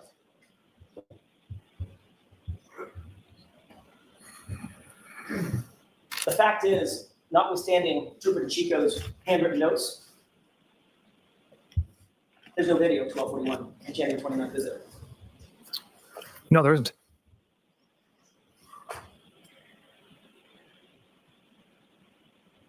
Trooper Proctor, would you agree that from the very beginning of your investigation, you treated Karen Reed very differently than you treated the Alberts and the McCabe's in this case? Objection. I'll allow it. Was she treated differently? Absolutely not. Like I said before, we followed the facts and the evidence with an open mind. Did you consider her to be, for want of a better phrase, an outsider? No, not at all. Not somebody from Canton, No, not at all. not family, not friends with the Alberts. Absolutely not. At some point, your view of this case caused you to turn what could be described as a bias into an out-and-out hatred. Would you agree with that? Objection. Sustained. Did you develop some sort of hatred for Ms. Reed at Objection. any point in your investigation? I'll allow it. Again, we follow the facts and evidence which showed Miss Reed hit Mr. O'Keefe with her vehicle. And yes, at times I got emotional because of that. And I said some stuff, texted some things I shouldn't have, but it was based off the evidence. As a matter of fact, you did express your feelings about Ms. Reed in yet another text message that we haven't gone over today. Is that right? On February 4th, 2022?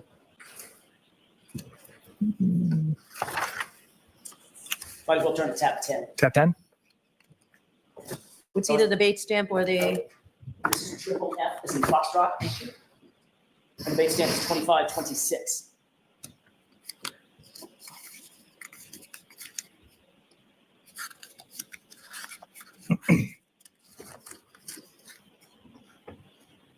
Yes, sir.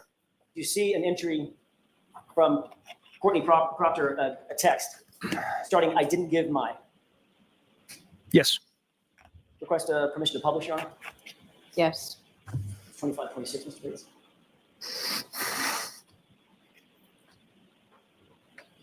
On that date, February 4th, 2022, your sister texted in relation to some sort of donation that she had given, "I didn't give my name as I didn't want anyone to link me to Michael," meaning you, correct? Objection, Your Honor. May we approach? Okay, take that down.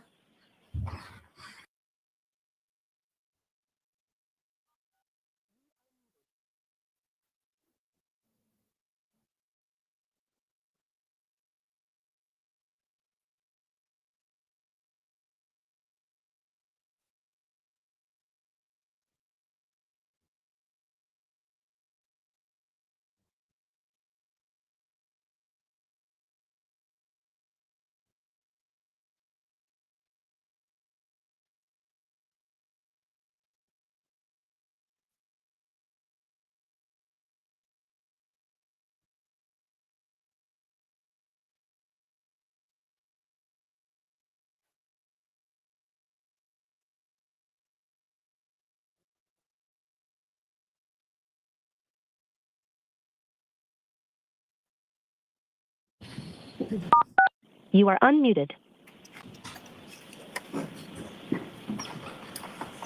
Your Honor. Yes. You see the text from Courtney Proctor, "I did not give my name as I didn't want anyone to link me." So that's stricken. That's what was objected to, just this one, or the whole page goes in. You responded to a text message from your sister, correct? And your response was, "Hopefully she kills herself," correct? Yes. Who's she? The defendant. Miss Reed? Correct. You literally said that you hope that Karen Reed, the subject of your investigation, the woman sitting to my left, about 7 feet from me, that she would just die, correct? The figure of speech. You wanted her to, the figure of speech is you wanted her to kill herself, No. right? No, it's not. Trooper Proctor, Karen Reed, in your investigation, had quickly become a very serious problem for you, hadn't she? Objection. Sustained. Did you believe that Karen Reed was a problem or an issue for your investigation? Objection. I'll allow it. No, absolutely not. In your words, quote, "All the powers that be want answers ASAP." That's what you texted on January 29th, right? Yes. That put a lot of pressure on you, didn't it, Trooper Proctor? There's a lot of pressure in every case, sir. This case involves a Boston cop whose family you were actually connected to, correct? Loosely. Chris Albert, loosely. Yes. Julie Albert, loosely. Yes. Colin Albert, loosely. Yes. Kevin Albert, loosely. Yes.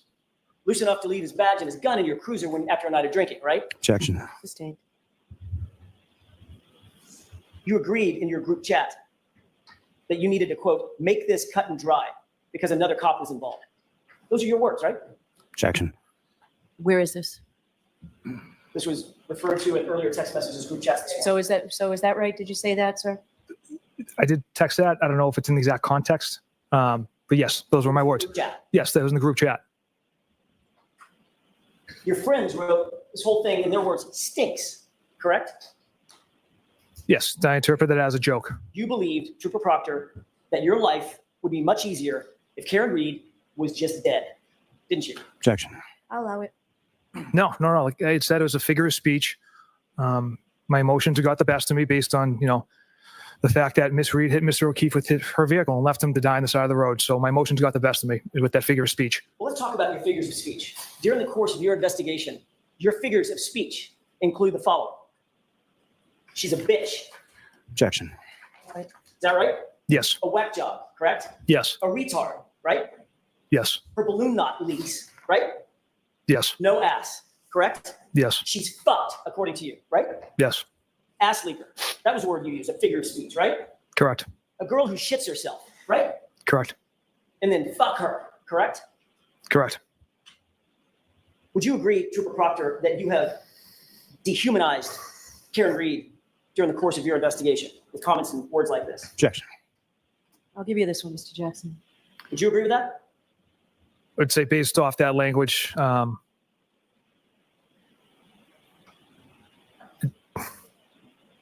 yes. And you admitted, in your own words, that the cop homeowner wasn't going to, quote, catch any shit, right? Correct. Because you were out to quote, make this cut and dry. Isn't that right? The homeowner wasn't going to catch any shit because Mr. Elliott had nothing to do with Mr. O'Keefe's death. Because you were going to make sure that the case was cut and dry. Those were your words, right? Objection. Sustained. And Trooper Proctor, it would be far easier for you to pin it on the girl who's just a whack job cunt, in your words, who you hope just kills herself, right? Objection. Sustained. Shame on you, sir. Objection. All right, so jurors, disregard that. I've told you before, lawyers can't make comments. They can ask questions. And Mr. Jackson, you know better than I that. understand. That's all I have. Mr. Lally? Thank you.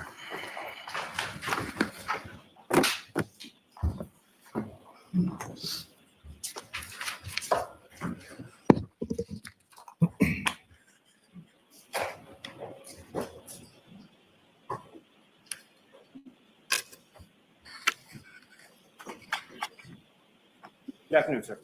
Good afternoon, sir.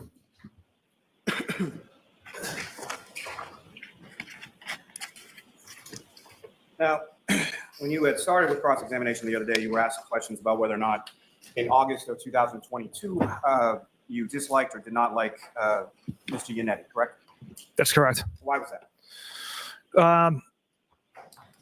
Well, basically, he stood up in open court and spouted lie after lie about me, called me corrupt and conflicted, dragged my name through the mud after I spent 10 plus years without a single complaint filed against me. And he had no basis or no facts of these wild accusations because there are none. This investigation was done with the utmost integrity, not just by me, but my supervisors and other troopers in my office, as well as Mr. Yannetti shows up at my sister's school yesterday in the parking lot where he's not welcomed or where people are not supposed to be with one of their witnesses and their private investigator.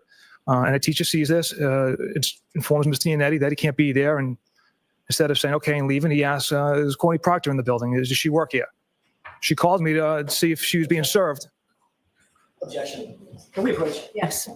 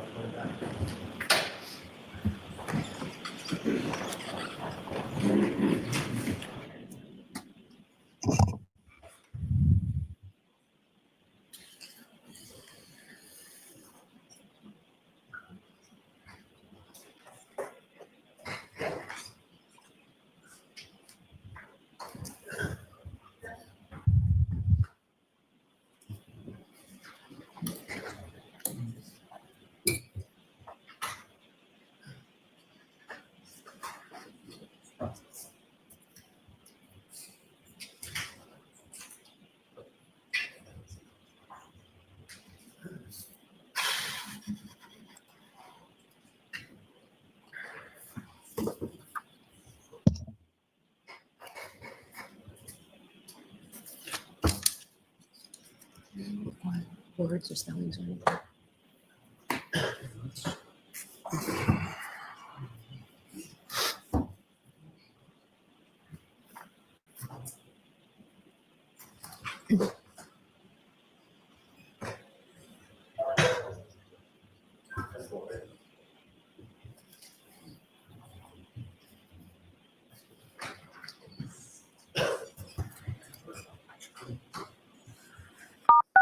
You are unmuted. Please rise for the jury.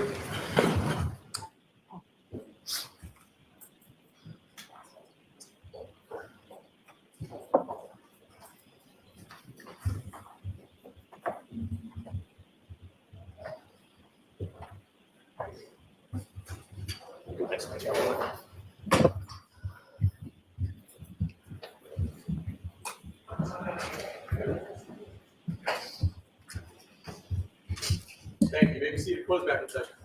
Witness two, please.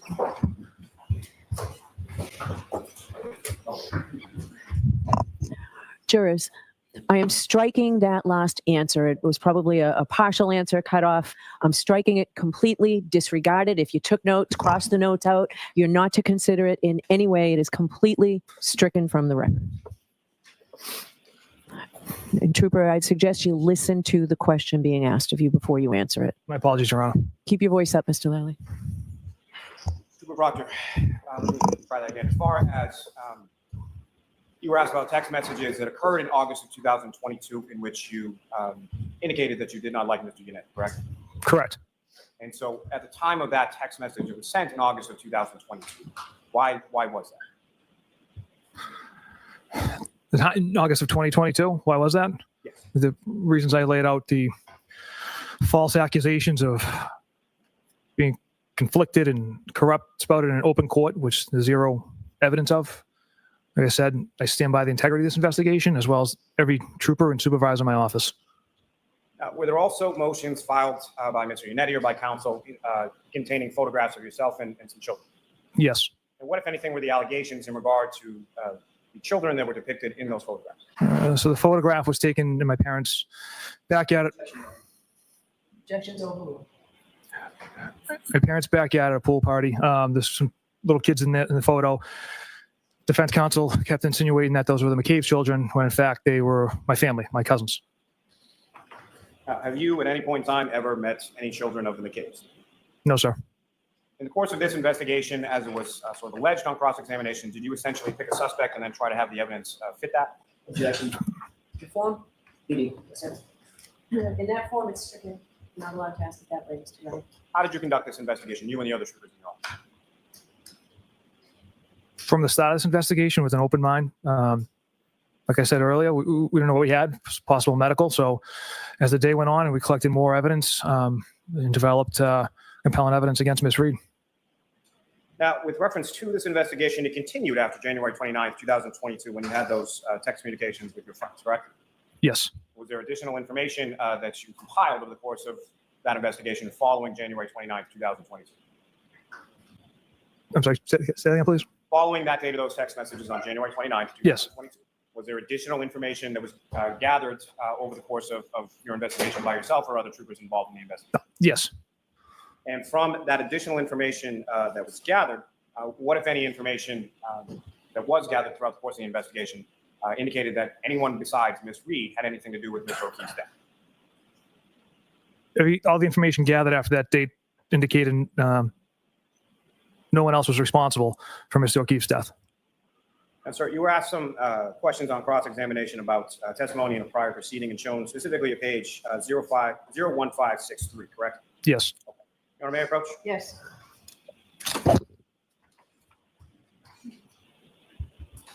So, sir, I'm giving you 01562, 63, and 64, and asking you to read those and look up.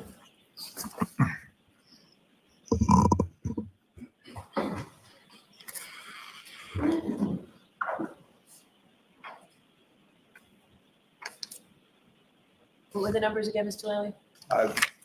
1562, 63, and 64, I believe.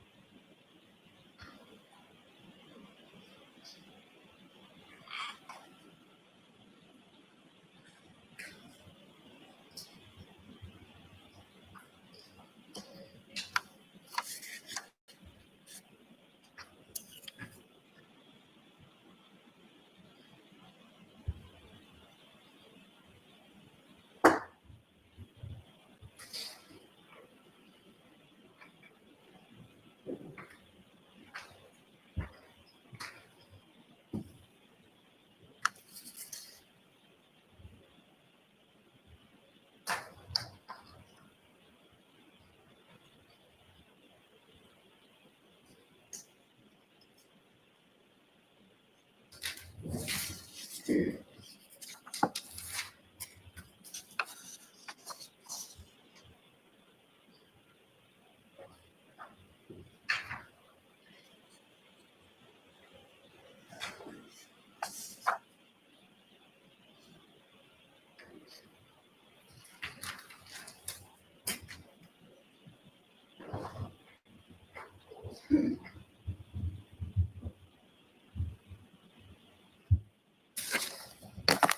Proctor? Yes. Thank you. Now, Trooper, after reviewing those 3 pages, is there now more context to what you were just asked about on one specific page of that testimony? Yes. And those were questions related to what you had told and what you had informed other people within the office or your supervisors in relation to relationships with both McCabe's and the office, correct? Correct. And in the course of that testimony, did you relay to that body the same testimony you just relayed to this jury in regard to photographs of children and defense counsel attributing those to being McCabe's children, which they were not? Yes.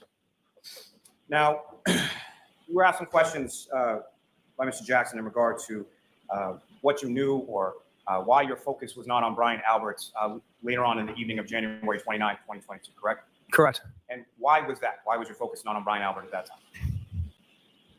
There was just no evidence that Mr. Al was involved anyway.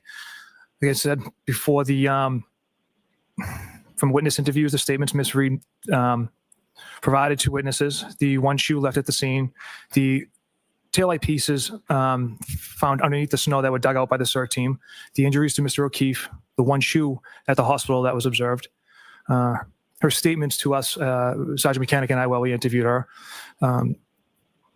clearly the broken taillight, and the fact that leaving Brockton, instead of going to Dighton, she backtracked to go to Canton to retrieve her vehicle and then go double back to go to Dighton, which I found odd. Now, if at any point in time over the course of your investigation you had evidence which led you to believe that Mr. Albert was involved in the death of Mr. O'Keefe, what would you have done? Objection. Ask it differently. With regard to, again, you testified beyond January 20th. At any point in your investigation, did you find any information or evidence leading you to believe that Brian Albert was involved in the death of John O'Keefe? Objection. I'll allow it.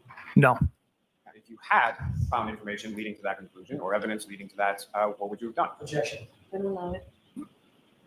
Not only myself, but members of my office would have pursued that, Regardless of his position, correct? regardless of what he does for a profession. You know what I may approach? Yes.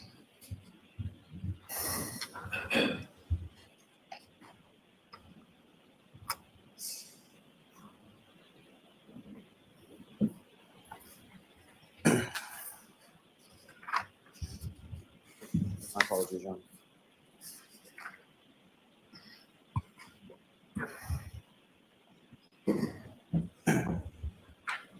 You, document I showed you the other day. Do you recognize that? That is text communications between me and my high school buddies. And sir, if I could direct your attention within there on page 2535.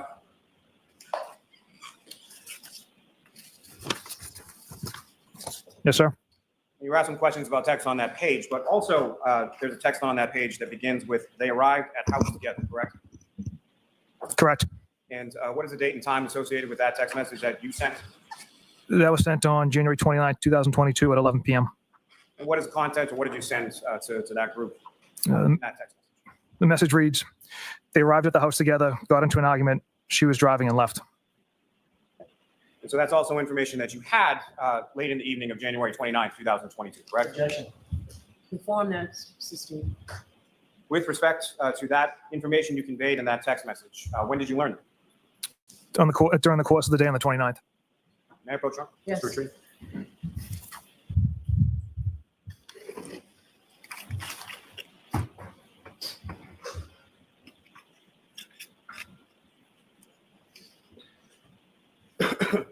Now, you were asking questions about people that you spoke to on the 29th, correct?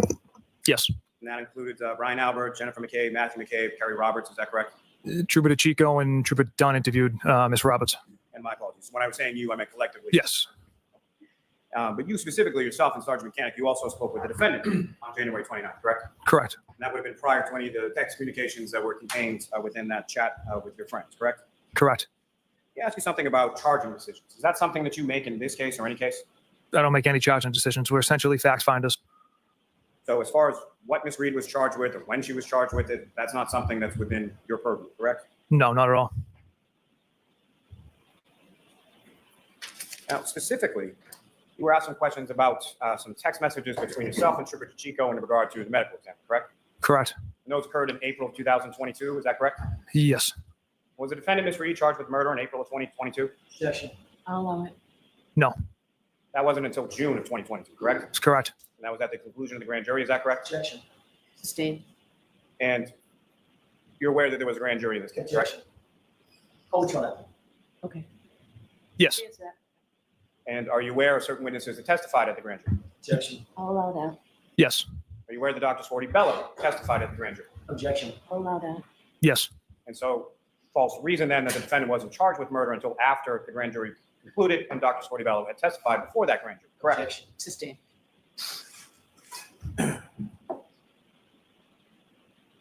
Now, the Albert family that you were familiar with some members of, that's not an entity, correct? No.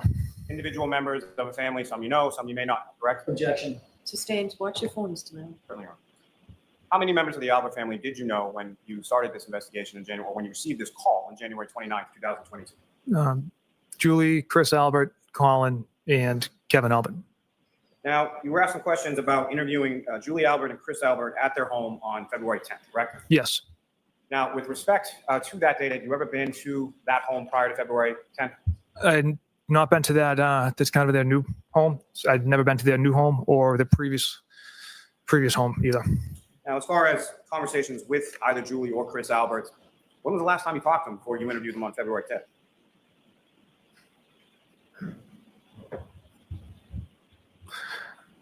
I believe I'd reached out to Julie to coordinate the interview, but prior to this case, there was that one random text message she sent me and my sister when I was going on a family ski trip. They weren't a part of it.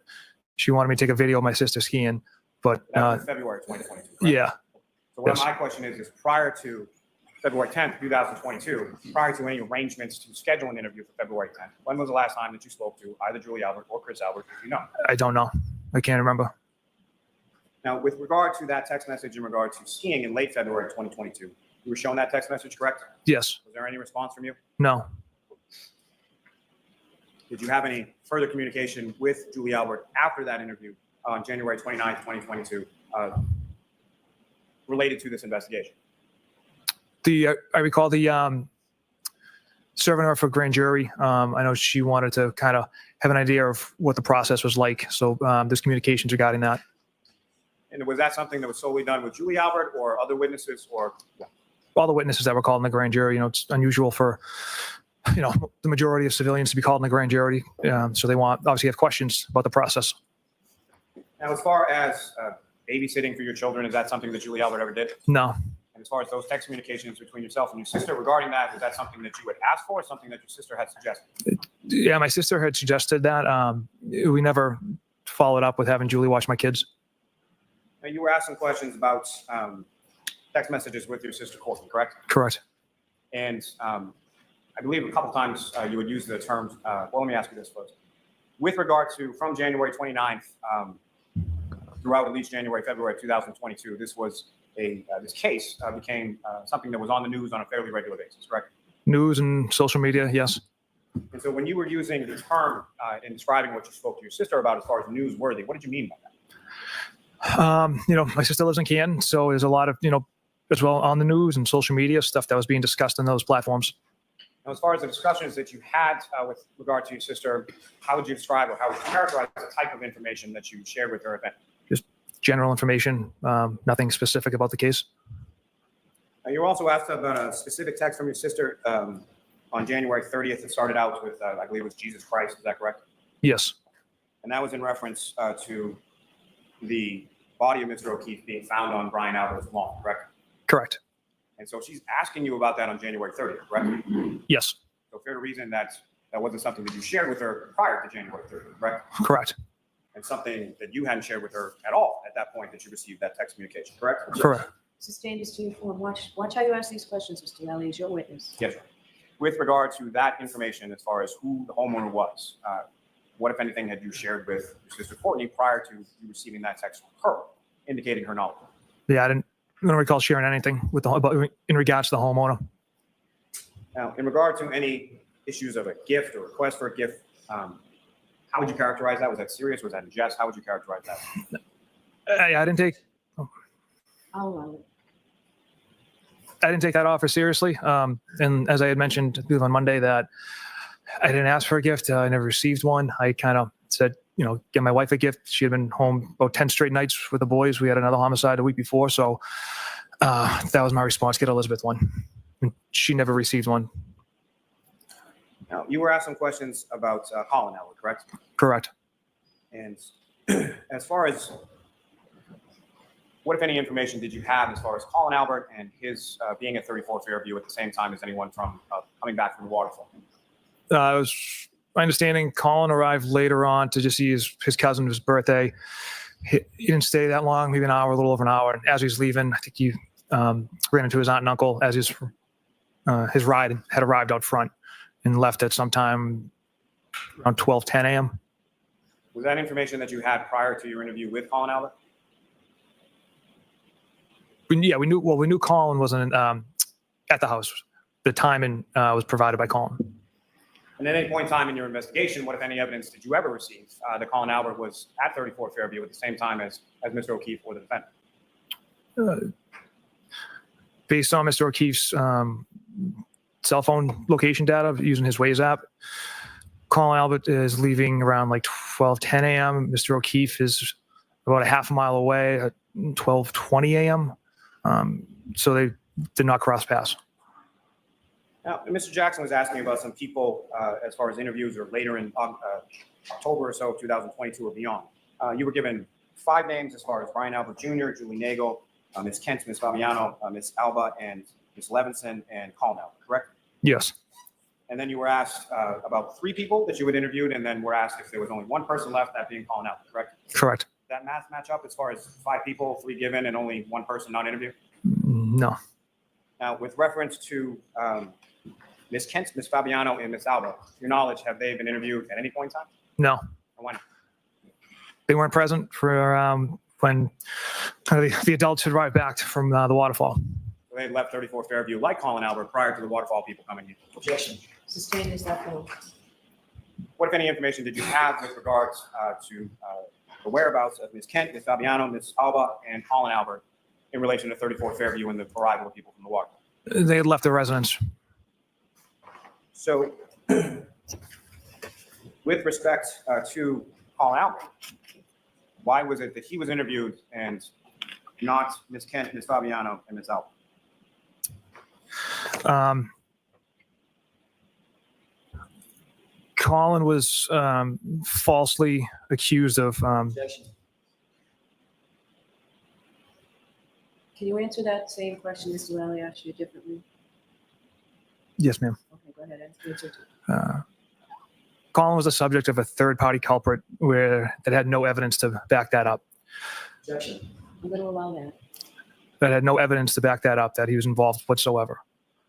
My office and myself felt the need to interview Colin, sit him down, and get his story, his facts of that evening.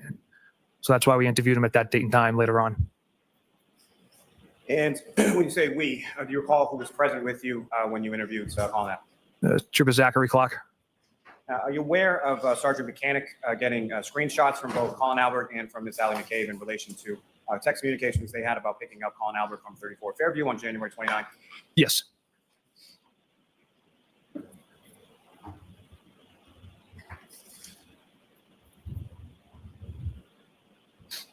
You were asked some questions about Miss McCabe's cell phone, is that correct? Yes. And as far as any material on that phone, are you an expert when it comes to cell phone extractions and what different material may mean within a cell bright extraction? No, that's left to Trooper Garino in our office. Are you aware of reports regarding those searches from Trooper Nicholas Garino, a Miss Jessica Hyde, and a Mr. Ian Whip? I am aware of those, yes. And those are people who are experts, those are people who have special knowledge or specialized knowledge as it relates to cell bright technology that you do know, correct? Objection. Form of the question is sustained. What, if any, knowledge are you aware of Trooper Nicholas Garino, Miss Jessica Hyde, and Mr. Ian Whiffen having with respect to cell bright or cell phone technology that you do not have. Objection. Allowing it under building. May we close? Sure. You are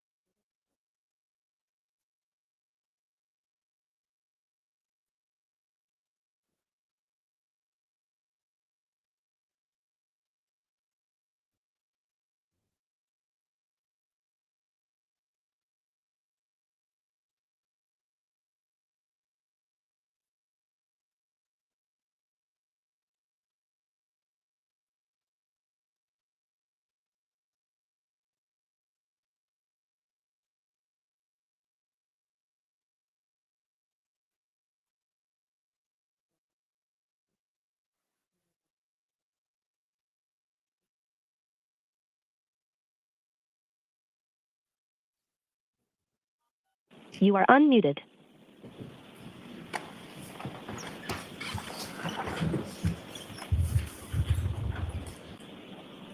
Procedure on. Yes. Let me rephrase that just a little. As far as you're aware that Trooper Nicholas Carino, Ms. Jessica Hyde, Ms. Ian Whiffen have all looked at Mr. McCabe's cell bright and extraction information, correct? Yes. And their knowledge, their specialized knowledge in regard to those areas exceeds your own, correct? Yes.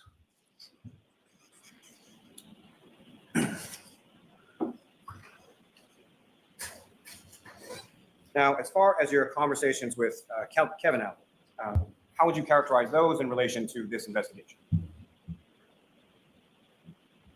They had nothing to do with this investigation. Like I said, we were working a cold case together.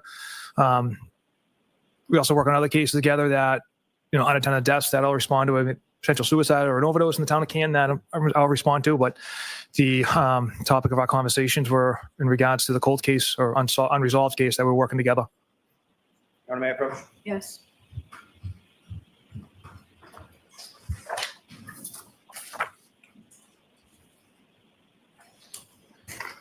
The documents I did the other day. You recognize that? Yes, Sir? I do. What do you recognize that? Text communication with Kevin Albert. And sir, if I could direct your attention to debate stamp pages of 2600 and 2601.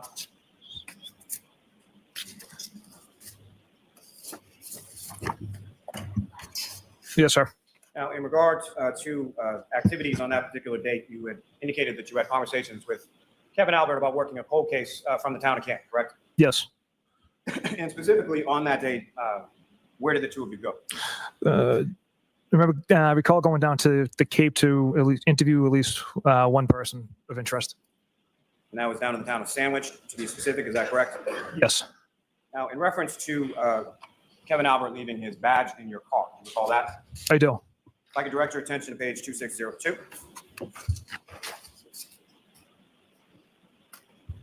And what, if any, text communication is contained on that page as far as you asking Kevin Albert any questions about his address? After I informed Kevin Albert I had located his badge, I follow up, what's your address? I will drop it off after the gym. So you're asking his address because you don't know his address, correct? Correct. Sustained. Why are you asking for his address? I've never been to his house and I don't know where he lives. You're so close with him that you don't know where his house is, correct? Objection. Sustained. I approach this retrieve, Your Honor. Yes.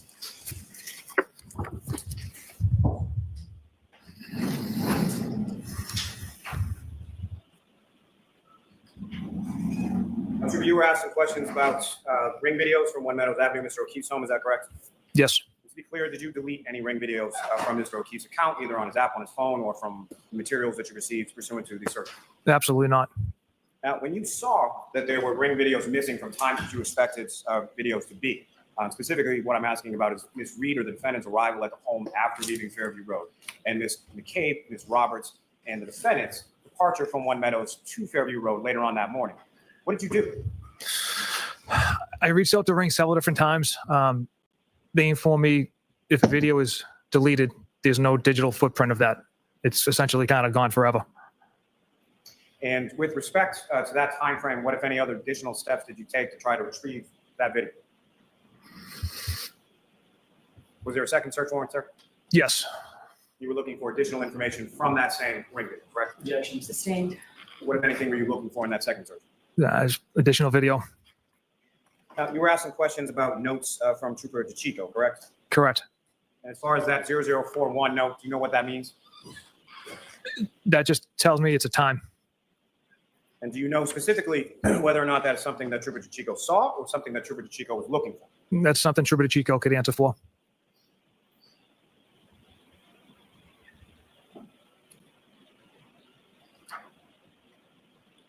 Let me have this moment, Your Honor. Yes. So you were asking questions about Sallyport video at Canton Police Station, correct? Yes. When you arrived at the Sallyport garage of the Canton Police Station sometime around or shortly after 5:30 p.m., correct? Yes. Now, that 5:30 p.m. time, is that before or after 5:07 a.m.? After. And 5:07 a.m. is when the Exhibit 6, video number, I believe, 153, with the defendant backing out of the garage where you testified on Monday, you observed some damage to the taillight, correct? Correct. And you're aware of some other ring video from Mr. O'Keefe's house showing the defendant, Ms. Roberts and Ms. McCabe, arriving at his house, in which you can see damage to the right passenger taillight, correct? Correct. Are you aware of a cruiser camera video from the Canton Police Station, Police Department, specifically Lieutenant Ray, going to One Meadows Ave at 8:22 in the morning on the 29th, in which you can also observe damage to the taillight? Objection. Sustained is to the floor. As far as 8:22 in the morning, what, if any, video from One Meadows Avenue are you aware of depicting the defendant's taillight? Canton Police Department went to conduct a well-being check, and on the dash cruiser camera, you can see the back of Miss Reed's vehicle and the right taillight to be broken and missing pieces. And as far as your time at the home indicting the vehicle, the defendant's vehicle was towed from that location on that day, correct? Correct. And what, if any, video are you aware of from that driveway, which depicts the right rear passenger side tail light of the defendant's vehicle? Yeah, as the vehicle's being put on the tow truck, you can make out that there's some pieces missing. Now, sir, if I could turn you back to those text messages with your friends, January 29th, 2022. With that time in mind, at that point in time, well, let me ask before, as far as all those other videos that we talked to, all of those videos precede your time in the Sallyport garage at 5:30 p.m. on January 29th, correct? Correct.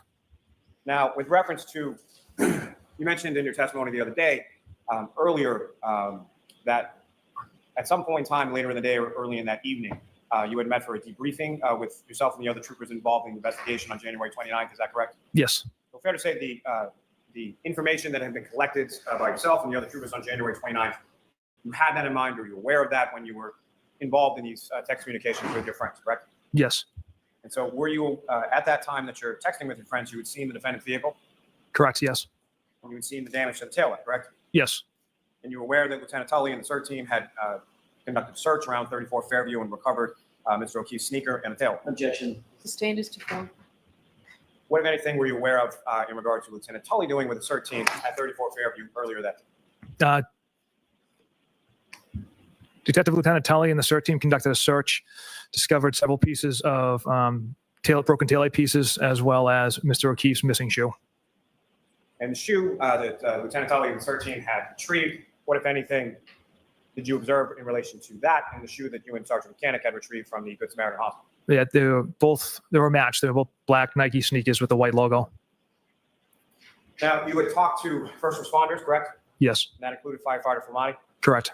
and that included Sergeant Good. Yes. You had done interviews with regard to Brian Albert, correct? Yes. Jennifer McCabe, correct? Correct. Matthew McCabe, correct? Yes. The defendant Yes. and other troopers from your unit had also interviewed Kerry Roberts, correct? Yes. So you're aware of statements that were attributed by Ms. Roberts and Ms. McCabe to the defendant as far as what she told them earlier that morning? Yes. And you're aware of statements that Ms. McCabe and Ms. Roberts had made to the troopers in regard to what they had observed that morning? Yes. Now, were you aware that both Ms. McCabe and Ms. Roberts indicated in interviews on January 29th that when they had got to 34 Fairview Road, they could not see Mr. O'Keefe's body? However, the defendant sort of bolted out of the backseat of the vehicle directly over to Mr. O'Keefe's body. Objection. You can ask that differently, Mr. Lally. With respect to the statements from Ms. McCabe and Ms. Roberts in regard to their arrival at 34 Fairview around 6 a.m. in the morning, What, if anything, stood out to you or were you aware of in relation to those statements? Yeah, from those statements, as Ms. Roberts was driving down Fairview, Ms. McCabe was in the passenger seat, Ms. Reed was in the back. Obviously, whiteout conditions as they're coming down like that slight hill, getting just before the left side of the property. Ms. McCabe, Ms. Roberts indicated that. Ms. Reed said, "There he is. I see him." And Ms. McCabe, Ms. Roberts didn't know what Ms. Reed was talking about. They stopped the car. Ms. Reed ran directly over to John O'Keefe's body. And even when Ms. Reed had exited the vehicle, Ms. McCabe and Ms. Roberts still didn't know what was going on and what she was running to. Now, were you aware from your conversation with firefighter Flamati that the defendant had stated, "I hit him," in the presence of firefighter Flamati earlier that morning? Yes. And were you also aware of statements the defendant made to other first responders about her being or getting into an argument with Mr. O'Keefe as she was dropping him off at 34 Fairview, indicating the last time she saw him? Later on, subsequent interviews.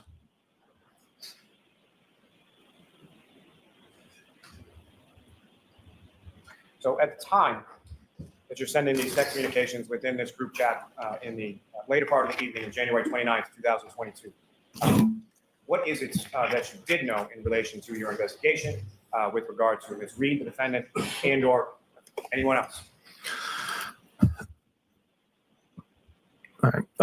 So we knew the last person seen with Mr. O'Keefe alive was Ms. Reed. We knew they were traveling to Fairview Road. Witnesses stated they saw a SUV out front of the house. It went from one side to the other. Ms. McCabe was texting John, parked behind me, things of that nature. John never went into the house. And then the following morning, Ms. Reed, Ms. Roberts, and Ms. McCabe located Mr. O'Keefe in the front lawn. I observed those injuries at the hospital. The one sneaker.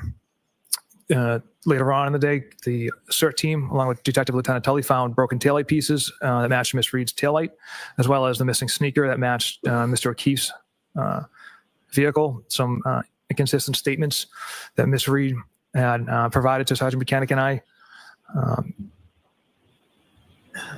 Yeah. So at the time that you made those comments, disparaging comments in regard to Ms. Reed in the context of those communications with your friends, as inexcusable, as unprofessional as those comments are, the information you had was that Ms. Reed had struck Mr. O'Keefe with her vehicle. Yeah, you've got to watch the form, Mr. Allen, it's sustained. At the time that you made those inexcusable and unprofessional comments, what did you believe the defendant had done to Mr. O'Keefe? I believe, based on all the physical evidence and facts, Mr. O'Keefe got out of that vehicle holding that cocktail glass he walked out of the waterfall bar with. Ms. Reed pulled ahead and then backed into him, struck him with her vehicle, and then left.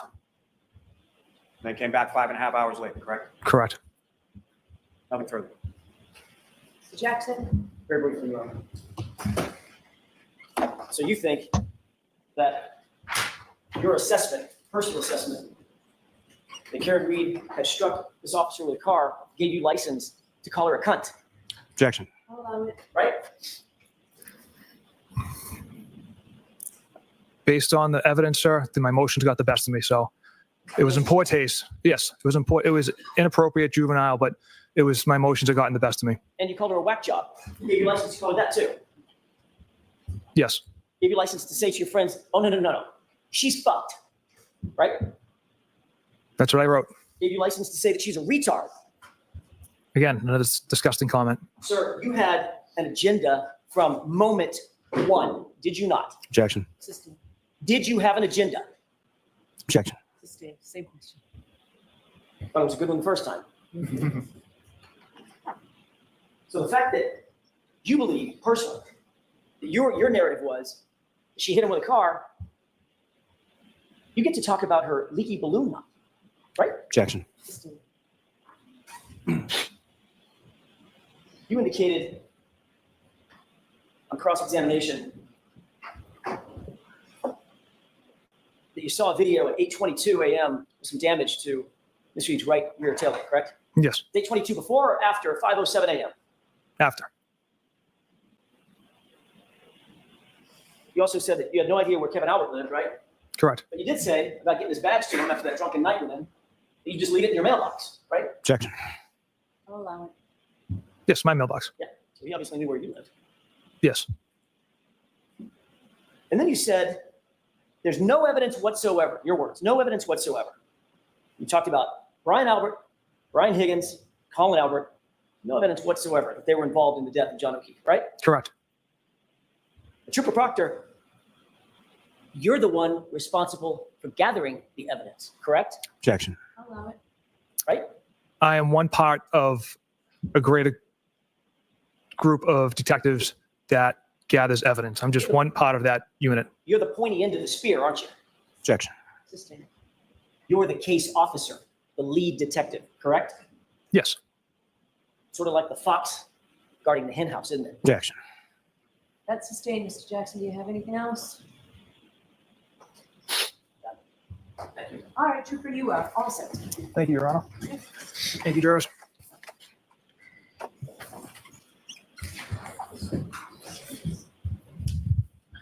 Next witness, Mr. Riley. Yes, Your Honor. Commonwealth call Lieutenant Brian Tully to the stand.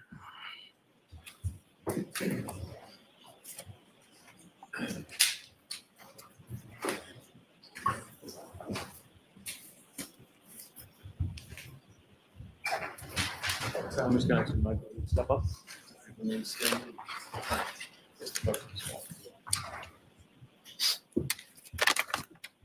you solemnly swear the evidence given to the court and jury in the case now hearing the truth, the whole truth, and nothing but the truth, so help you God? I do. Take this. Yes, sir.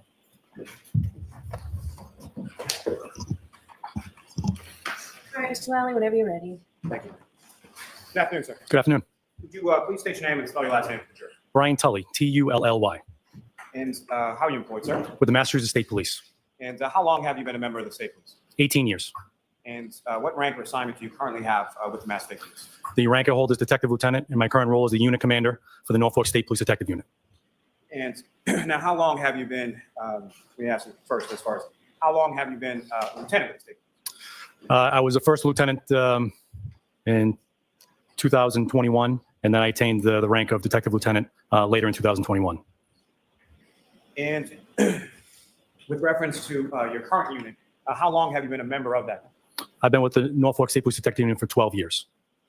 And prior to and throughout the course of your work within the detective unit, the Norfolk DA's Office for the State Police, what, if any, specialized training have you received and or given in regard to investigations and how to conduct?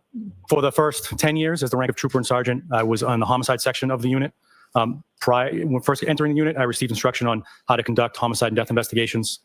In addition to that, I attended over 200 hours of specialized training in the use of cell phones and cell phone technology in the furtherance of criminal investigations.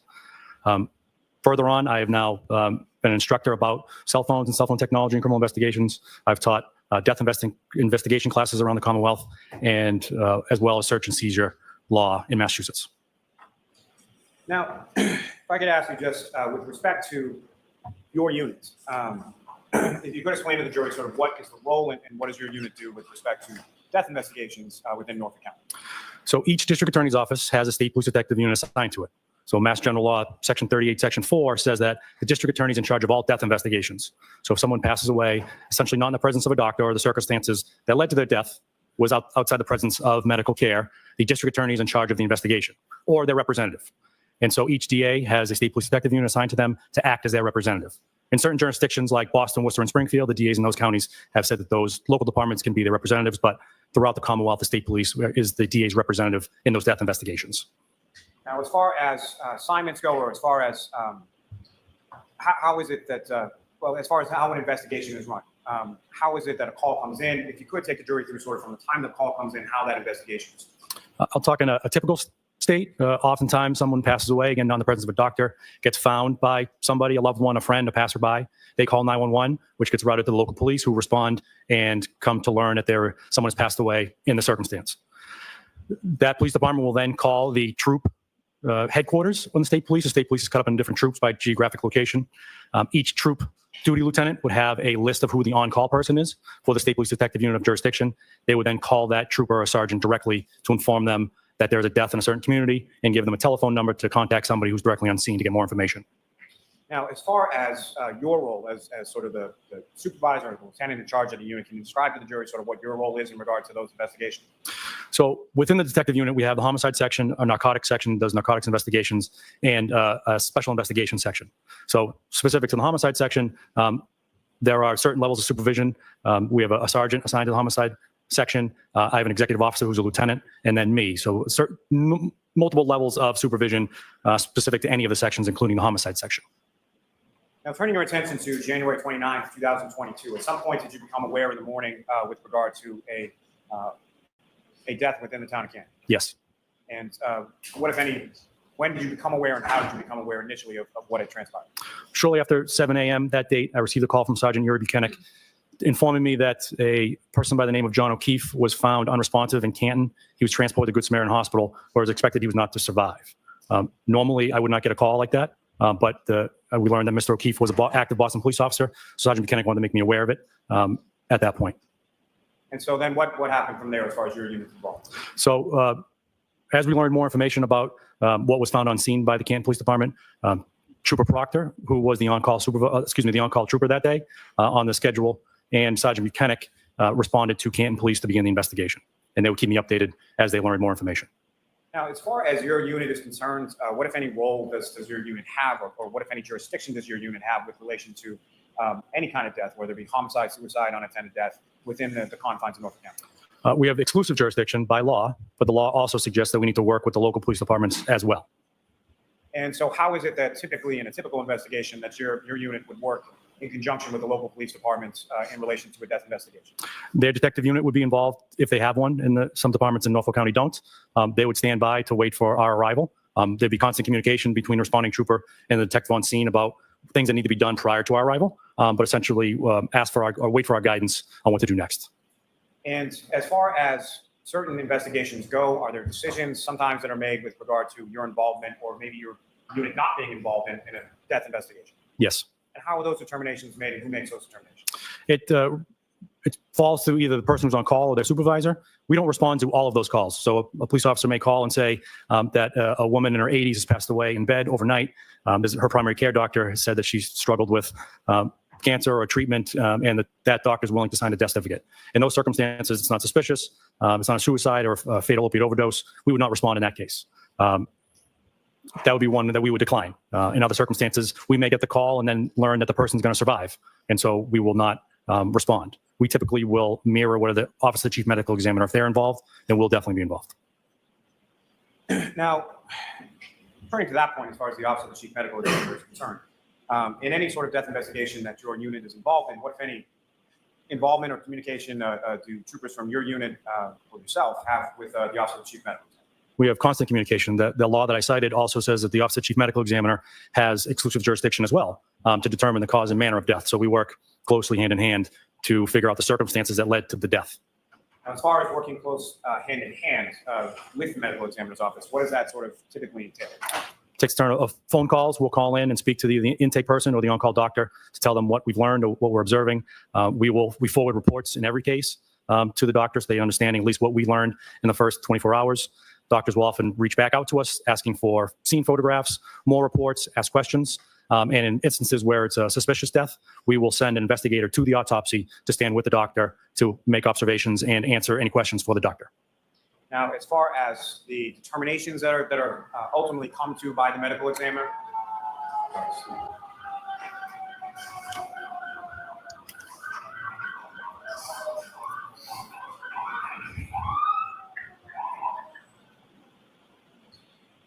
Lieutenant, as far as any determinations that are made with reference to either cause or manner in any instance with the medical examiner, what, if any, role do you or anyone from your unit have with regard to that decision by the medical examiner? We have little to no role outside of providing information.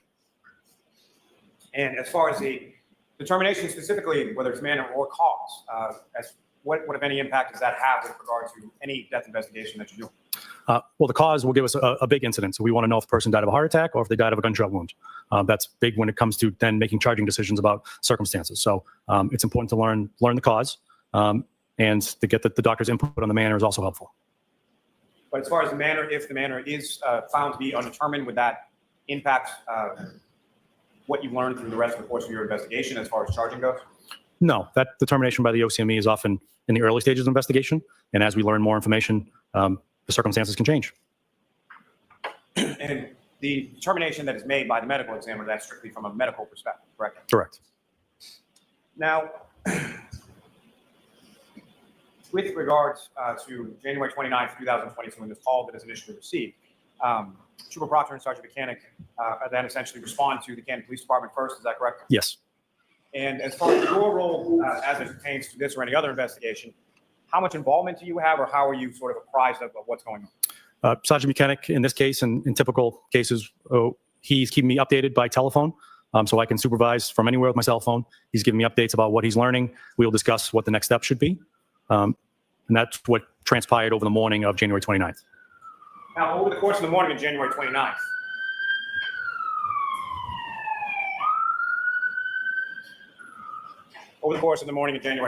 what, if any, conversations did you have with relation to Canton Police Department's involvement or ongoing or further involvement with regard to this investigation? I had spoken with the acting chief at the time, the current chief, the chief at the time, Kenneth Berkowitz, about the involvement in the Canton Police Department. We talked about the homeowner at 34 Fairview and his relationship to his department. And because of the appearance of a conflict, we had made a decision that the Canton Police was going to take a step back from the investigation and that state police would do the investigation without them.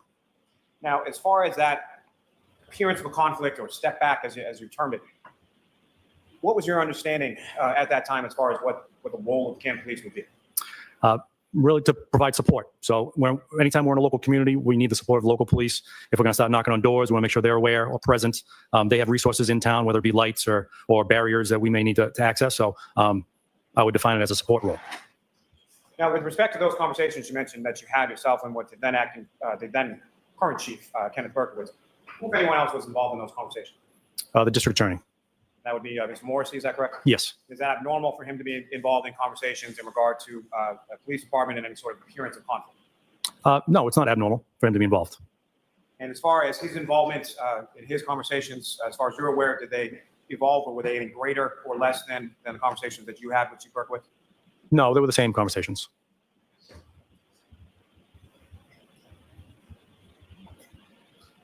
Let me ask you this, Lieutenant. At some point over the course of this case, or at some point over the course of this investigation, did you become aware of certain text messages on Trooper Proctor's personal phone? Yes. And upon your being made aware of those text communications, what, if anything, did you as a supervisor, what, if anything, did you do? I had a long discussion with him about the content and nature of them. I expressed my displeasure as unprofessionalism and the content of them. And then I reported it up my chain of command. Was he admonished in any way? He was by me at that conversation. Yes. Now, sir, again, just sort of in general terms, you're familiar with this investigation as you're supervising the unit that was investigating it, correct? Yes.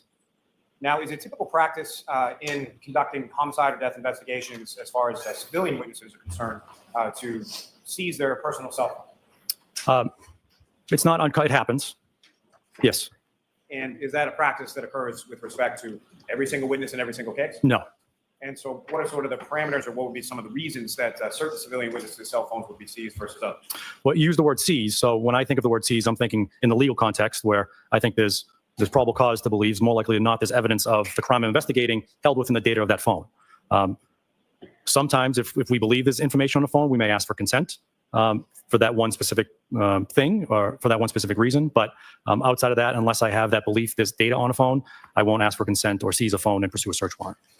Now, are you aware of certain cell phones that were either seized or granted access via consent in relation to this investigation? Yes. And specifically, Mr. O'Keefe's phone was taken into custody, correct? Yes. And the defendant's phone was taken into custody on January 29th as well. Yes. Now, as far as civilians, there were two civilian witnesses whose phones were given via consent and then extracted, that being a Jennifer McCabe and a Kerry Roberts, correct? Yes. And so why was it that Ms. McCabe's phone and Ms. Roberts' phone was taken versus some other witnesses? Well, they had information relative to the actions of Ms. Reed and the communications with specifically those two individuals on the morning of the 29th. So we wanted to memorialize them and save them. Now, sir, with respect to your involvement on January 29th, where and when did you sort of leave and become involved in the investigation beyond sort of a supervisor? Shortly after noontime, we had learned more information that necessitated a broader search. So I had reached out to Lieutenant Kevin O'Hara with the State Police CERT team to assist with processing of a scene. And so since we were going to be processing a scene, it was prudent for me to leave my house, dig out, and drive to Canton. And sir, with respect to, you mentioned dig out from your house. What were the conditions like around the time that you were leaving? There's probably 8 to 10 inches at the house. So I had to dig out my driveway and the large snowbank at the end of the driveway that's caused by the plow in order to get a vehicle out and head to Canton. And where is it first that you were heading to? I first went to the Canton Police Department to talk to Chief Berkowitz and wait for the arrival of the CERT team, and then the 34 Fairview. And as far as the CERT team was concerned, if you can, explain to the jury sort of the process from your perspective, from your end, as far as activating the CERT team, what it is that they do and why you had requested. We work with Lieutenant O'Hara frequently. I called him on a cell phone, and the CERT team is out of a different chain of command. So the State Police is a very paramilitary organization with specific chains of commands with different structures. So I reached out to him and asked for his assistance with this investigation. He had to get further approval up his chain of command, mostly for overtime and to pay the troopers to come out. That would be the way that I would make a formal request to the CERT team. And so the initial phone call that you made to Lieutenant O'Hara, you don't have the power or the authority to sort of direct him to dispatch his team and go to 34 Fairview, correct? Correct. And so as far as that initial phone call that you made to Lieutenant O'Hara, do you know about what time of the day that was? It was about 2 in the afternoon. And what was the purpose of sort of that initial phone call that you made to Lieutenant O'Hara? To give him a heads up, because it needs to be a conversation up my chain of command. So above me, there's a detective captain and a major. My major needs to really talk to his major to make the formal request. But I wanted Lieutenant O'Hara to be aware of the request was coming so that he could at least start polling his people to see who was available to respond to Canton. And with respect to the weather, if you could just in general terms describe for the jury sort of what you observed as far as the weather conditions on that. I observed a blizzard-like conditions. It was snowing heavily, windy, low visibility. John, may I approach? Yes.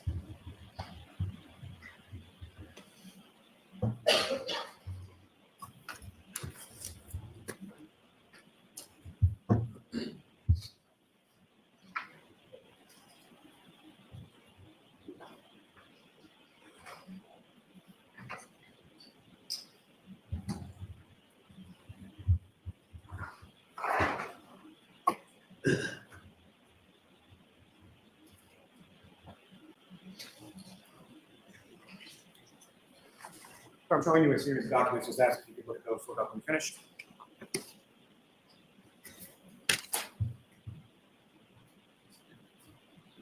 And do you recognize those, sir? I do. And what do you recognize those to be? They are certified records from the U.S. Department of Commerce out of Asheville, North Carolina, for weather reports from Norwood Memorial Airport, Massachusetts, for the dates of January 2022 and February 2022. So for the entirety of the months of January 2022 as well as February 2022, correct? Yes. And are you familiar with the Norwood Municipal Airport and where it is in relation to the town of Canton? Yes. Where is It's the next town over. it? And as far as, are you familiar with a Neponset Street in Norwood? I am. And does Neponset Street also carry into the town of Canton as well? Yes. And with regard to 34 Fairview Road, about how far away is 34 Fairview from Neponset Street? From the Ponza Street, it's a mile, 2 miles. Relatively same geographic area as far as the Norwood Municipal Airport and 34 Fairview Road. Yeah, I would say as the crow flies from 34 Fairview to Norwood Municipal Airport, that's probably 3 miles. And sir, with regard to the records for you, from your memory of those dates and those times in January and February 2022, is that a fair and accurate portrayal of what the weather was like, temperature-wise as well as precipitation? Yes. I love that question. Yes. Your Honor, may I approach? Yes. Commonwealth seeking to introduce in minutes. Now, do you understand? Thank you.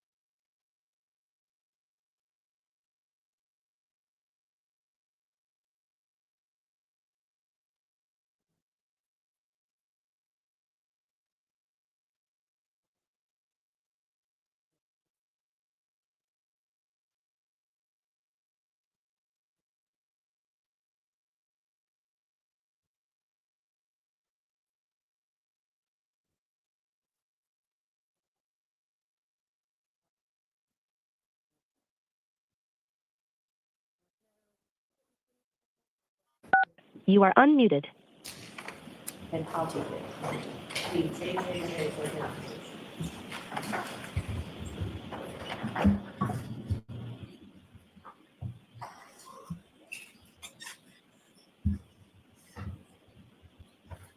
And so, Lieutenant, at some point you respond to 34 Fairview Road. Is that correct? Yes, And do you recall about what time it was that you arrived there? 5:30 p.m. And when you arrived there, who, if anyone else from the state police, preceded your arrival? There was at least 2 members of the CERT team present, including Lieutenant O'Hara.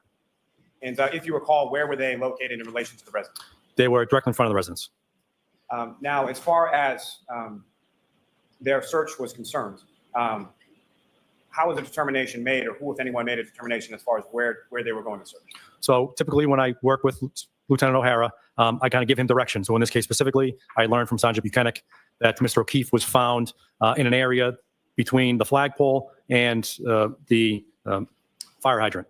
So we concentrated that area. And so I talked to Lieutenant O'Hara that this is going to be our parameters, and he instructed his people how to deploy or to that area. And now, sir, as far as beyond sort of directing as far as an area is concerned, what, if any, other involvement do you typically have when it comes to the CERT team and how they conduct their search? They're professionals with expertise in that. So essentially, I just point them in the direction, and it's up to them to figure out how to deploy it and get the mission done. And so what, if any, involvement do you have as far as when they begin and how many people are involved, or when they end, or anything like that? I'll have some consultation with Lieutenant O'Hara, but it's really his call to make. And as far as this particular search on January 29th, you know how many members of the CERT team eventually responded and how the search was conducted? There were 7 members. Most, if not all, had typical snow shovels, and they used those shovels to systematically go through the snowbank that was in front of 34 Fairview within these 2 parameters. And over the course of, now as far as where they were searching, can you describe sort of the road conditions as far as snow removal had concerned, or where the precipitation amounts were concentrated with respect to the road? So the road was only plowed really right down the middle. Barely 2 vehicles could get by at a time. The snowbanks on either side of the road were protruding into the road. So that was kind of the snow setup. Our cruisers were just kind of buried in snowbanks a little bit down the road as we excavated this.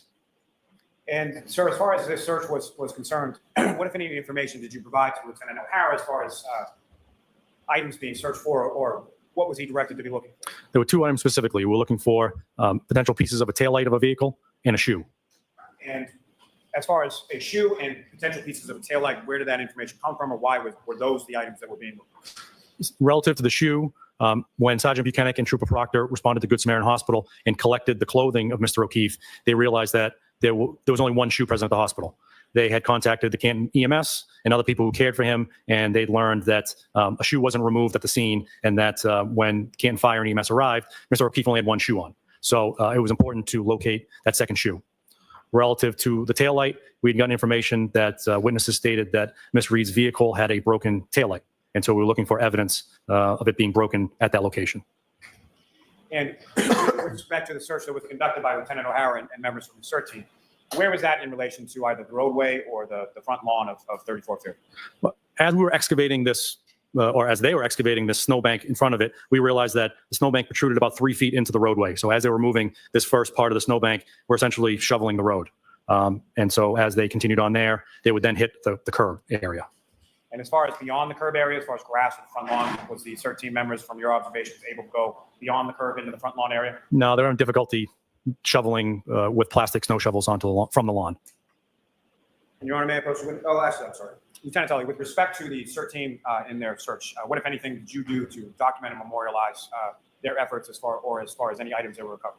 I took photographs of items that were eventually found in place and documented them in a report, and they were collected in evidence bags.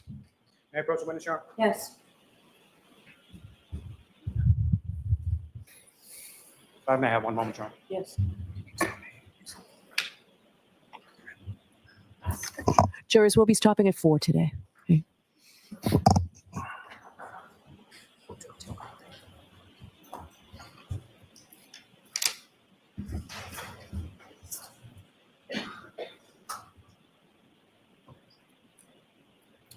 And sir, with respect to, I'm going to place before you, Rule 2, I'm going to direct your attention to what's been marked as 111 through 133. forward just in general, I'm just going to ask you to recognize.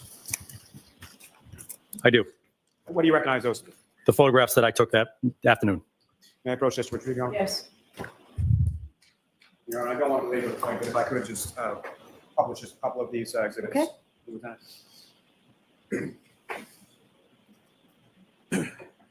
And Ms. Gilman, if I could have exhibit 11.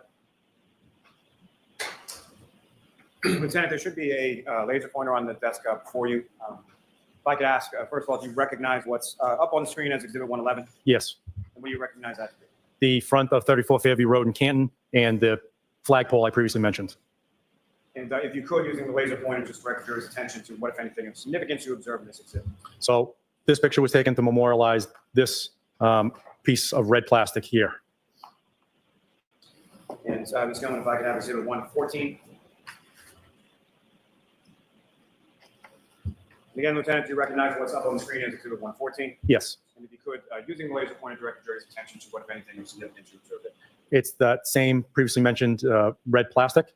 The purposes of the multiple photographs, I'll take one as overalls, and as I get closer, I'll take more photographs to get better context.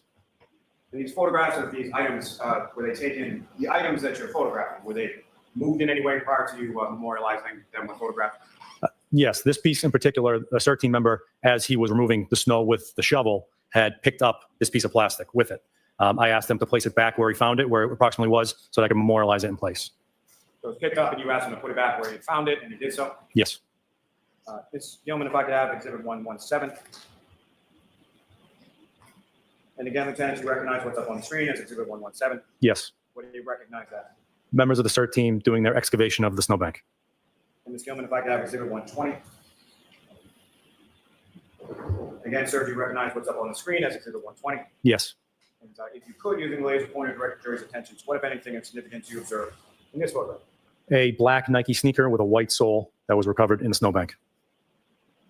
And at some point subsequent to this, what, if any, comparison did you do visually with the sneaker that you observed in this photograph with respect to the sneaker that was recovered from the Good Samaritan by Trooper Proctor and Sergeant Buchanan? They matched both in make and model, size. The shoe that was recovered by the troopers at the hospital was a right sneaker. This one found was the left, or a left. Ms. Gilman, if I could have photograph 127.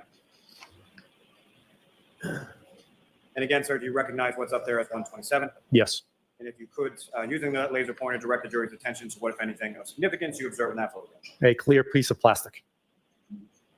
Now, with respect to this clear piece of plastic, what, if anything, did you observe and did you note of significance as far as the surface of that particular piece of clear plastic? I noticed that it's curvature in shape, and there are raised dimples, for lack of a better term, that were along the outside of this piece of plastic, or on one side of it. Now, Ms. Gilman, if I could have, lastly from this group, exhibit 131. And again, Lieutenant, do you recognize what's up on the screen as exhibit 131? Yes. What do you recognize that? That is a photograph that I took at 34 Fairview that depicts a red piece of plastic.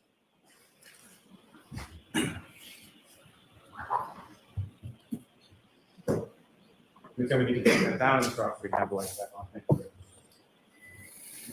Now, with respect to the items that were observed and photographed by you on January 29th during CERT team search, what happened with those items from the scene? They were collected, placed in an evidence bag, and brought back to our offices to be secured. And if you could, as far as the evidence sort of system is conducted with regard to this case and other cases and investigations within your unit, can you explain to the jury that process of sort of when an item is seen or an item of evidentiary value is seized, what happens? Well, first, to provide context, by policy, I am the evidence officer for the unit, and I have assistant evidence officers who assist me in the caretaking of the evidence. So we'll use this particular instance where evidence is collected at a scene, it's memorialized in place, placed in, if it's the right shape and the right condition, in a paper bag with some notes placed on the outside of the bag, transported to our office where it's secured either in a temporary locker or the permanent evidence area. And as far as when it's taken into custody and put into a bag, what is sort of the protocol or the policies with regard to how that bag is marked or what is done with that bag once you have the item contained there? There's certain piece of information that will typically go in the bag, the name of the person who is picking the evidence up, put in the bag, the date, time, location, a brief description of the evidence contained in the bag. It will then be taped, and initials will be placed on the tape to memorialize who did the taping and the date in which the taping occurred. And as far as the supervisor, as far as evidence is concerned, you mentioned that there are some evidence officers who are assistants to you as the actual evidence officer. Yes. And at this time, January 29, 2022, who were those evidence officers within your unit? Relative to the homicide section, it was Trooper Jeff Kotkowski and Trooper David DeChico. Now, with respect to the evidence storage at your office, can you explain to the jury sort of how that's managed, where it is, and how items are checked in to evidence once they're seen? We have an evidence tracking system. So as evidence comes in, we place it into the system. A label will be created and placed on the outside with the case number and an item number specific to that bag. It will be placed into the evidence room, which is locked in two different methods and has an alarm code pad, and you need your ID pass to swipe in order to enter. And only certain members of the unit have access and know the code to the alarm.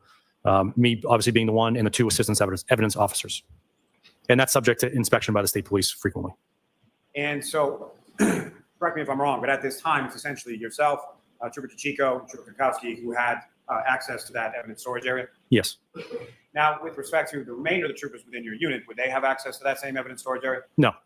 Now, with respect to your unit at this time, late January of 2022, how many troopers were in your unit or under your supervision in the protective unit at that time? There were 13 under my supervision for the unit as a whole. Specific to the homicide section, there were 4 troopers and 1 sergeant. And that number, as far as 4 troopers and 1 sergeant, is that sort of a typical number, a low number, high number? Historically for Norfolk, that was a low number. We have since had more transfers come into the unit. And how many do you supervise within the homicide unit at this point? 1 sergeant and 7 troopers. Now, with respect to the evidence storage area, is there sort of a temporary versus a permanent storage area contained within that locked and coded storage area? Yes. And can you describe sort of the difference between the two and how things are managed by either you or your assistants with regard to evidence within the locked storage area? So because only essentially 3 people have access to the permanent storage area, if a member collects evidence and brings it back to the office and does not have access to the main storage area, we have another temporary storage area that is allowed by policy where they can then secure the evidence. The next available time, the person who has access to the main room will come in and transport that piece of evidence from the temporary area to the permanent area.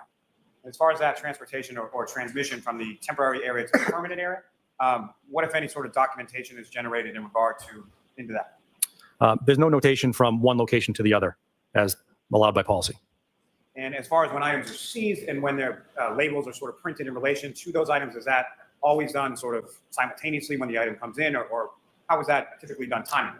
Well, same with the label printing system. So only the evidence officers have the ability to create the labels and put it into the system. So you need them to create the label. So if a member comes in, doesn't have access to that system, place it in temporary storage area at the next available opportunity for an evidence officer or the assistant evidence officer to arrive, know that there's evidence there and process it, place a label on it, and stick it in the permanent storage area.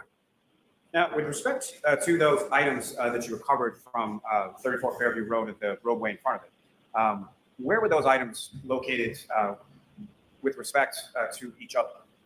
They were in total within a 5-foot area. So if you're looking at the house from right to left was how they were found. First was that first picture you displayed, which was the red piece of plastic. About 3 feet from that was the Nike sneaker. About 1 or 2 feet to the left of that was the clear plastic, and just next to that was another piece of red plastic along the curb of the road. And as far as those items that were recovered in bags and placed in evidence on January 29th, did you have occasion to bring those items with you to court today? Yes. And Your Honor, may I approach? Yes. Sir, I am presenting you a bag.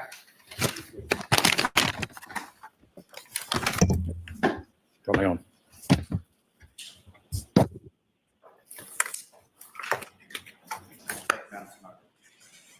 Lieutenant, first, just with reference to the item I placed before you, do you recognize that? Yes. And what do you recognize that to be? The bag that contains the left sneaker that was seized from 34 Fairview Road that day, outside the residence. And Your Honor, with the court's permission, may the witness remove that item from the bag and display it for the jury. Yes.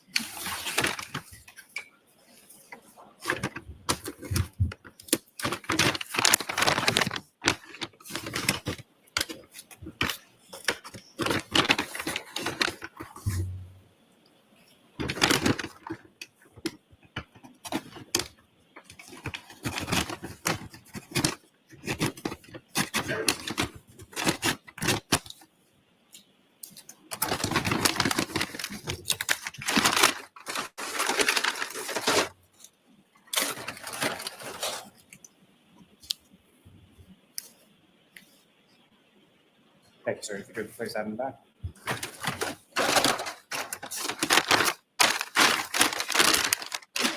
Your Honor, the Commonwealth will seek to introduce in the minutes the next exhibit.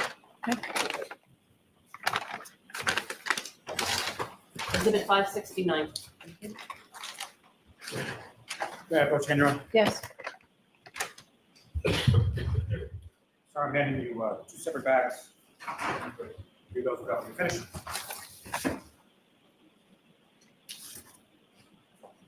Do you recognize each of those respective bags, sir? Yes. What do you recognize those to? The bags that contain the red and clear plastic pieces that were recovered from the roadway in front of 34 Fairview Road. And sir, if you could, just with respect to each of those bags, read what is listed as the description on the outside of the bag to the jury. The description on this first one is pieces of clear hard plastic tail light cover. Location 34 Fairview Road, Canton. And the second, please. The description is pieces of red hard plastic tail light cover. Location 34 Fairview Road, Canton.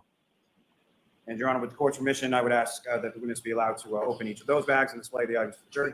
Okay. And sir, if I could ask you to start with the red plastic. Okay.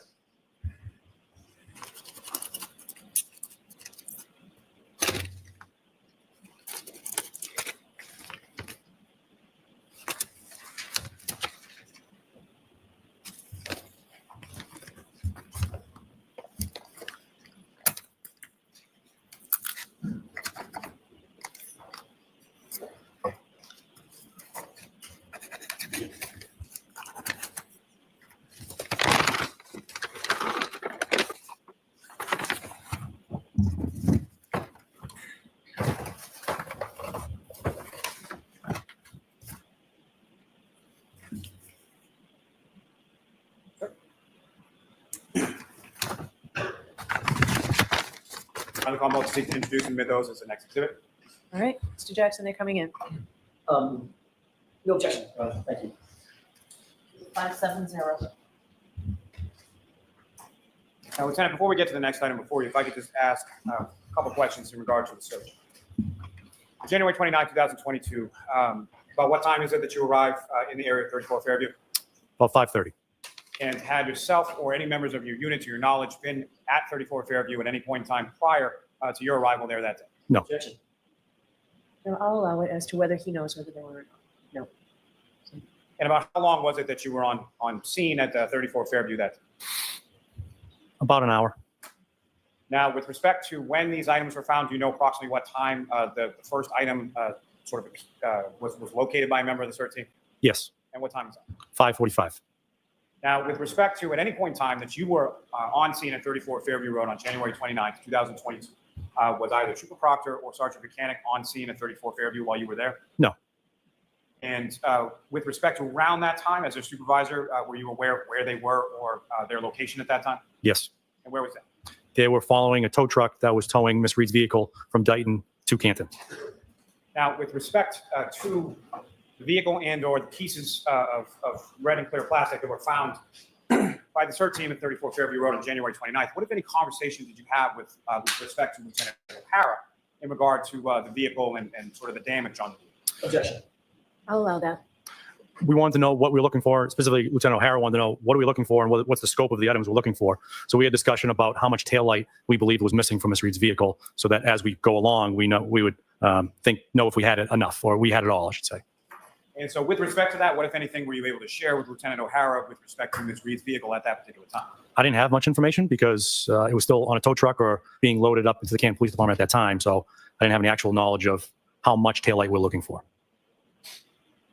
And prior to you leaving from the scene at 34 Fairview Road, along with the search team on that date of January 29th, even at that time, did you know the full extent or how much taillight you were looking for at that time? No.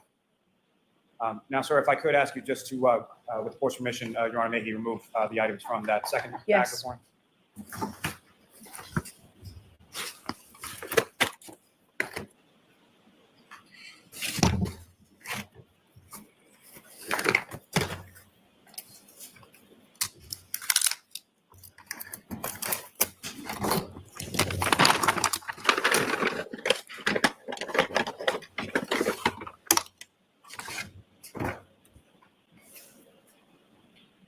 Lieutenant, from the two items that you have before you in your hand, you had met reference to one of those clear pieces having some sort of stippling or raised surfaces on it. Is that correct? Yes. And if you could just with your finger or just in some way delineate to the jury where you observe that to be.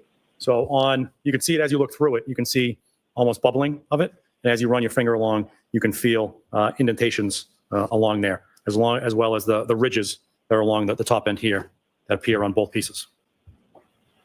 And Lieutenant, if you could, you can place those items back in the back.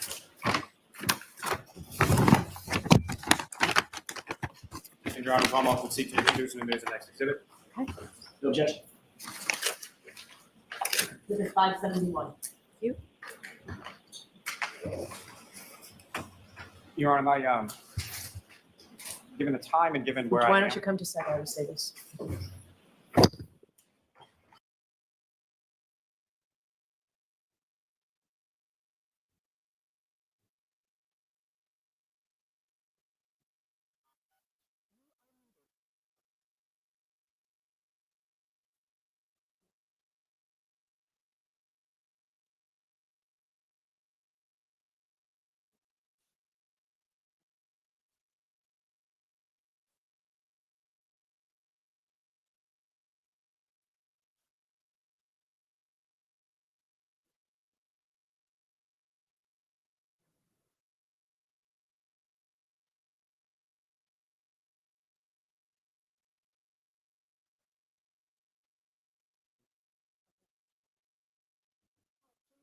Going to, rather than while we keep talking, I'm going to go ahead and send you home.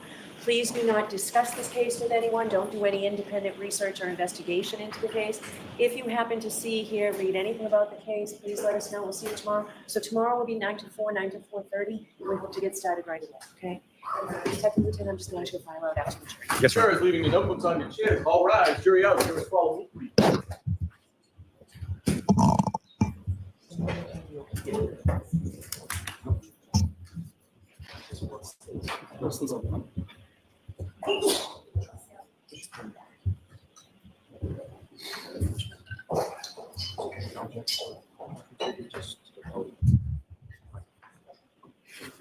you may be seated.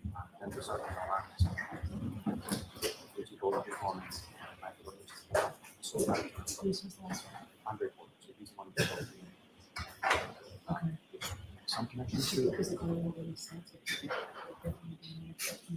Well, so he does a bunch of other items. I mean, the only connection is that he also does testing.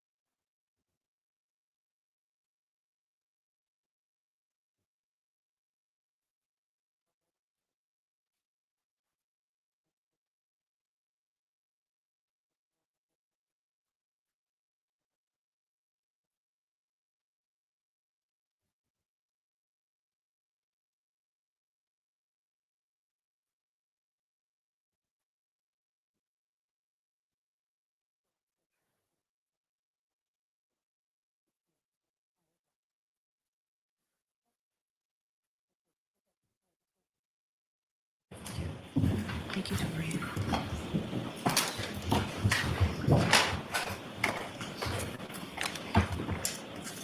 Jim. Yes.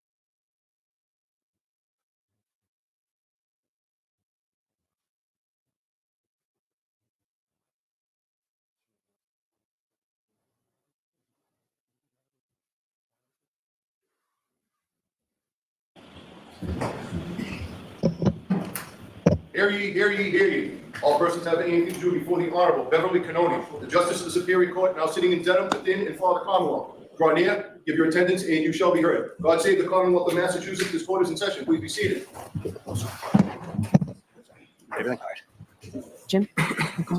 22117, the Commonwealth versus Karen Reed. All right. Good morning, counsel. Good morning, Ms. Reed. Good morning, jurors. I have to ask you those same three questions. Were you all able to follow the instructions and refrain from discussing this case with anyone since we left yesterday? Everyone said yes or nodded affirmatively. Were you also able to follow the instructions and refrain from doing any independent research or investigation into this case? Everyone said yes or nodded affirmatively. Did anyone happen to see, hear, read anything about this case since we left here yesterday? Everyone said no. Thank you very much. Can we have Dr. Scordi-Ballo, please?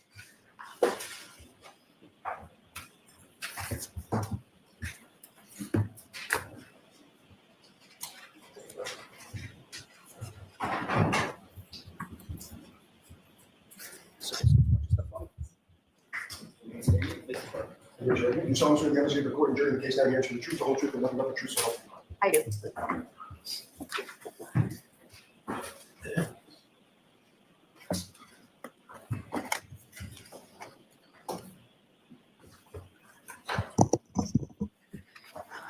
Whenever you're ready, Mr. Lally. Good morning, doctor. Good morning.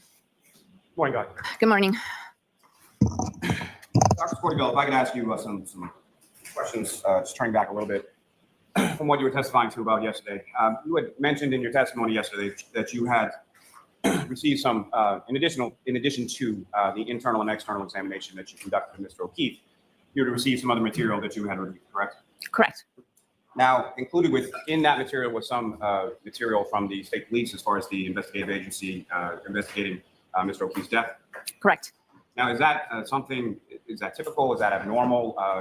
If you could describe sort of in general terms, as far as what, if any, communication would you typically have with the investigating body or agency in relation to any sort of autopsy or examination you do? Yes. In Massachusetts, under Massachusetts law, the medical examiner's office is responsible, and our role is to determine the cause and manner of death by doing an autopsy. The scene or the scene of death or the place where the decedent is found is controlled by the district attorney's office, and state police will do an investigation. When we accept a case into our office, we request reports, police reports, to explain and describe the circumstances of the death. It could be a house, it could be somewhere else, it could be outside. Every case comes with a police report, and we review that police report, and if we feel that we need more information, then we contact the investigating body and ask for more information, again, depending on the case. And specifically in this case, in regard to Mr. O'Keefe, did you reach out to get some more information? I did reach out, yes. Was that in part in relation to what you were talking about in your testimony yesterday, as far as the diagnosis of hypothermia and trying to sort of better understand the circumstances? Objection, Your Honor. Sustained. Why did you reach out? I reached out because when the case was presented to us, and after I did the autopsy, I did not have all the information that I needed in order to certify the manner. The cause of death to me was, I was able to determine the cause of death from the autopsy. When an event is unwitnessed, we usually reach out to the investigating agency and ask them whether they have any more information than they did on the day that the autopsy was done, because investigations sometimes take some time. So in the days and the weeks following the autopsy, I reached out and asked if there was any more information than what I was originally presented with. Was there any video from the surrounding areas? Did anybody come forward to say that they actually witnessed whatever happened? Again, by the time I was ready to finalize the case, and we have approximately 3 months or 90 days from the day of the autopsy until we issue a report, I was not provided with enough information for me to be able to determine the manner. Now, Doctor, do you recall specifically who it was that you spoke with from the state police? Yes, I documented that I spoke with Trooper Proctor, I believe, twice. And with reference, not asking you anything as far as what that conversation consisted of, but as far as the tone of that conversation, did you feel pressured or coerced to come up with a certain determination? No, I did not. And even if you had been, what would your response have been in reference to that? My response was that I am responsible for what goes on the death certificate, and unless I have enough information, clear and convincing evidence, I cannot determine a manner. Thank you. May I approach? Yes.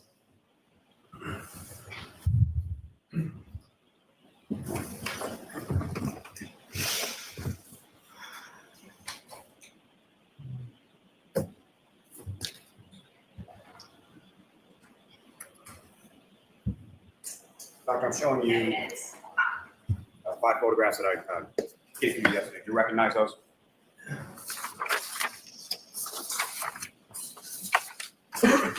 Yes, I do. And what do you recognize those to be? I recognize these as photographs of Mr. Keep's body.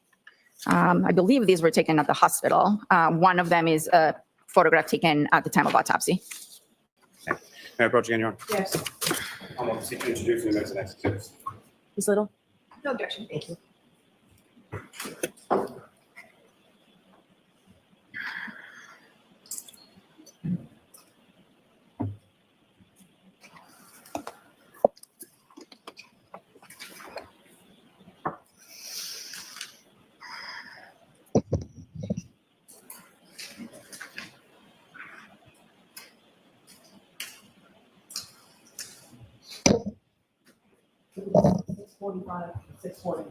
Thank you.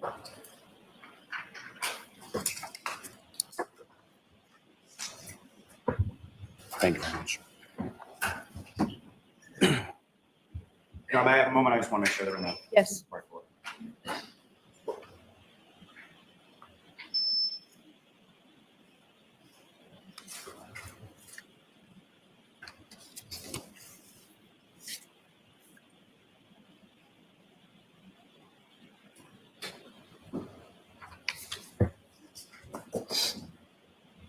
May I approach again? Yes. Your Honor, with court permission, may I publish these to the jury? So jurors, remember the instruction I gave you yesterday on these photographs, okay? Ms. Gilman, if I can have photograph 2853. And doctor, do you recognize what's up on the screen? Yes, this is a picture taken of Mr. Keep's body. And doctor, if you could, using the laser pointer that you have there, direct the jury's attention to what, if anything, you observe of significance in this photograph related to the injuries that you were testifying about. Yes. So first thing you notice is the medical intervention, which I talked about yesterday. There's defibrillator adhesive pads on the chest. There is what's known as a C-collar, a cervical stabilization collar for the neck, and he has been intubated prior to going to the hospital.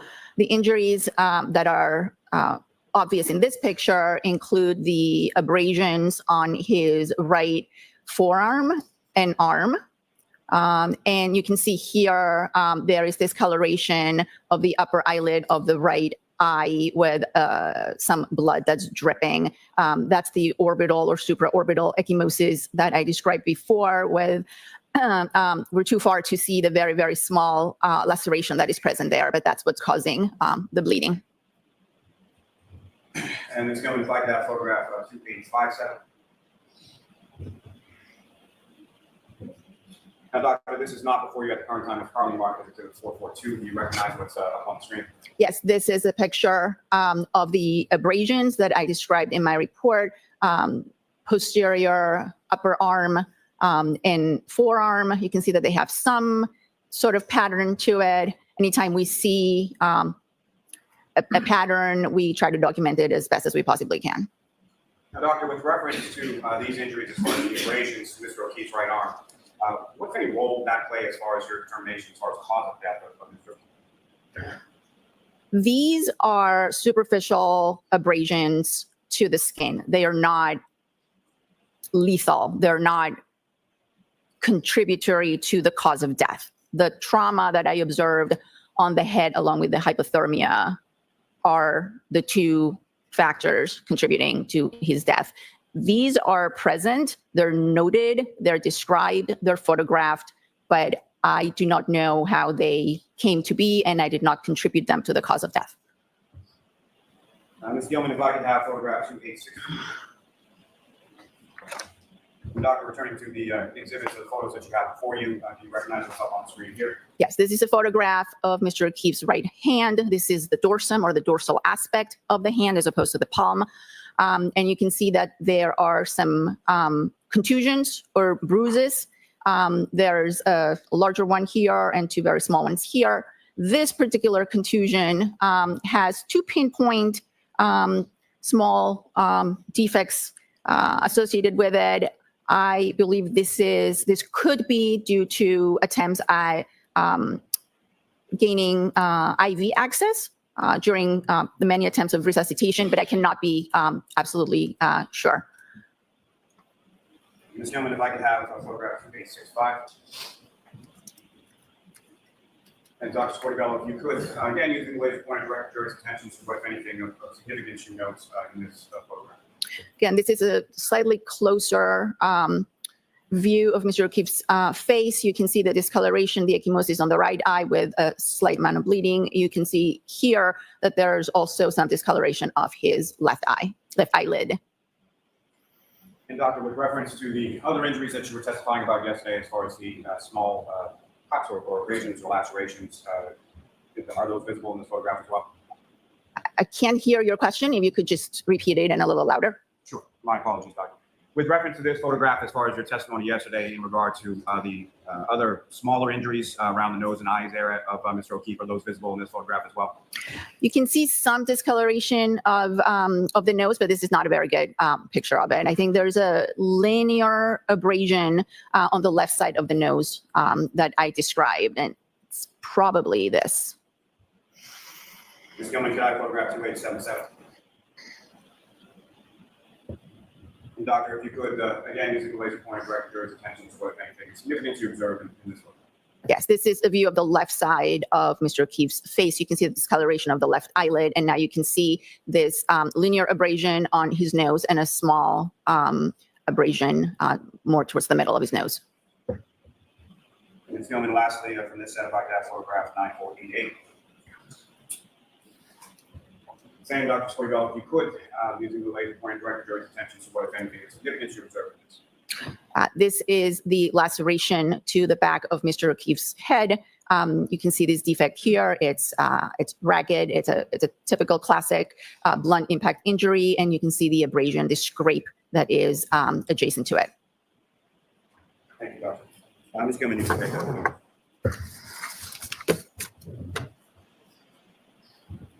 And Proctor, we get out the lights. Thanks. Now, doctor, with reference to what you were testifying yesterday as far as the subscapular bleeding, the bleeding under the scalp, was that more or less prominent on one side versus the other side of Mr. O'Keefe's scalp? Yes, it was more prominent under that laceration that we just looked at. And so would that be more prominent on the right side? Is that correct? Yes.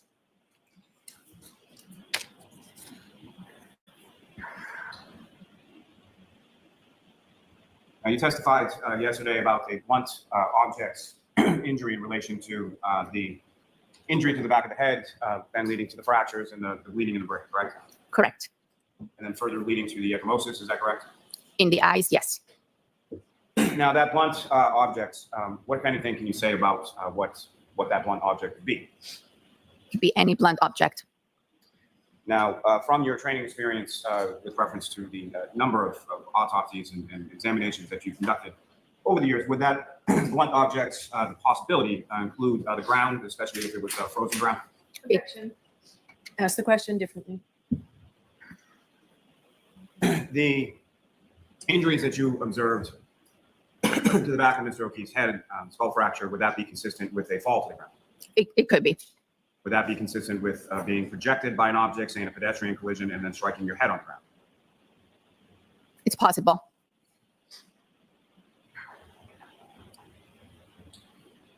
The arm injuries that you observed, would those be consistent with scratches from either glass or a piece of plastic or a piece of metal? It's possible. And the injuries that you observed, would that be consistent with injuries that you observed in other cases of a pedestrian collision? They're not the classic pedestrian injuries that we observe, no. And to that point, as far as when you say classic, as far as a pedestrian collision is concerned, you've conducted autopsies on a number of different pedestrian collisions over the course of your career, is that correct? Yes, I have. Do they all sort of mirror each other? Is there sort of a disparity depending on how the person interacted with the car? Objection. Sustained. Watch the form, Mr. Lally. What, if anything, are every injuries from a pedestrian collision the same? No. And why not? It depends on many factors. It depends on the position of the body, of the pedestrian or the person being struck. It depends on whether they are moving or standing still. It depends on the speed of the car. It depends on whether brakes were applied or not. There's a lot of factors that come into play. Would another factor be sort of the shape of the vehicle that strikes a pedestrian? That's also possible. Yes, that's a factor. And did you have occasion to see any photographs, or have you seen any photographs in relation to the defendant's vehicle in this case? I have seen photographs, yes.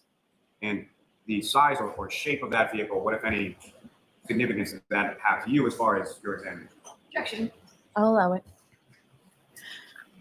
When we have a potential vehicle, clearly we look at the height, because one of the things that we do in most or all pedestrian or people struck by a motor vehicle is look at the legs, because in the majority we see injuries to the legs from the bumper of the car. Again, depending on the kind of car, the size of the car, and the height of the bumper. So in Mr. O'Keefe, I did not see any injuries in the lower extremities. And looking at the car, I did note that it was a much bigger car with much higher, I would say much higher taillight bumper. It was not a sedan or a car that's low to the ground where the bumper would be at the level of, let's say, the knee or slightly above or slightly below.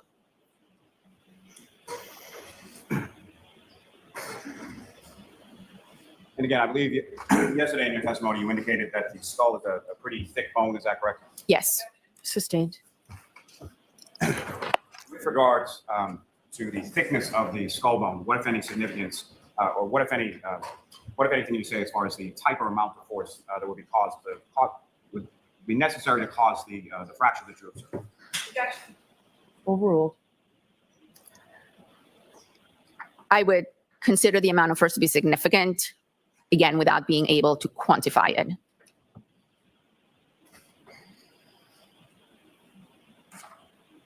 I have a moment, John? Yes.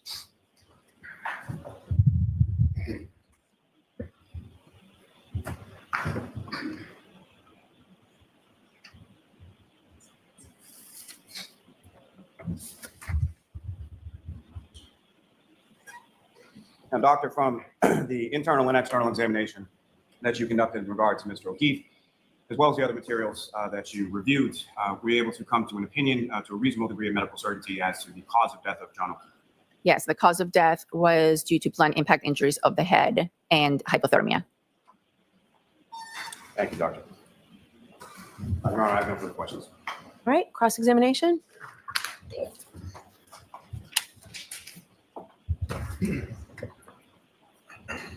Good morning, Dr. Spartibello. Good morning. Ms. Little, keep your voice up. Absolutely.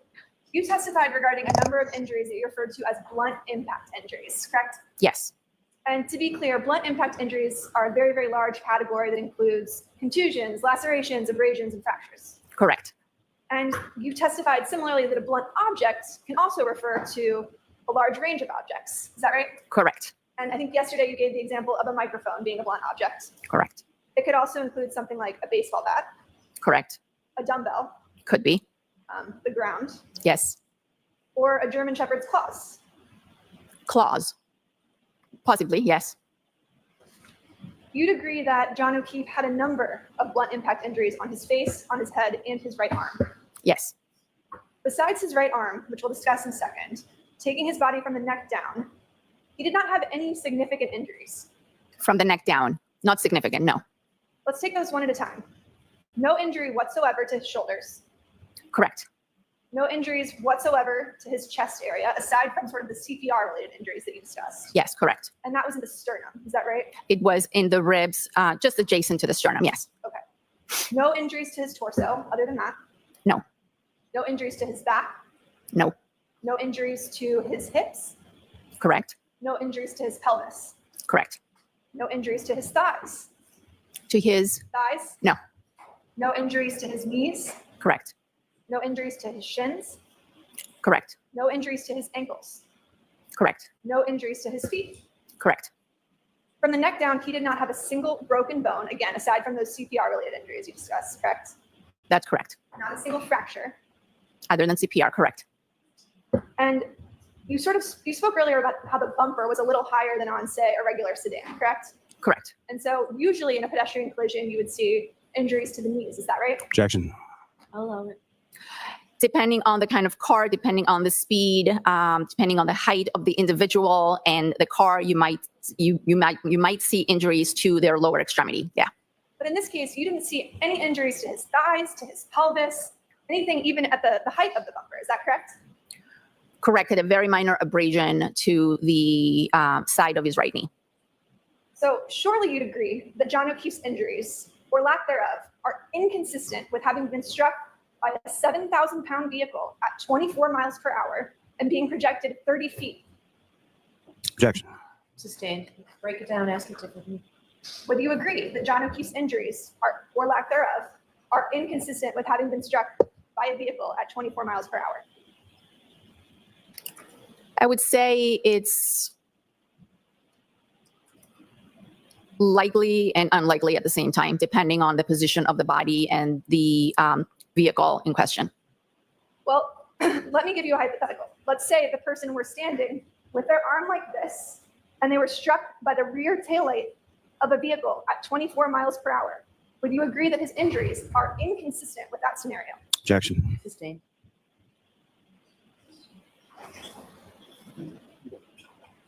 Maybe approach, Your Honor. Sure.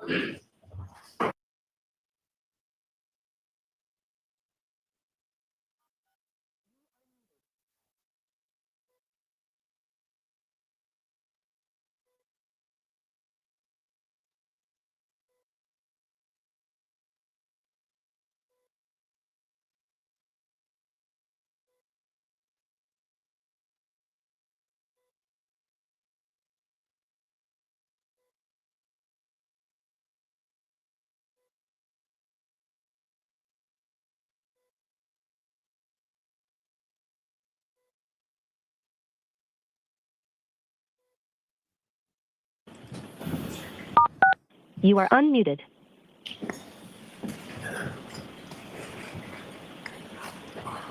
Would you agree that John O'Keefe's injuries to his arm, let's start there, are inconsistent with having been struck by a vehicle at 24 miles per hour and then causing him to spin around and be projected 30 feet? Okay, so you need to break it down.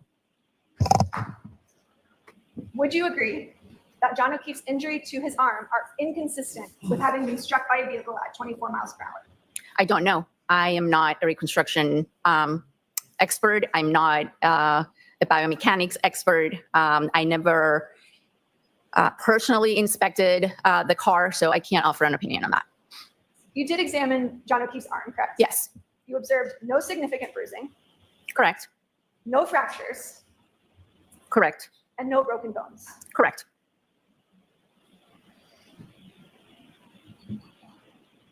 I'd like to talk about the injuries to John O'Keefe's face. You testified that Mr. O'Keefe had a laceration on his right upper eyelid. Correct. You also described multiple abrasions on his nose. 2, yes, Although these injuries may not have been the ultimate cause of his death, you'd agree that less severe injuries can still be very important in interpreting the manner or the context in which that person died, correct? correct, And in furtherance of that, you've been taught that when doing an autopsy, details matter, correct, no matter how small. correct, And that's one of the reasons as a medical examiner, you have to notate every single injury you find on a person. Is that correct. right? If I could show you. May I approach, Your Honor? Yes. Show Mr. Lally.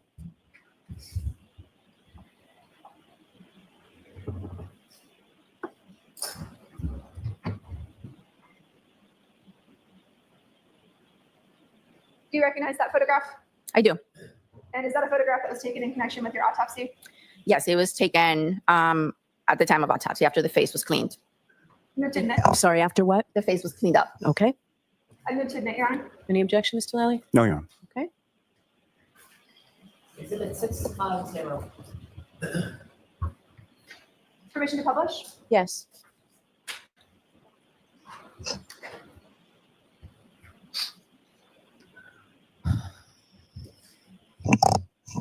Are these the facial injuries that you were testifying to earlier? Yes. And could you kind of describe in that photograph what injuries you observed to his face? The orbital ecchymosis on both eyes, the small laceration to the right eyelid, the abrasions on the nose. And you testified that the injuries to his face were also the result of a blunt force trauma. Correct. So that's the laceration to the eye and the two abrasions that we see there on his nose. Correct. And you agree that those injuries don't just manifest out of nowhere, right? Absolutely. They have to originate from something. Yes. Would you agree that his injuries to his face are consistent with having been punched? That is a possibility.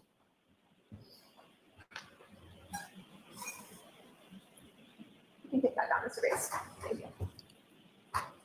Your internal examination notes also cite a tongue laceration on the right front of the victim's tongue. Do you recall that? Yes. And you'd agree that tongue laceration can be also caused by blunt force trauma. Correct. And that could also include something like a punch to the victim's face or jaw. That's a possibility. In addition to the facial injuries, you described that Mr. O'Keefe had a significant laceration on the back of his head. He had one laceration to the back of his head. Correct. I believe we saw a photograph of that Yes. a little bit earlier. You testified that the skin around the laceration on the back of his head was also scratched. Do you recall Yes. that? I do. But you did not testify as to how you opined that might have happened. No. Would you agree that someone could certainly get scratched on the back of their head if they were, for instance, dragged on the ground? It's possible.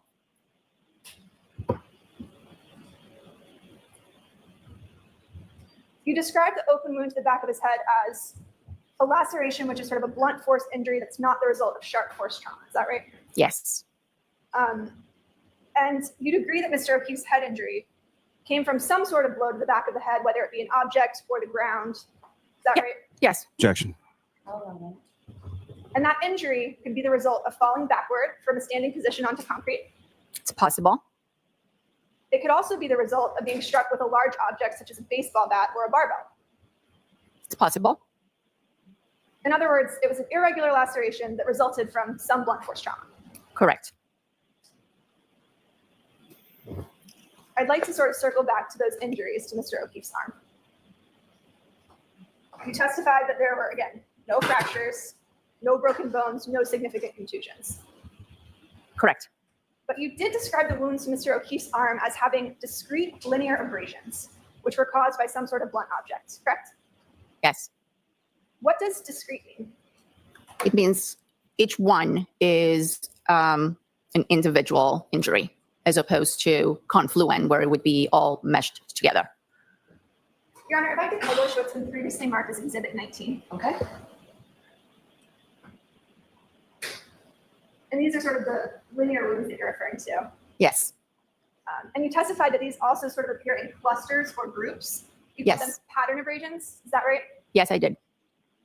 And you'd agree that, for example, road rash does not result in this type of discrete linear wounds. It could, but not exactly like this. Well, typically road rash covers sort of a large area of the skin. It would be a large abrasion. I mean, you've seen numerous cases of road rash in your Yes. career. And it doesn't look like that. Correct. Blunt force trauma can include injuries from various objects, as you testified, including an animal claw, correct? Correct. And you'd agree that these discrete linear abrasions are inconsistent with having been struck by a smooth rear tail light at 24 miles per hour. Objection. Can you answer that, doctor? I can't. By Okay. smooth, no. All right, next question. By a smooth rear tail light, you said that is not what you would see at 24 miles per hour, correct? Objection. Sustained. As you testified earlier, you've indicated that based on the facts that were presented to you, you don't know what caused those significant scratches on Mr. O'Keefe's right arm. I do not.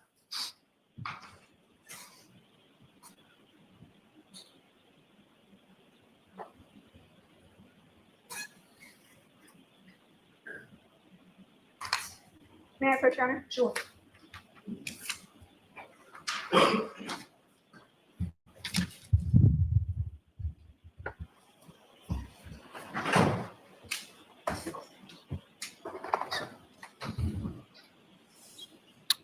If I could just see what was. Oh, I'm sorry, Mr. Lilly.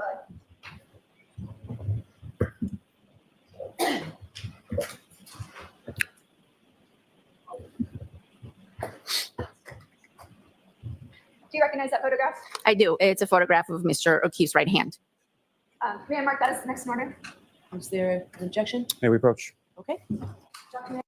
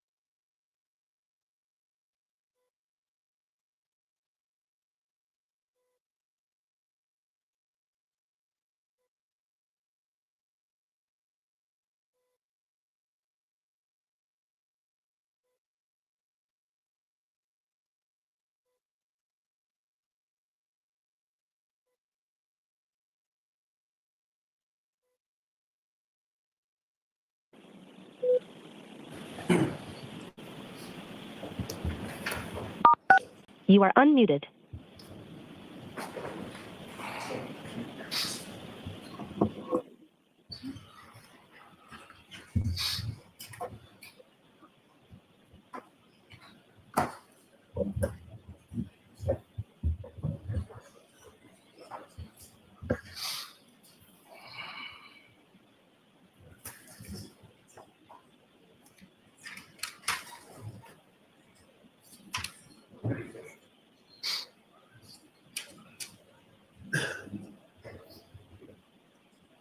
Thank you, Your Honor. Thank you, Your Honor. Permission to publish? Well, we need to mark it first. So we'll mark it for identification, and then when it's appropriate, it will be transferred to being an exhibit. Thank you. But yes, you can publish. Is it all set to be published appropriately? Yes, Your Honor. The triple N for identification. Okay. Dr. Sordivello, you indicated on direct examination that at least that one of the bruises from Mr. O'Keefe's right hand could potentially be attributed to an attempt to get IV fluid into the hand. Is that correct? Correct. During the course of your conducting your autopsy, you reviewed records from the Canton Fire Department and EMS, as well as Good Samaritan Hospital. Is that correct? I did. And do you recall reviewing records indicating that the IV fluids in this particular case were administered through the tibia and then later through a catheter at the hospital? Yes, they were administered through intraosseous lines in both legs, shins, and at the hospital, they were administered through a femoral central line. Yes. And you'd agree that bruising to the backs of hands is also consistent with defensive wounds. Yes, that's correct. And there are actually 4 separate distinct bruises outside of the one that you discussed earlier on Mr. O'Keefe's right hand, correct? Yes, I would say 3, but I can see how you would say 4. 1, 2, 3. That might be 1 together. But yes, I can see how you would say 4. And you testified yesterday that there was also an injury to Mr. O'Keefe's left hand. There was a vague contusion on his left hand, correct? You were asked by Mr. Lowry. Can we take this down now, Ms. Little? Yes, Your Honor. You testified on direct examination that you didn't see any sort of obvious signs of the fight because Mr. O'Keefe's fingernails were intact and you didn't observe any fractures on his hands. Is that right? Correct. But broken fingernails and fractured hands aren't the only observable signs of a fight. Isn't that correct? That's correct. In fact, you noted a laceration over his eye. Yes. You noticed multiple lacerations on his nose. Abrasions on his nose. Yes. Yes. So multiple abrasions on his nose. Correct. You noticed a laceration to his tongue. Yes. You noted the contusions on the back of his right hand. Correct. The contusion to his left hand as well. Correct. And as you just testified, bruising on the back of hands may be consistent with defensive wounds. It could be. So in fact, if you have a body that presents with a laceration to one of the brows, a laceration or abrasions to the nose, an egg over an eye, contusions and abrasions on the hands, and a laceration to the tongue, these injuries are consistent with a physical altercation, correct? Objection. Sustained. Are those injuries consistent with a physical altercation? Objection. Sustained. Your Honor, may we approach? Sure.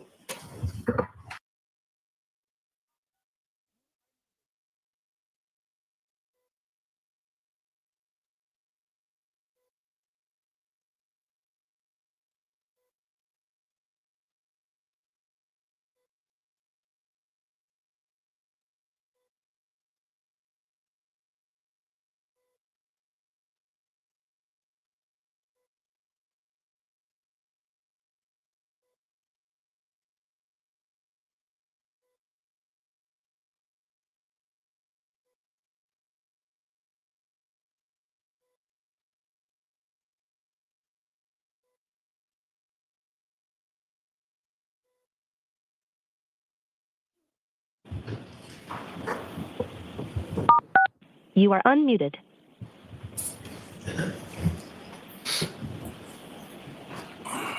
Shifting gears for a second, you indicated on direct examination that you reviewed some photographs from law enforcement that showed no footprints in the snow. Do you recall that testimony? I do. Were those provided to you by Trooper Proctor? Yes. Do you have those photographs with you? No, I don't. Do you recall what was depicted in those photographs? Yes. If I remember correctly, it was the area of the fire hydrant and the area where Mr. O'Keefe's body was discovered. It's the front of the house, the area of the fire hydrant, and I believe the flagpole. Thank you. You testified that Mr. O'Keefe had multiple fractures to his skull, but that they seemed to be originating from a single point of impact on the back of his head. Is that correct? It appeared so, yes. Are you reasonably certain that all of his injuries were the result of a single impact to the back of the head? It could be a single impact. But it also could be multiple impacts, correct? It could be, yes. Because as you just testified, Mr. O'Keefe suffered multiple injuries to the front of his face as well. Correct.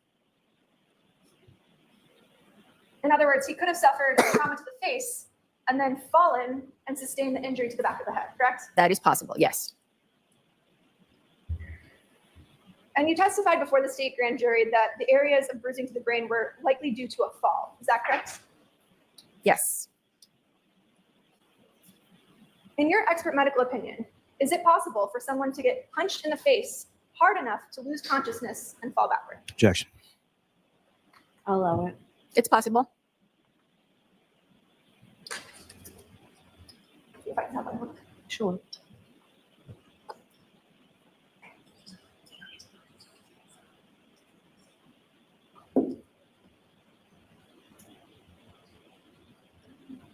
May I see the exhibits that were just marked, Your Honor? Your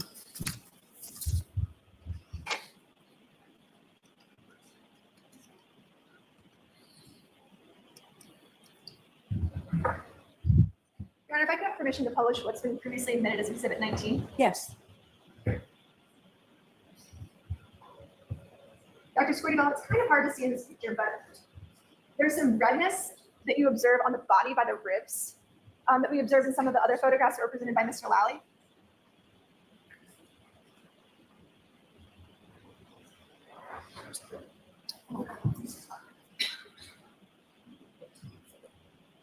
Do we have just 1 yard? Yes. Let's do it first. Yes.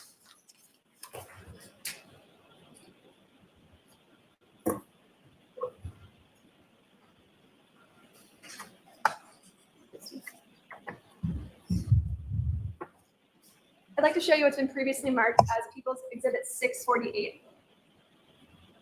Ms. Gilman, would it be, Mr. Bates, could you take that down? Ms. Gilman, would it be possible to display Exhibit 648? 648. May I approach, Chairman? Yes. 2853. Thank you.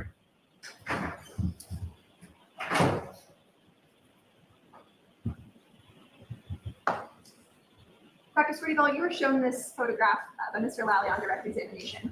Yes, Do you see the redness sort of next to his rib cage on the bottom?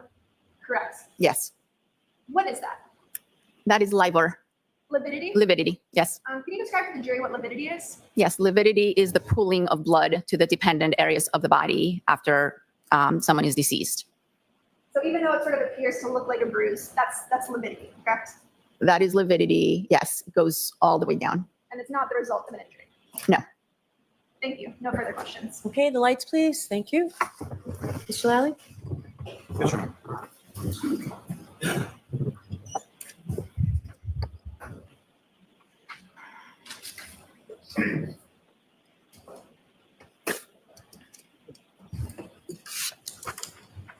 Dr. Scorbell, you did observe a minor abrasion to Mr. O'Keefe's right knee, is that correct? Correct. And what part of the knee was that on, if you recall? It was on the side, on the lateral side of his right knee. And by lateral, sort of the side that faces away from the body, is that correct? Correct.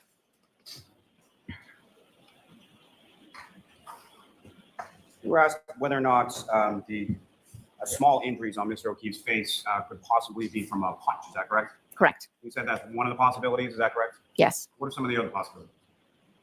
Could be impact during a fall. It could be coming in contact with any blunt object in the snow. Would glass be a possibility as far as a blunt object? It could be under certain circumstances. Piece of plastic under certain circumstances as far as a blunt object, would that be also a possibility? Correct. Yes. Now, as far as the abrasion near the laceration on the back of Mr. O'Keefe's head, you were asking questions about whether or not that could be from drag, correct? Correct. Now, as far as injuries or abrasions concerning dragging, would it be typical to see just one isolated abrasion in the area of a laceration? Not typical, but possible. Could that also be a result of the blunt impacts or, as one of the possibilities you testified before, from hitting the ground? Yes. Now, you were asked about hitting the ground, specifically hitting concrete. Would that impact injuries to the back of Mr. O'Keefe's head also be consistent with striking his head on frozen ground? I'm sorry. Objection. No, I'll allow it. Can you repeat the question? You were asked a question on cross-examination about the laceration and abrasion to the back of Mr. O'Keefe's head being consistent with striking his head on concrete, correct? Yes. Would that also be consistent with striking his head on frozen ground? Could be. Yes. You were asked about certain wounds as being a possibility of defensive wounds. What are some of the other types of defensive wounds that you would expect to see that you do not see in this case? I would expect to see, or I have seen, multiple bruising to the, again, posterior aspects of the forearms. I have seen cuts, lacerations, depending on how a person might be defending themselves, the position of their arms. And would that also include breaks in the fingernails and fractures to the hands? Objection. Watch the form, Mr. Lally. Sustain. What, if anything else, would that include? It might include bruising to the knuckles. It might include broken fingers. Now, with reference to the injuries that you were asked about with respect to Mr. O'Keefe's right hand, would those also be consistent with impact from a blunt object as well? They are blunt impact injuries. Yes. Now, again, if I could, just with reference to, you were asked about different possibilities with the skull fractures and bleeding in the brain.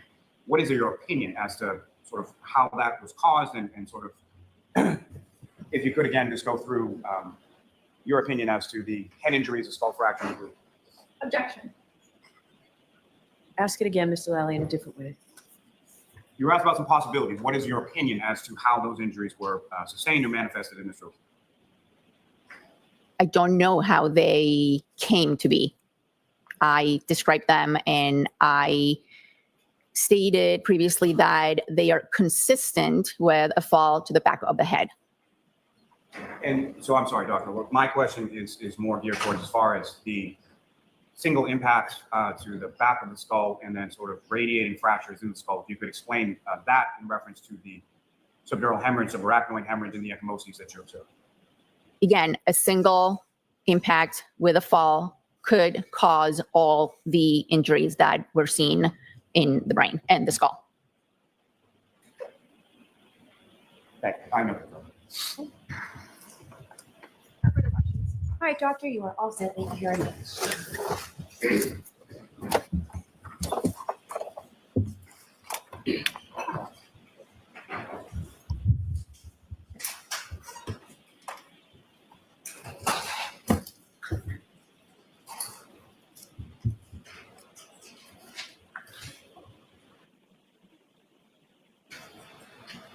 All right, Mr. Lally. Thank you, Your Honor. Commonwealth rest.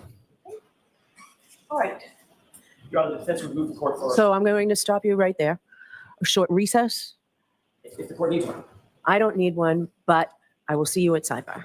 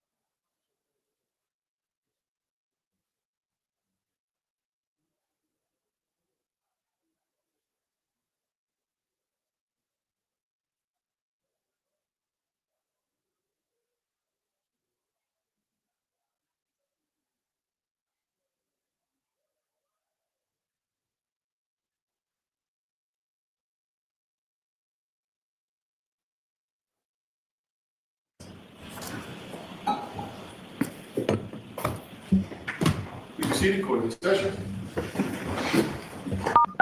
You are unmuted. All right, so Mr. Jackson, yesterday you told me you would like 10 minutes for your argument. I'll hear you now. Thank you, Your Honor. Your Honor, I'll be brief. The court must consider, after viewing the evidence in light most favorable to the Commonwealth, whether a rational jury can find the elements of the charges beyond a reasonable doubt. And here, the case that the Commonwealth has submitted to the jury after resting is insufficient to meet such a finding. There's no question but that with this particular prosecution in this particular case, no reasonable or rational jury could come to a unanimous verdict in favor of the Commonwealth. I want to, if I can, focus my argument on count 1, 2, and 3 and a specific element of each count. Okay. In each one of those counts, there must be evidence that the vehicle killed John O'Keefe. There has been no competent evidence presented in the Commonwealth's case that Karen Reed's vehicle actually struck John O'Keefe. There's been conjecture, there's been speculation, but no actual competent evidence. The Commonwealth's entire case relies on a theory built on the shoulders of a trooper named Joe Paul, who testified a couple of days ago. And his theory, according to the Commonwealth, is that John O'Keefe's arm was struck, he was spun around in sort of a pirouette, he was projected 30 feet to the left, hit his head on a curb or the road in the intervening time before coming to a final rest spot about 30 feet away. Everything in the Commonwealth's case, everything relies on that theory of damage to the taillight at the scene. If a rational jury could not unanimously determine that Trooper Joe Paul's theory is true beyond a reasonable doubt, then we believe the motion has to be granted. There is no competent medical evidence to support that theory. There's no competent physical evidence that the taillight could break and shatter in the way that they've suggested, and that the arm would not have any breaks or shatters or any damage, any additional damage. There's no evidence how getting hit in the arm could actually launch a body 30 feet, as per the Commonwealth's theory. And there's no evidence how a body hit by a 7,000-pound SUV could sustain no injuries from the neck down, which we just heard this morning. The evidence before the court, the only evidence that is before the court, is that the Commonwealth's own medical examiner does not believe this is a homicide. And she went on this morning to say that in her expert opinion, the injuries are not classic pedestrian injuries, and they are, every single one of them, consistent with a physical altercation. Calling a witness to simply espouse an opinion like Trooper Paul did that belies science, common sense, or logic, that's not enough to get the case to the jury. The light most favorable to the Commonwealth does not mean that the court must believe the Commonwealth's witnesses. What it means is that if there is a rational controversy in the evidence, the court must accept that evidence that favors the Commonwealth. But here, there is no rational controversy. As put or expressed in Commonwealth versus McCormick, it's a 2023 case found at 491 Mass 848, pinpoint site 860, quote, where the Commonwealth's evidence is entirely circumstantial, it cannot meet its burden if the evidence equally supports inconsistent propositions, as resolution of such a case necessarily requires conjecture or surmise. In our view, there is no question that there's no rational controversy related to the Commonwealth's theory. Trooper Paul's theory is by definition not rational. It's not reasonable. And it's basically based entirely on conjecture. And that's why, in our view, the court is required to find Ms. Reed not guilty of counts 1, 2, and 3. It's because each of the counts, as I said at the beginning, necessarily include an element that John O'Keefe was struck by Karen Reed's vehicle. Thus, if a rational jury cannot reasonably believe Trooper Paul's theory, it's the only evidence presented by the Commonwealth describing how Mr. O'Keefe possibly could have been struck, then Ms. Reed is entitled to an acquittal. Nothing else matters. Nothing else in the court's evaluation, nothing else in the jury's evaluation, nothing. Everything turns on whether or not the car hit John O'Keefe. And the Commonwealth's only theory of how that happened is from Trooper Paul's description. If the court were to deny this motion, then by doing so tacitly, the court is expressly endorsing Trooper Paul's theory of how John O'Keefe was struck, and we don't believe that that's rational.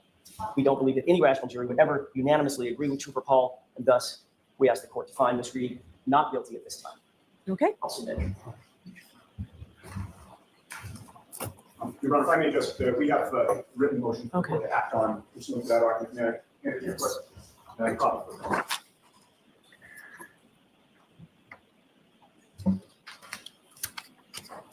All right, I will hear you, Mr. Lally. Yes, Your Honor. Surprisingly, I would disagree with counsel's So let's leave the comments out. Your Honor, as far as the comments, all I was going to say is that I would submit to the court Is that, this surprisingly that I took issue? and my apologies, what I would submit to the court, Your Honor, is that this case does not rest and fall with the testimony of Trooper Paul. Trooper Paul's testimony, while important, when taken in conjunction with the remainder of all of the other witnesses and all of the other testimony that the court has heard, I don't want to minimize it, but at the same time, that is not the only evidence that the vehicle struck Mr. O'Keefe or interacted with Mr. O'Keefe. So what the court has, as far as the physical evidence, next to Mr. O'Keefe's body, one sneaker in the location of the curb. The glass, the drinking glass that Mr. O'Keefe is seen walking out of the Waterfall Bar at approximately 12:11 a.m. with, that is in the vicinity, the direct vicinity where the Canton police officers actually recover it early in the morning of January 29th. You have the microscopic pieces of the defendant's taillights, which was testified by Ms. Hanley to be consistent with pieces of the taillight from the defendant's vehicle that are within or embedded within Mr. O'Keefe's clothing. You have the remainder of the pieces of taillight, and this part is important in relation to Paul's testimony as far as the linear momentum, and it's all in the same sort of direction and path of all of the roadway evidence that he observed that's discovered in and around the area where Mr. O'Keefe's body was. The testimony from Ms. Valier, with reference to all of those taillight pieces and how they were able to reconstruct front pieces that were found on the ground and then put back together, matching with that, but the taillight housing from the defendant's vehicle.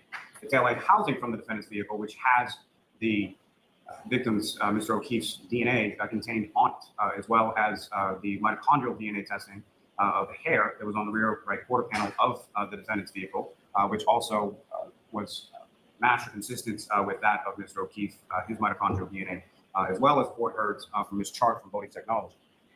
You have the plethora of testimony from the various civilian witnesses from that particular night. You have the evidence of motive from the text communications, as well as the testimony of the children in this case as to the state of their relationship from the defendant's own mouth in those text communications and in those voicemails as to the state of their relationship.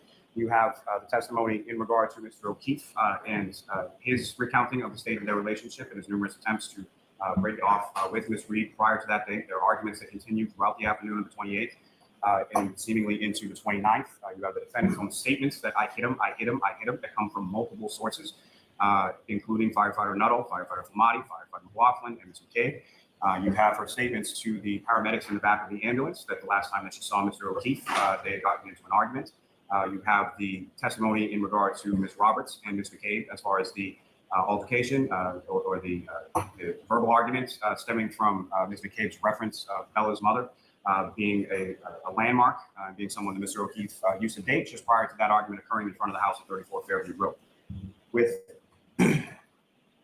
each and every piece of evidence that was presented throughout the course of the Commonwealth's case, including the forensic evidence, including especially one thing I would stress for the court is taking not only Trooper Paul's testimony, but Trooper Paul's testimony in juxtaposition to Trooper Garino's testimony as far as the vehicle or the native GPS locations of Mr. O'Keefe's phone in reference to the timing and in particular the information or data from the Toyota text sheet. Trooper Garino's GPS native location of Mr. O'Keefe's phone has that reversal, the same 3-point turn that Trooper Paul testified about, which occurs 8 minutes prior to the vehicle traveling 24.2 miles per hour for approximately 62 feet in a straight line in reverse. And as far as the testimony and the evidence that the court has before it, the court also has those backup testing videos that Trooper Paul conducted with the defendant's vehicle. So the court can see exactly what that vehicle looks like at approximately 25 miles per hour in reverse in a straight line. And what I would submit, Your Honor, is that there's more than sufficient evidence from a medical perspective, from a forensic perspective, from a civilian witness perspective, and from the investigation of this case as to all three indictments that the Commonwealth has met its burden, particularly under the standard before the court at this time. And for those reasons, I would request that the defendant's motion be denied. Okay. Right. In the light most favorable to the Commonwealth under the prevailing Lattimore standard here in Massachusetts, I am satisfied the Commonwealth has met its burden. The defendant's motion is denied. So, Mr. Yannetti, are you calling your first witness? Yes, Your Honor. Okay, so let's bring the jurors in, please.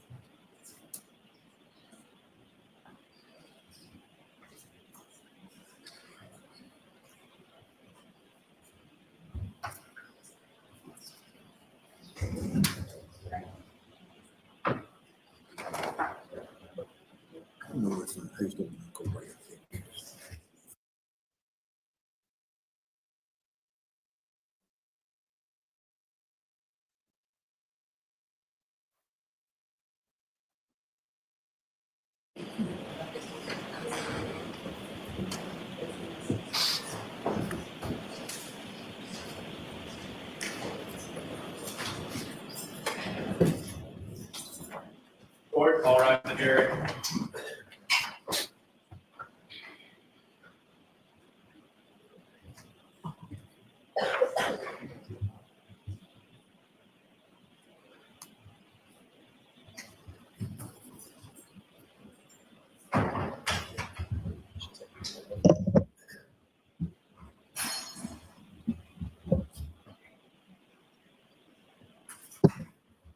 Thank you. This court's back in session. Please be seated.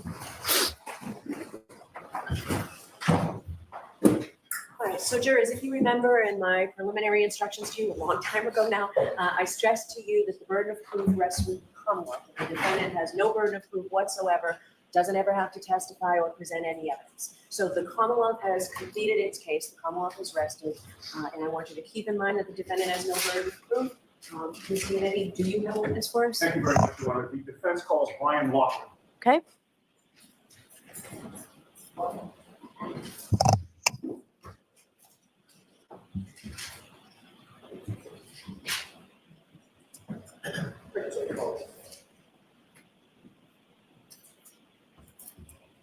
He is. You solemnly swear the evidence you give the court and jury in the case hearing here, the truth, the whole truth, and nothing but the truth, so help you God. I do. Great.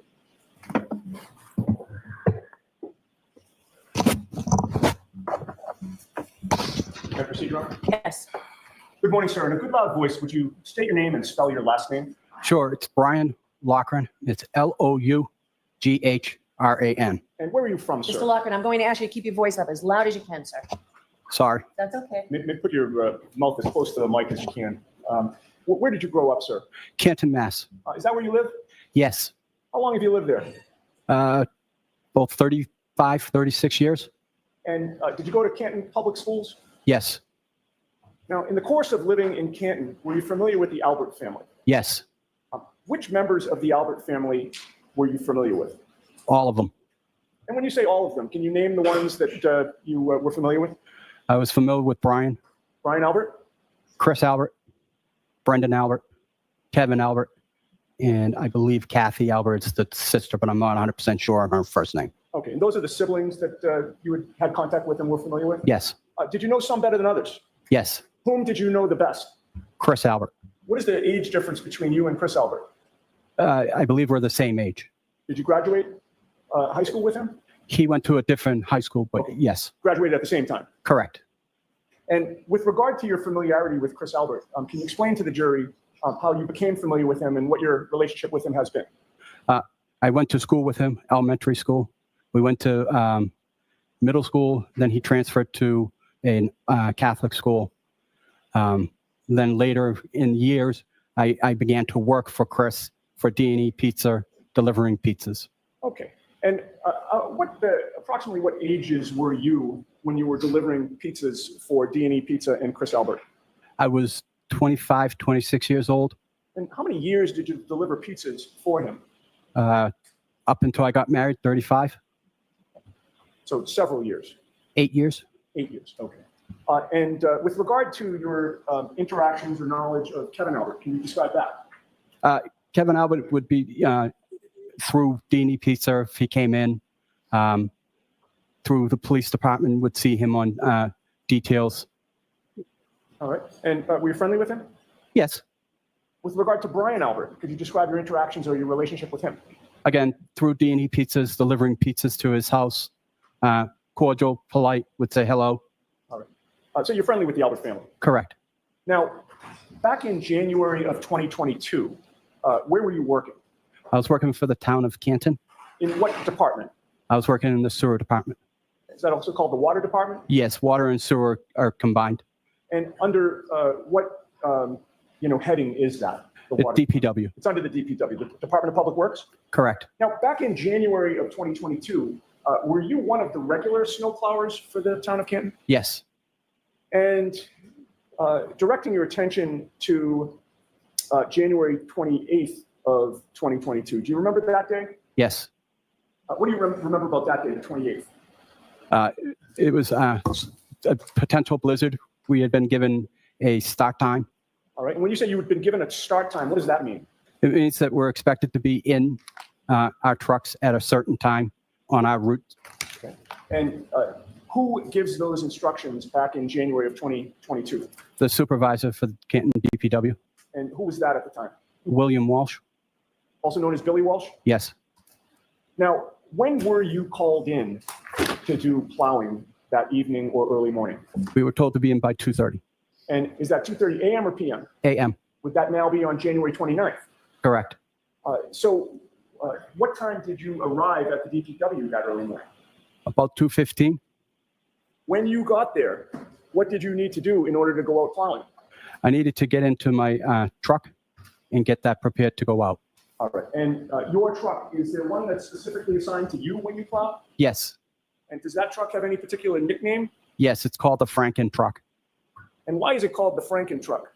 It is a truck that has a lot of different parts than what it's required. It's not parts that were made for that specific truck. An older one? Yes, it was a truck that was very uncomfortable at the beginning to use, so they try to make it as comfortable as possible. All right. And that particular truck, is it used for anything else other than snow plowing? Yes, it's used for everyday use. Now, so you get to the DPW at 2:15, you say that you get your truck ready. What does that entail to get your truck ready, and how long does it take? It takes about 5 minutes. We just basically you need to make sure that it's got enough gas in it, so we're not going to the route and running out of diesel fuel, which is not good. It's just basically going over the truck, making sure you have everything you need for that night. And do you plow alone or with someone? By myself. Now, with regard to the visibility in your snowplow Franken truck, can you describe that for the jury, what you can see? What you can't see? So the Franken truck has an air ride suspensions, an air ride seat. So the seat is raised so I can see over the hood, and I can see about 5 feet on either side of the passenger side, driver's side. And when you say 5 feet, are you talking straight out from the... From the windshield straight out. All right. And what, if any, lighting do you have on Franken truck? We have marking lights. We have 2 plow lights that are situated at the corners of the trucks, and it's up high. It illuminates very well. It's very well seen. Okay. And with the extra set of lighting that you just described, how far can you see off to the sides, in front of you, and directly in front of you? Probably 5 feet on the sides. Well, so you already testified to that, 5 feet straight out. Yeah. But what about the sides going forward? It's hard to decide to put into words, but I can see a real long distance. That visibility is fine. It is extremely. If you gave me probably 5, 10 feet, 15 feet out, maybe even further. Okay. And with regard to the lighting, how much light does that give off? Enormous amounts. It's almost driving with a spotlight. And with regard to the air ride seats, what action did you take with those that particular night? I raised it so that the bottom of my knees would hit the steering wheel. And what, if any, obstructions, I should say, were in front of you that would prevent you from seeing what's in front of you or to the side? Nothing. All right. Now, do you have a specific route assigned to you? Yes, I do. Could you describe that route? And by the way, that specific route, was that the one that you were assigned on January 29th? Correct. Could you describe that for the jury? Yes, it's a route that consists of Cedar Crest from Kings Road to Chapman Street and everything in between. There are a lot of streets I could name if you would like, but Fairview is one, Spring Lane is one, Cedar Crest, Kings Road. Those are pretty important roads that I would consider major roads on my route. All right. Now, that particular night, if you got there at 2:15, what time do you think you were on the road by in Franken truck? I was on Cedar Crest about 2:30, 2:35. Now, with regard to Cedar Crest, I would like to show you a map if I can. May I approach, Your Honor? Yes.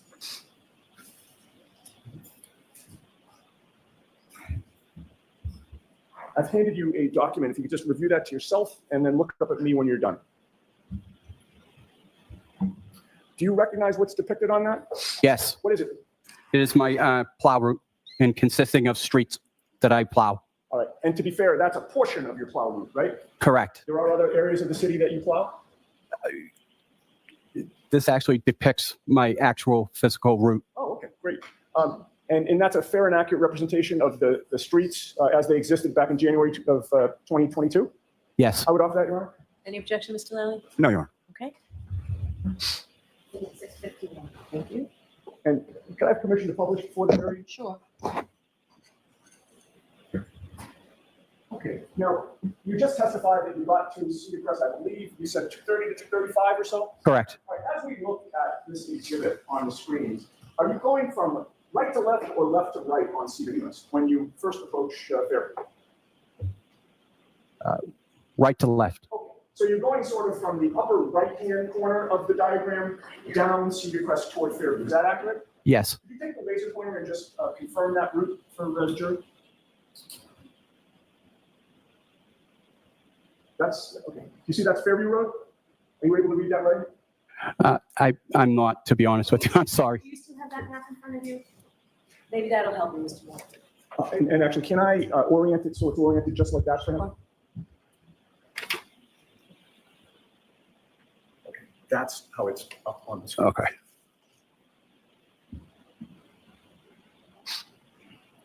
And by the way, I should have asked this, but is it in terms of is it you can't read the writing or you can't really see the outline of the streets? Both. Okay. Well, that's not going to help much. Okay. If we can have the lights back on. With the court's permission, can I leave that up on the screen while I ask a few more questions? Sure, except this I can't see it. Right. No, I know, but the jury can, so I think it would be helpful for them. All right. So you're coming down Cedar Crest, and would Fairview be on your left or your right when you first approach it? When I first approach, it's on my left. All right. Now, do you take that left at that time? No, I do not. Why not? At the time, I'm pushing snow, and we don't want to block any part of the road with snow, and taking a left would have left a row of snow. So I proceed to the end of Cedar Crest, do a cul-de-sac, and then head back up Cedar Crest. All right. So there's a cul-de-sac at the end of Cedar Crest. Correct. Dead end. Yes. And you plow that? Yes. All right. So then when you come back up, is Fairview on your right or your left? It is on my right. What do you do? I take that right and continue to plow. Now, are you familiar with the Albert residence on Fairview Road? Yes. How did you become familiar with that? Growing up in Canton, I knew where they lived. Can I have exhibit 66 displayed with the court's permission? Yes.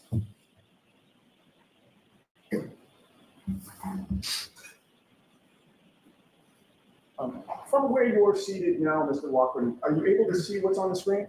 Yes. And do you recognize that? Yes. What do you recognize?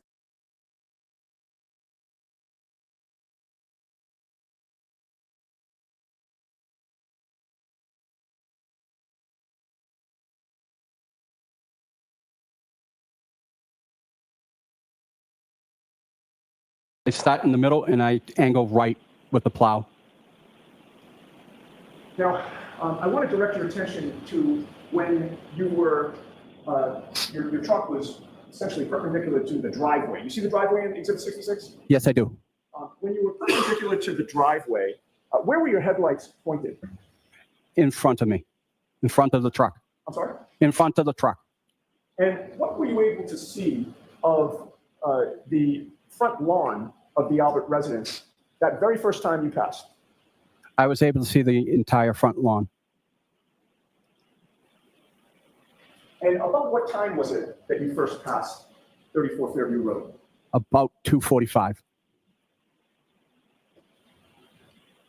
Now, as you continued along past the driveway, did you continue to have all of those headlights on in front of you? Yes. And as you continued along, what were you able to see of that front lawn? How much of it? A very large portion, almost to the front steps. And now, when you're plowing, where is your attention focused, sir? My attention's focused in front of me and then to the sides. Why would your attention be focused to the sides? I am trying to be aware of any side traffic, any pedestrians, and God forbid, any animals. And when you were passing the Albert residence, as you pass every home, what attention do you pay to the sides of the road and the lawns that are adjacent to the road? I'm, again, making sure that there are no animals, no pedestrians, and making sure no one's coming out of their driveways, not expecting to see me. And with regard to Exhibit 66, do you see the flagpole there? Yes, Is that something you had seen previously? yes. And when you made that first pass by that residence at 2:45 in the morning, sir, with your headlights on, what, if anything, did you see on the front lawn in the area of the flagpole? I saw nothing. If there had been a 6'2", 200-pound man lying in the snow there, would you have seen it? Objection. Sustained.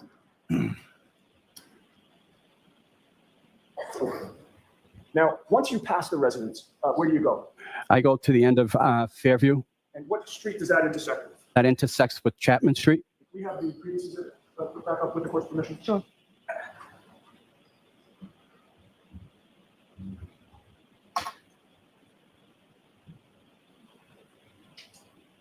Okay.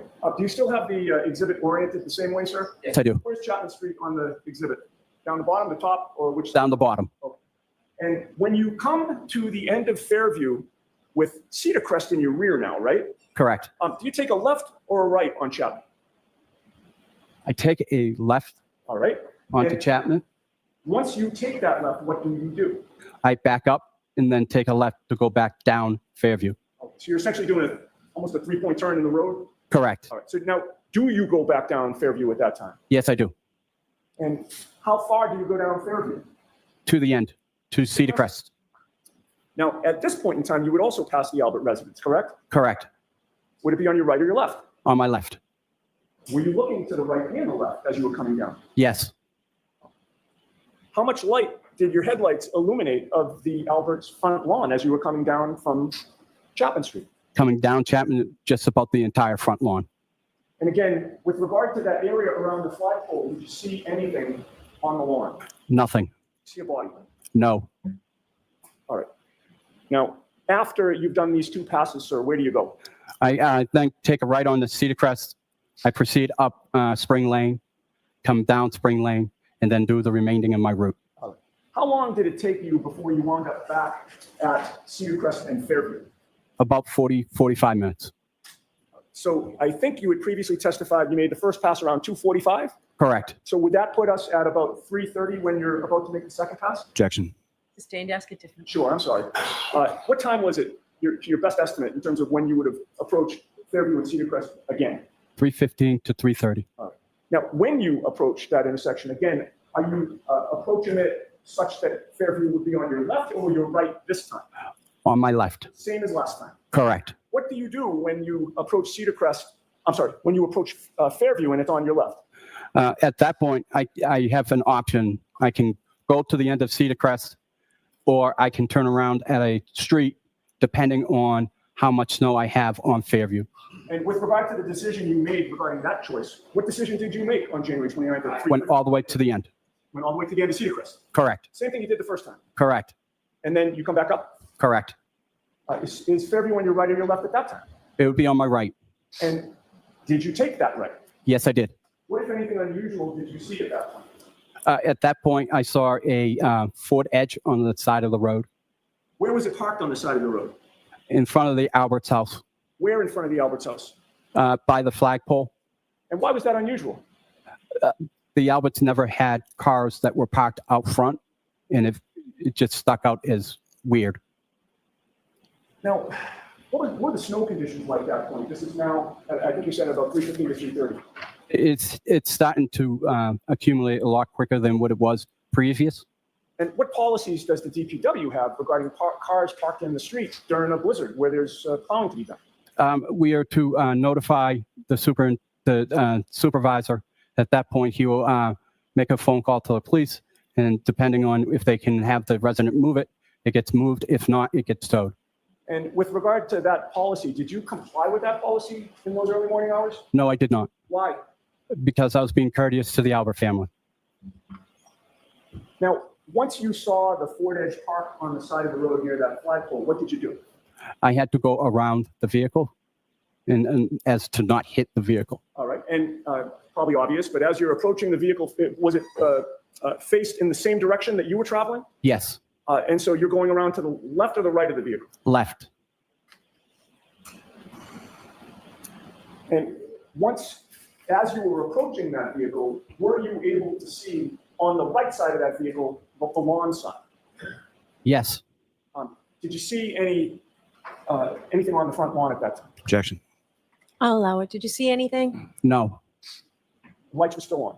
Correct. All right, now, once you pass the vehicle, did anything attract your attention at all? No. All right, where do you go? I go up to the end of Fairview and do the same process, take a left on this Chapman and back down Chapman and take a left into Fairview again. Once you come back down Fairview, do you pass the Albert residence again? Correct. Was there that car that you saw? Correct. It moved from when you passed it the first time. No. Were you able to see the front lawn of the Alberts in front of you as you were coming down Fairview toward the Cedar Crest? Not as much as the first time because the car blocked the view. All right.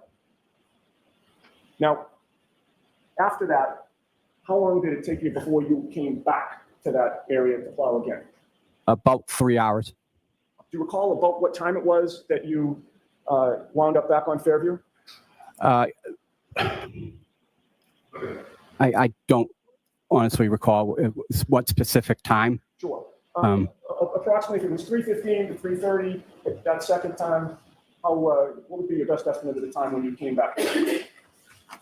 I would say if I had to say, it would have been 5:30 up Fairview, and came back down, and then at that point I wasn't able to go further than Carriage Lane. Okay, and when you say that you went up Fairview and came back down, you initially went from which side of Fairview? Right side. What would that be, the right side? I'm sorry. Would it be the Cedar Crest side or the? It would have been Cedar Crest side. Coming from Cedar Crest, and then you went up Fairview, came back down? Came back down. As I'm going up, I am actually seeing first responders. And at that point, as I'm coming back down, the road's blocked at that point. Okay. And when the road was blocked, what, if any, plowing were you able to do after that on Fairview? I was able to go as far as Carriage Lane and then turn around. Okay. And then I imagine it was several hours before you could plow again? Before I could plow Fairview to the end of Cedar Crest, yes. All right. Now, I'd like to direct your attention to February 15th of 2022. We were approached by an investigator who wanted to ask you questions about what you had seen and done on January 29th of 2022. Do Yes. you remember his name? Yes. What is it? Paul? And what was your understanding about whom Paul worked for? Objection.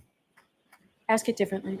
On February 15th of 2022, were you ever approached by anybody in law enforcement, sir? No. So what was your understanding of Paul's job? Objection. I'll see Councilor Tybach.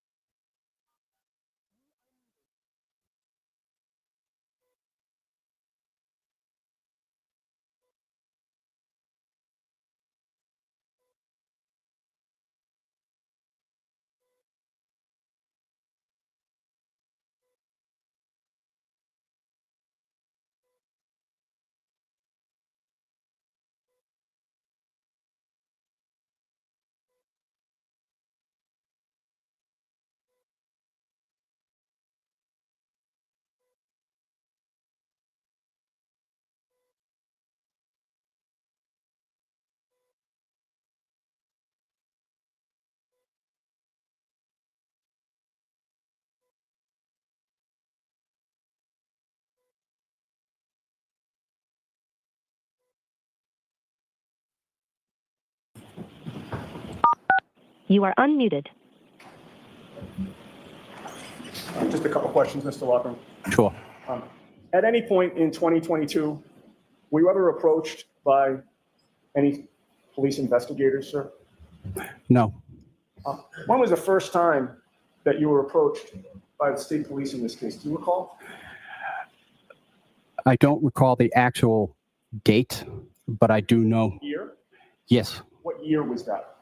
2023. And do you recall the name of the investigator that approached you?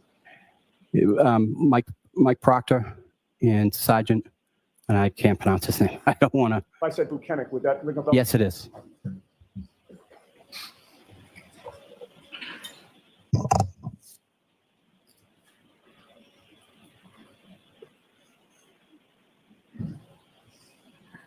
I have nothing further. Thank you, sir. Okay, Mr. Lally? Thank you, Your Honor.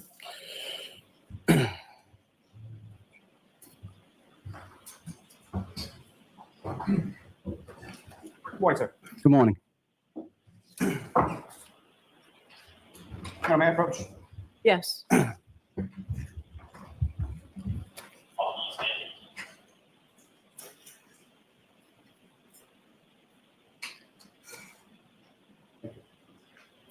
Sir, I'm showing you a document that's already been marked as Exhibit 109. Just ask you to look at that and look up whenever you're finished, okay?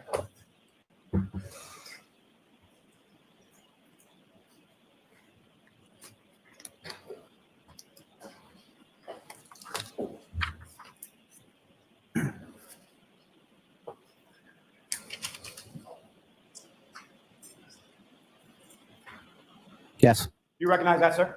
Yes, I do. And what do you recognize that to be? These are the plow routes for the town of Canton. And there's different numbers that are associated with different routes and different drivers assigned to those routes. Is that right? Yes. And if you look down at number 11, is that your route that you were talking about as far as the sort of portion of Cedar Crest neighborhood that you plow? Yes. And that's the route that you were assigned to on January 28th and January 29th of 2022, correct? Yes. Now, if I could ask, just as far as there's a certain way that you plow a route. Yeah. Excuse me. There's a certain way that you plow a road, correct? Correct. And when you're first plowing the road, you're sort of plowing the middle of the road, correct? Correct. And you do it in sort of a fashion that's referred to as ring road right. Is that correct? Yes. Can you explain to the jury what that is and sort of why you're plowing a road in that particular fashion when you're first starting to get out there with the plow? So ring road to the right refers to the snow coming off the plow. It actually leaves a row of snow. We ring road to the right to prevent cars from having to go through the ring road to the left. If you go to the left, you've now put the ring road in the middle of the left-hand lane. So everything's to the right. So everything's to the right because if there was a vehicle coming the other way, you'd be plowing into that vehicle. Is that correct? Correct. And your goal sort of when you're first getting out there to plow the roads is to sort of clear the middle of the roadway first, correct? Correct. So that's where your truck is when you first go out and plow the road, is you're sort of in the middle of the road near the double yellow line if there is one on that road? Correct. Okay. Now, this truck that you were driving, on that day, how long have you been assigned to that truck for plowing purposes? I was assigned to that truck for probably 2 years, maybe longer. Maybe longer. Were you driving that same truck in 2015? No. No? Okay, so you were driving a different truck at that point? Correct. Do you remember what kind of truck that was? It was an F550 utility truck, pickup Okay. truck. Similar in size or shape to the truck that you were driving that day? No. Now, you were asked some questions about February 15th, 2022, when you spoke to some investigator on that day, correct? February 15th? Yes, 2022. That Paul person you were talking Yes. about. Okay. And you met him at a skating rink, is that right? Correct. And you said in a statement to him at that time that you would have seen a body on the front lawn or the sidewalk, is that right? Correct. Now, are you aware that there is no sidewalk on the same side of the street as 34 Fairview Road? Correct. Now, you mentioned some familiarity with the Alberts and with the Albert resident. Are there other people on that route that you're familiar with as far as where they live and who they are and all that? Yes. And how are you equally familiar with them, more familiar with them, or less familiar with them? Equally. Equally? Now, familiarity with 34 Fairview Road, does that extend to sort of the lighting around that area? No. So do you know that there is actually no street lighting whatsoever in the area of the fire hydrant, the flagpole, or anywhere there for several hundred feet? Correct. So you do know. I believe so, yes. And so when you're driving by, you're looking for cars coming out of the driveway, cars coming in the opposite direction, people walking, is that correct? Correct. And you're trying to look for those objects so that you make sure that you don't strike them or hit them or anything like that, correct? Correct.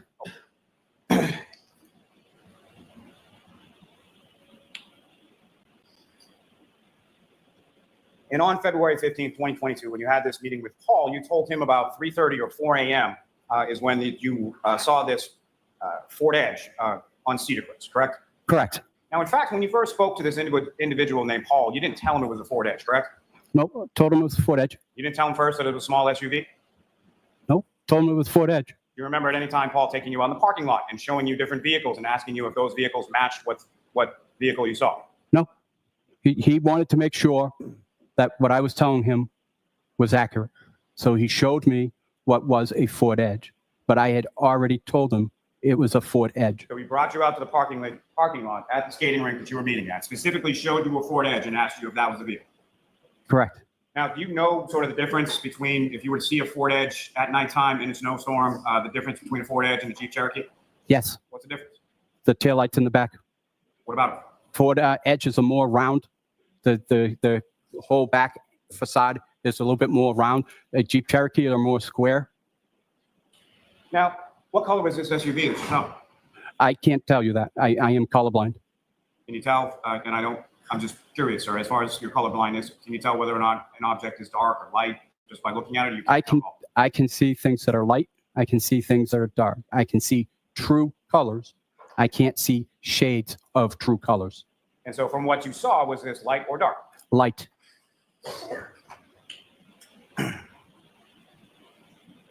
Now, you told this Paul individual on February 15th that the SUV that you saw was exactly where Mr. O'Keefe's body was found, correct? Correct. How do you know where his body was found? I told him specifically if he was looking at the door, the front door, it was about 3 feet to the left of the door. And with To the left of the door? looking at the front of the door to the left of the door, pushing it up Fairview. So if he wrote in his report that you told him that the vehicle was exactly where the body was found, that would not be true? Objection. No, I'll allow that. Could you repeat that question, please? If he wrote in his report that you told him that the SUV was exactly where the body was found, that would not be true, would it not? That would be true. The car was to the left of the door, putting it in front of the flagpole. My question for you, sir, is how do you know where Mr. O'Keefe's body was found? At any point in time, did you see Mr. O'Keefe's body on the front lawn? No. So how do you know where Mr. O'Keefe's body was found? Through police reports, police interviews, stuff that was posted on the media. So you've seen police reports in the media? Well, not the police reports, I'm sorry, but what was said during on the news. So what you've heard on the news, not necessarily what you saw or what you know yourself, correct? Could you repeat that question, please? You're recounting sort of what you've heard or saw on the news, so this doesn't come from your personal knowledge or anything about where Mr. O'Keefe was, correct? Correct. Okay. Now, you also spoke with some other individuals in May of 2023, correct? Correct. Now, did you tell those individuals that you actually came in, and when you say came in, you come into sort of the main sort of hub or the shed on Boulevard Street, correct? Correct. We punch in. That's where you punch in and you pick up your truck and you sort of do your checkpoint around the truck and then you go out and plow. Correct. Now, you were plowing on this street. Was there any other sort of subcontractor or anything else that was working, plowing the roads as well? Yes. And who was that? It was by the yard landscaping. And so they assist as far as the plow route is concerned, and they go around and they plow things on the same route that you were describing, correct? Correct. Now, these other people that you talked to in May of 2023, did you tell them at that time that you actually came in around 11:30 p.m. to 12 a.m.? I don't remember that. You don't remember that, or you didn't tell them? I don't remember that. So that would be a significant difference, 11:30 p.m. to 12 a.m. from 2:15 a.m. to 2:30 a.m., correct? Correct. Now, you also indicated to them at that time that you went past Fairview at approximately 12 a.m. and 2 a.m., correct? I never did 12, but it was definitely 2:30, So if they 2:40, wrote that in the report, that would 2:35. be inaccurate as well, correct? Sustained, and only one person can talk at a time. I'm sorry, sir. Please continue and finish your answer. I didn't hear the question. Okay. Well, let me ask it again. So as far as if that was contained within a report regarding that conversation in May of 2023, that you went past Fairview Road or went down Fairview Road at 12 a.m. and 2 a.m., that would not be accurate, correct? Objection.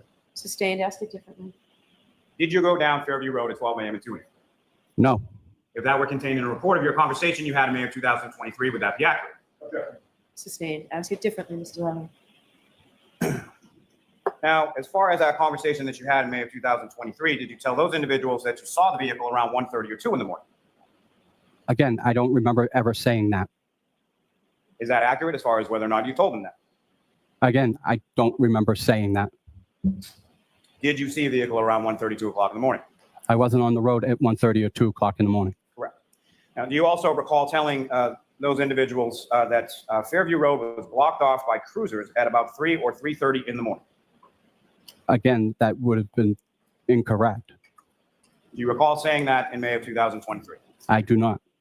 May I approach, Your Honor? Yes.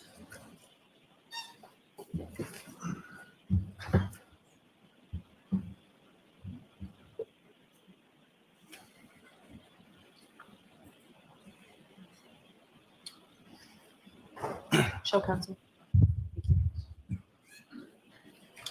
So I'm going to ask you to read, showing you the document, I'm going to ask you to read this paragraph, and this paragraph to yourself, okay? And then whenever you're done, just record that, okay?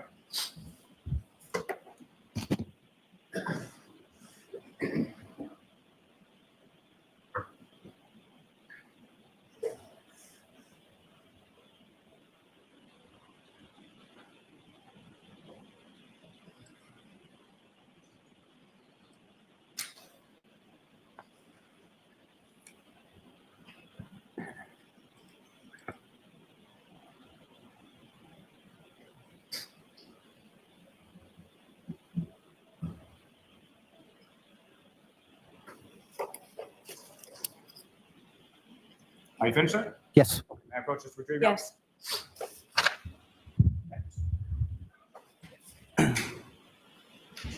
Mr. Loughren, after having reviewed that, as your memory refreshed as to that conversation you had in May of 2023, No, it does not. do you still, after reading that, don't recall telling anybody in May of 2023 that you came in around 11:30 p.m., 12 a.m. on the 28th, 29th? I never came in at 11:30, 12:30 at night. It was 2:30 calling. You don't recall indicating to anyone in May of 2023 that you went past Fairview at 12 a.m. and 2 a.m.? Correct. Never did. And you don't recall telling anyone that you saw the car around 1:30 or 2 a.m.? Is that correct? Correct. And you don't recall telling anybody that the part of Fairview containing 34 Fairview was blocked off at 3 or 3:30 a.m., correct? Correct.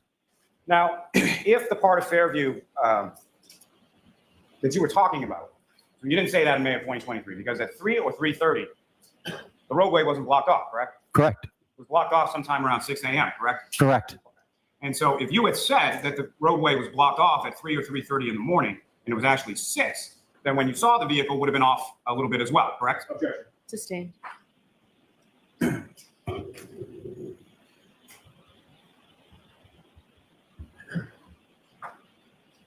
Seeing the car at 1:32 in the morning, with the road being blocked off at 3 or 3:30 in the morning, if the road's blocked off at 6 a.m., then that actually would have been, you saw a car sometime around 5 a.m., correct? Objection. Sustained. Sure you didn't see a black Lexus SUV in front of the house at 34 Fairview Road around 5 a.m.?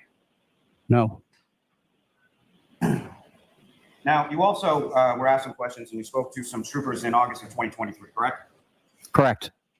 And County Canton, they have a parking ban in Canton, is that correct? Correct. That goes from November until April. Correct. Now, part of your plow route is a road called Tippy Cart, correct? Correct. Where is Tippy Cart in relation to Fairview? It is on top of it's on the right side of Cedar Crest. It would put it 2 streets before Fairview. And at some point, when you were plowing on Tippy Cart that night, you actually hit a basketball hoop, is that right? Yes. And did you call that in? Yes. And as a result of that, what happened with the basketball hoop after that?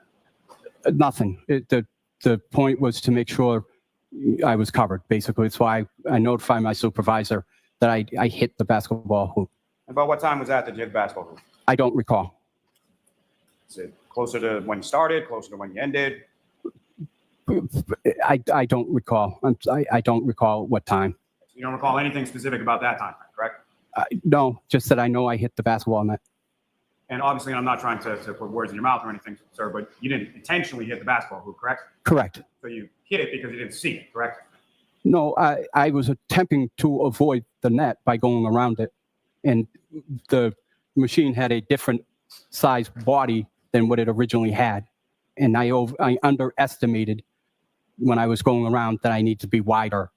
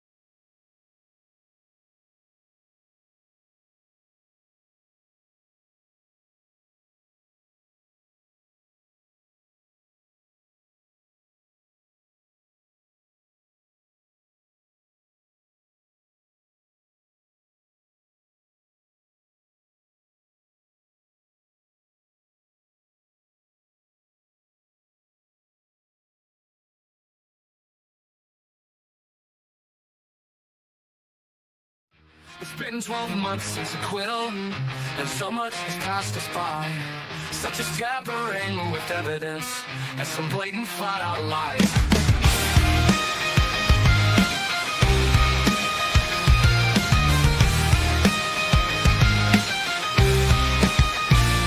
I bet he wears those silky undies, the ones with that chain made of lace.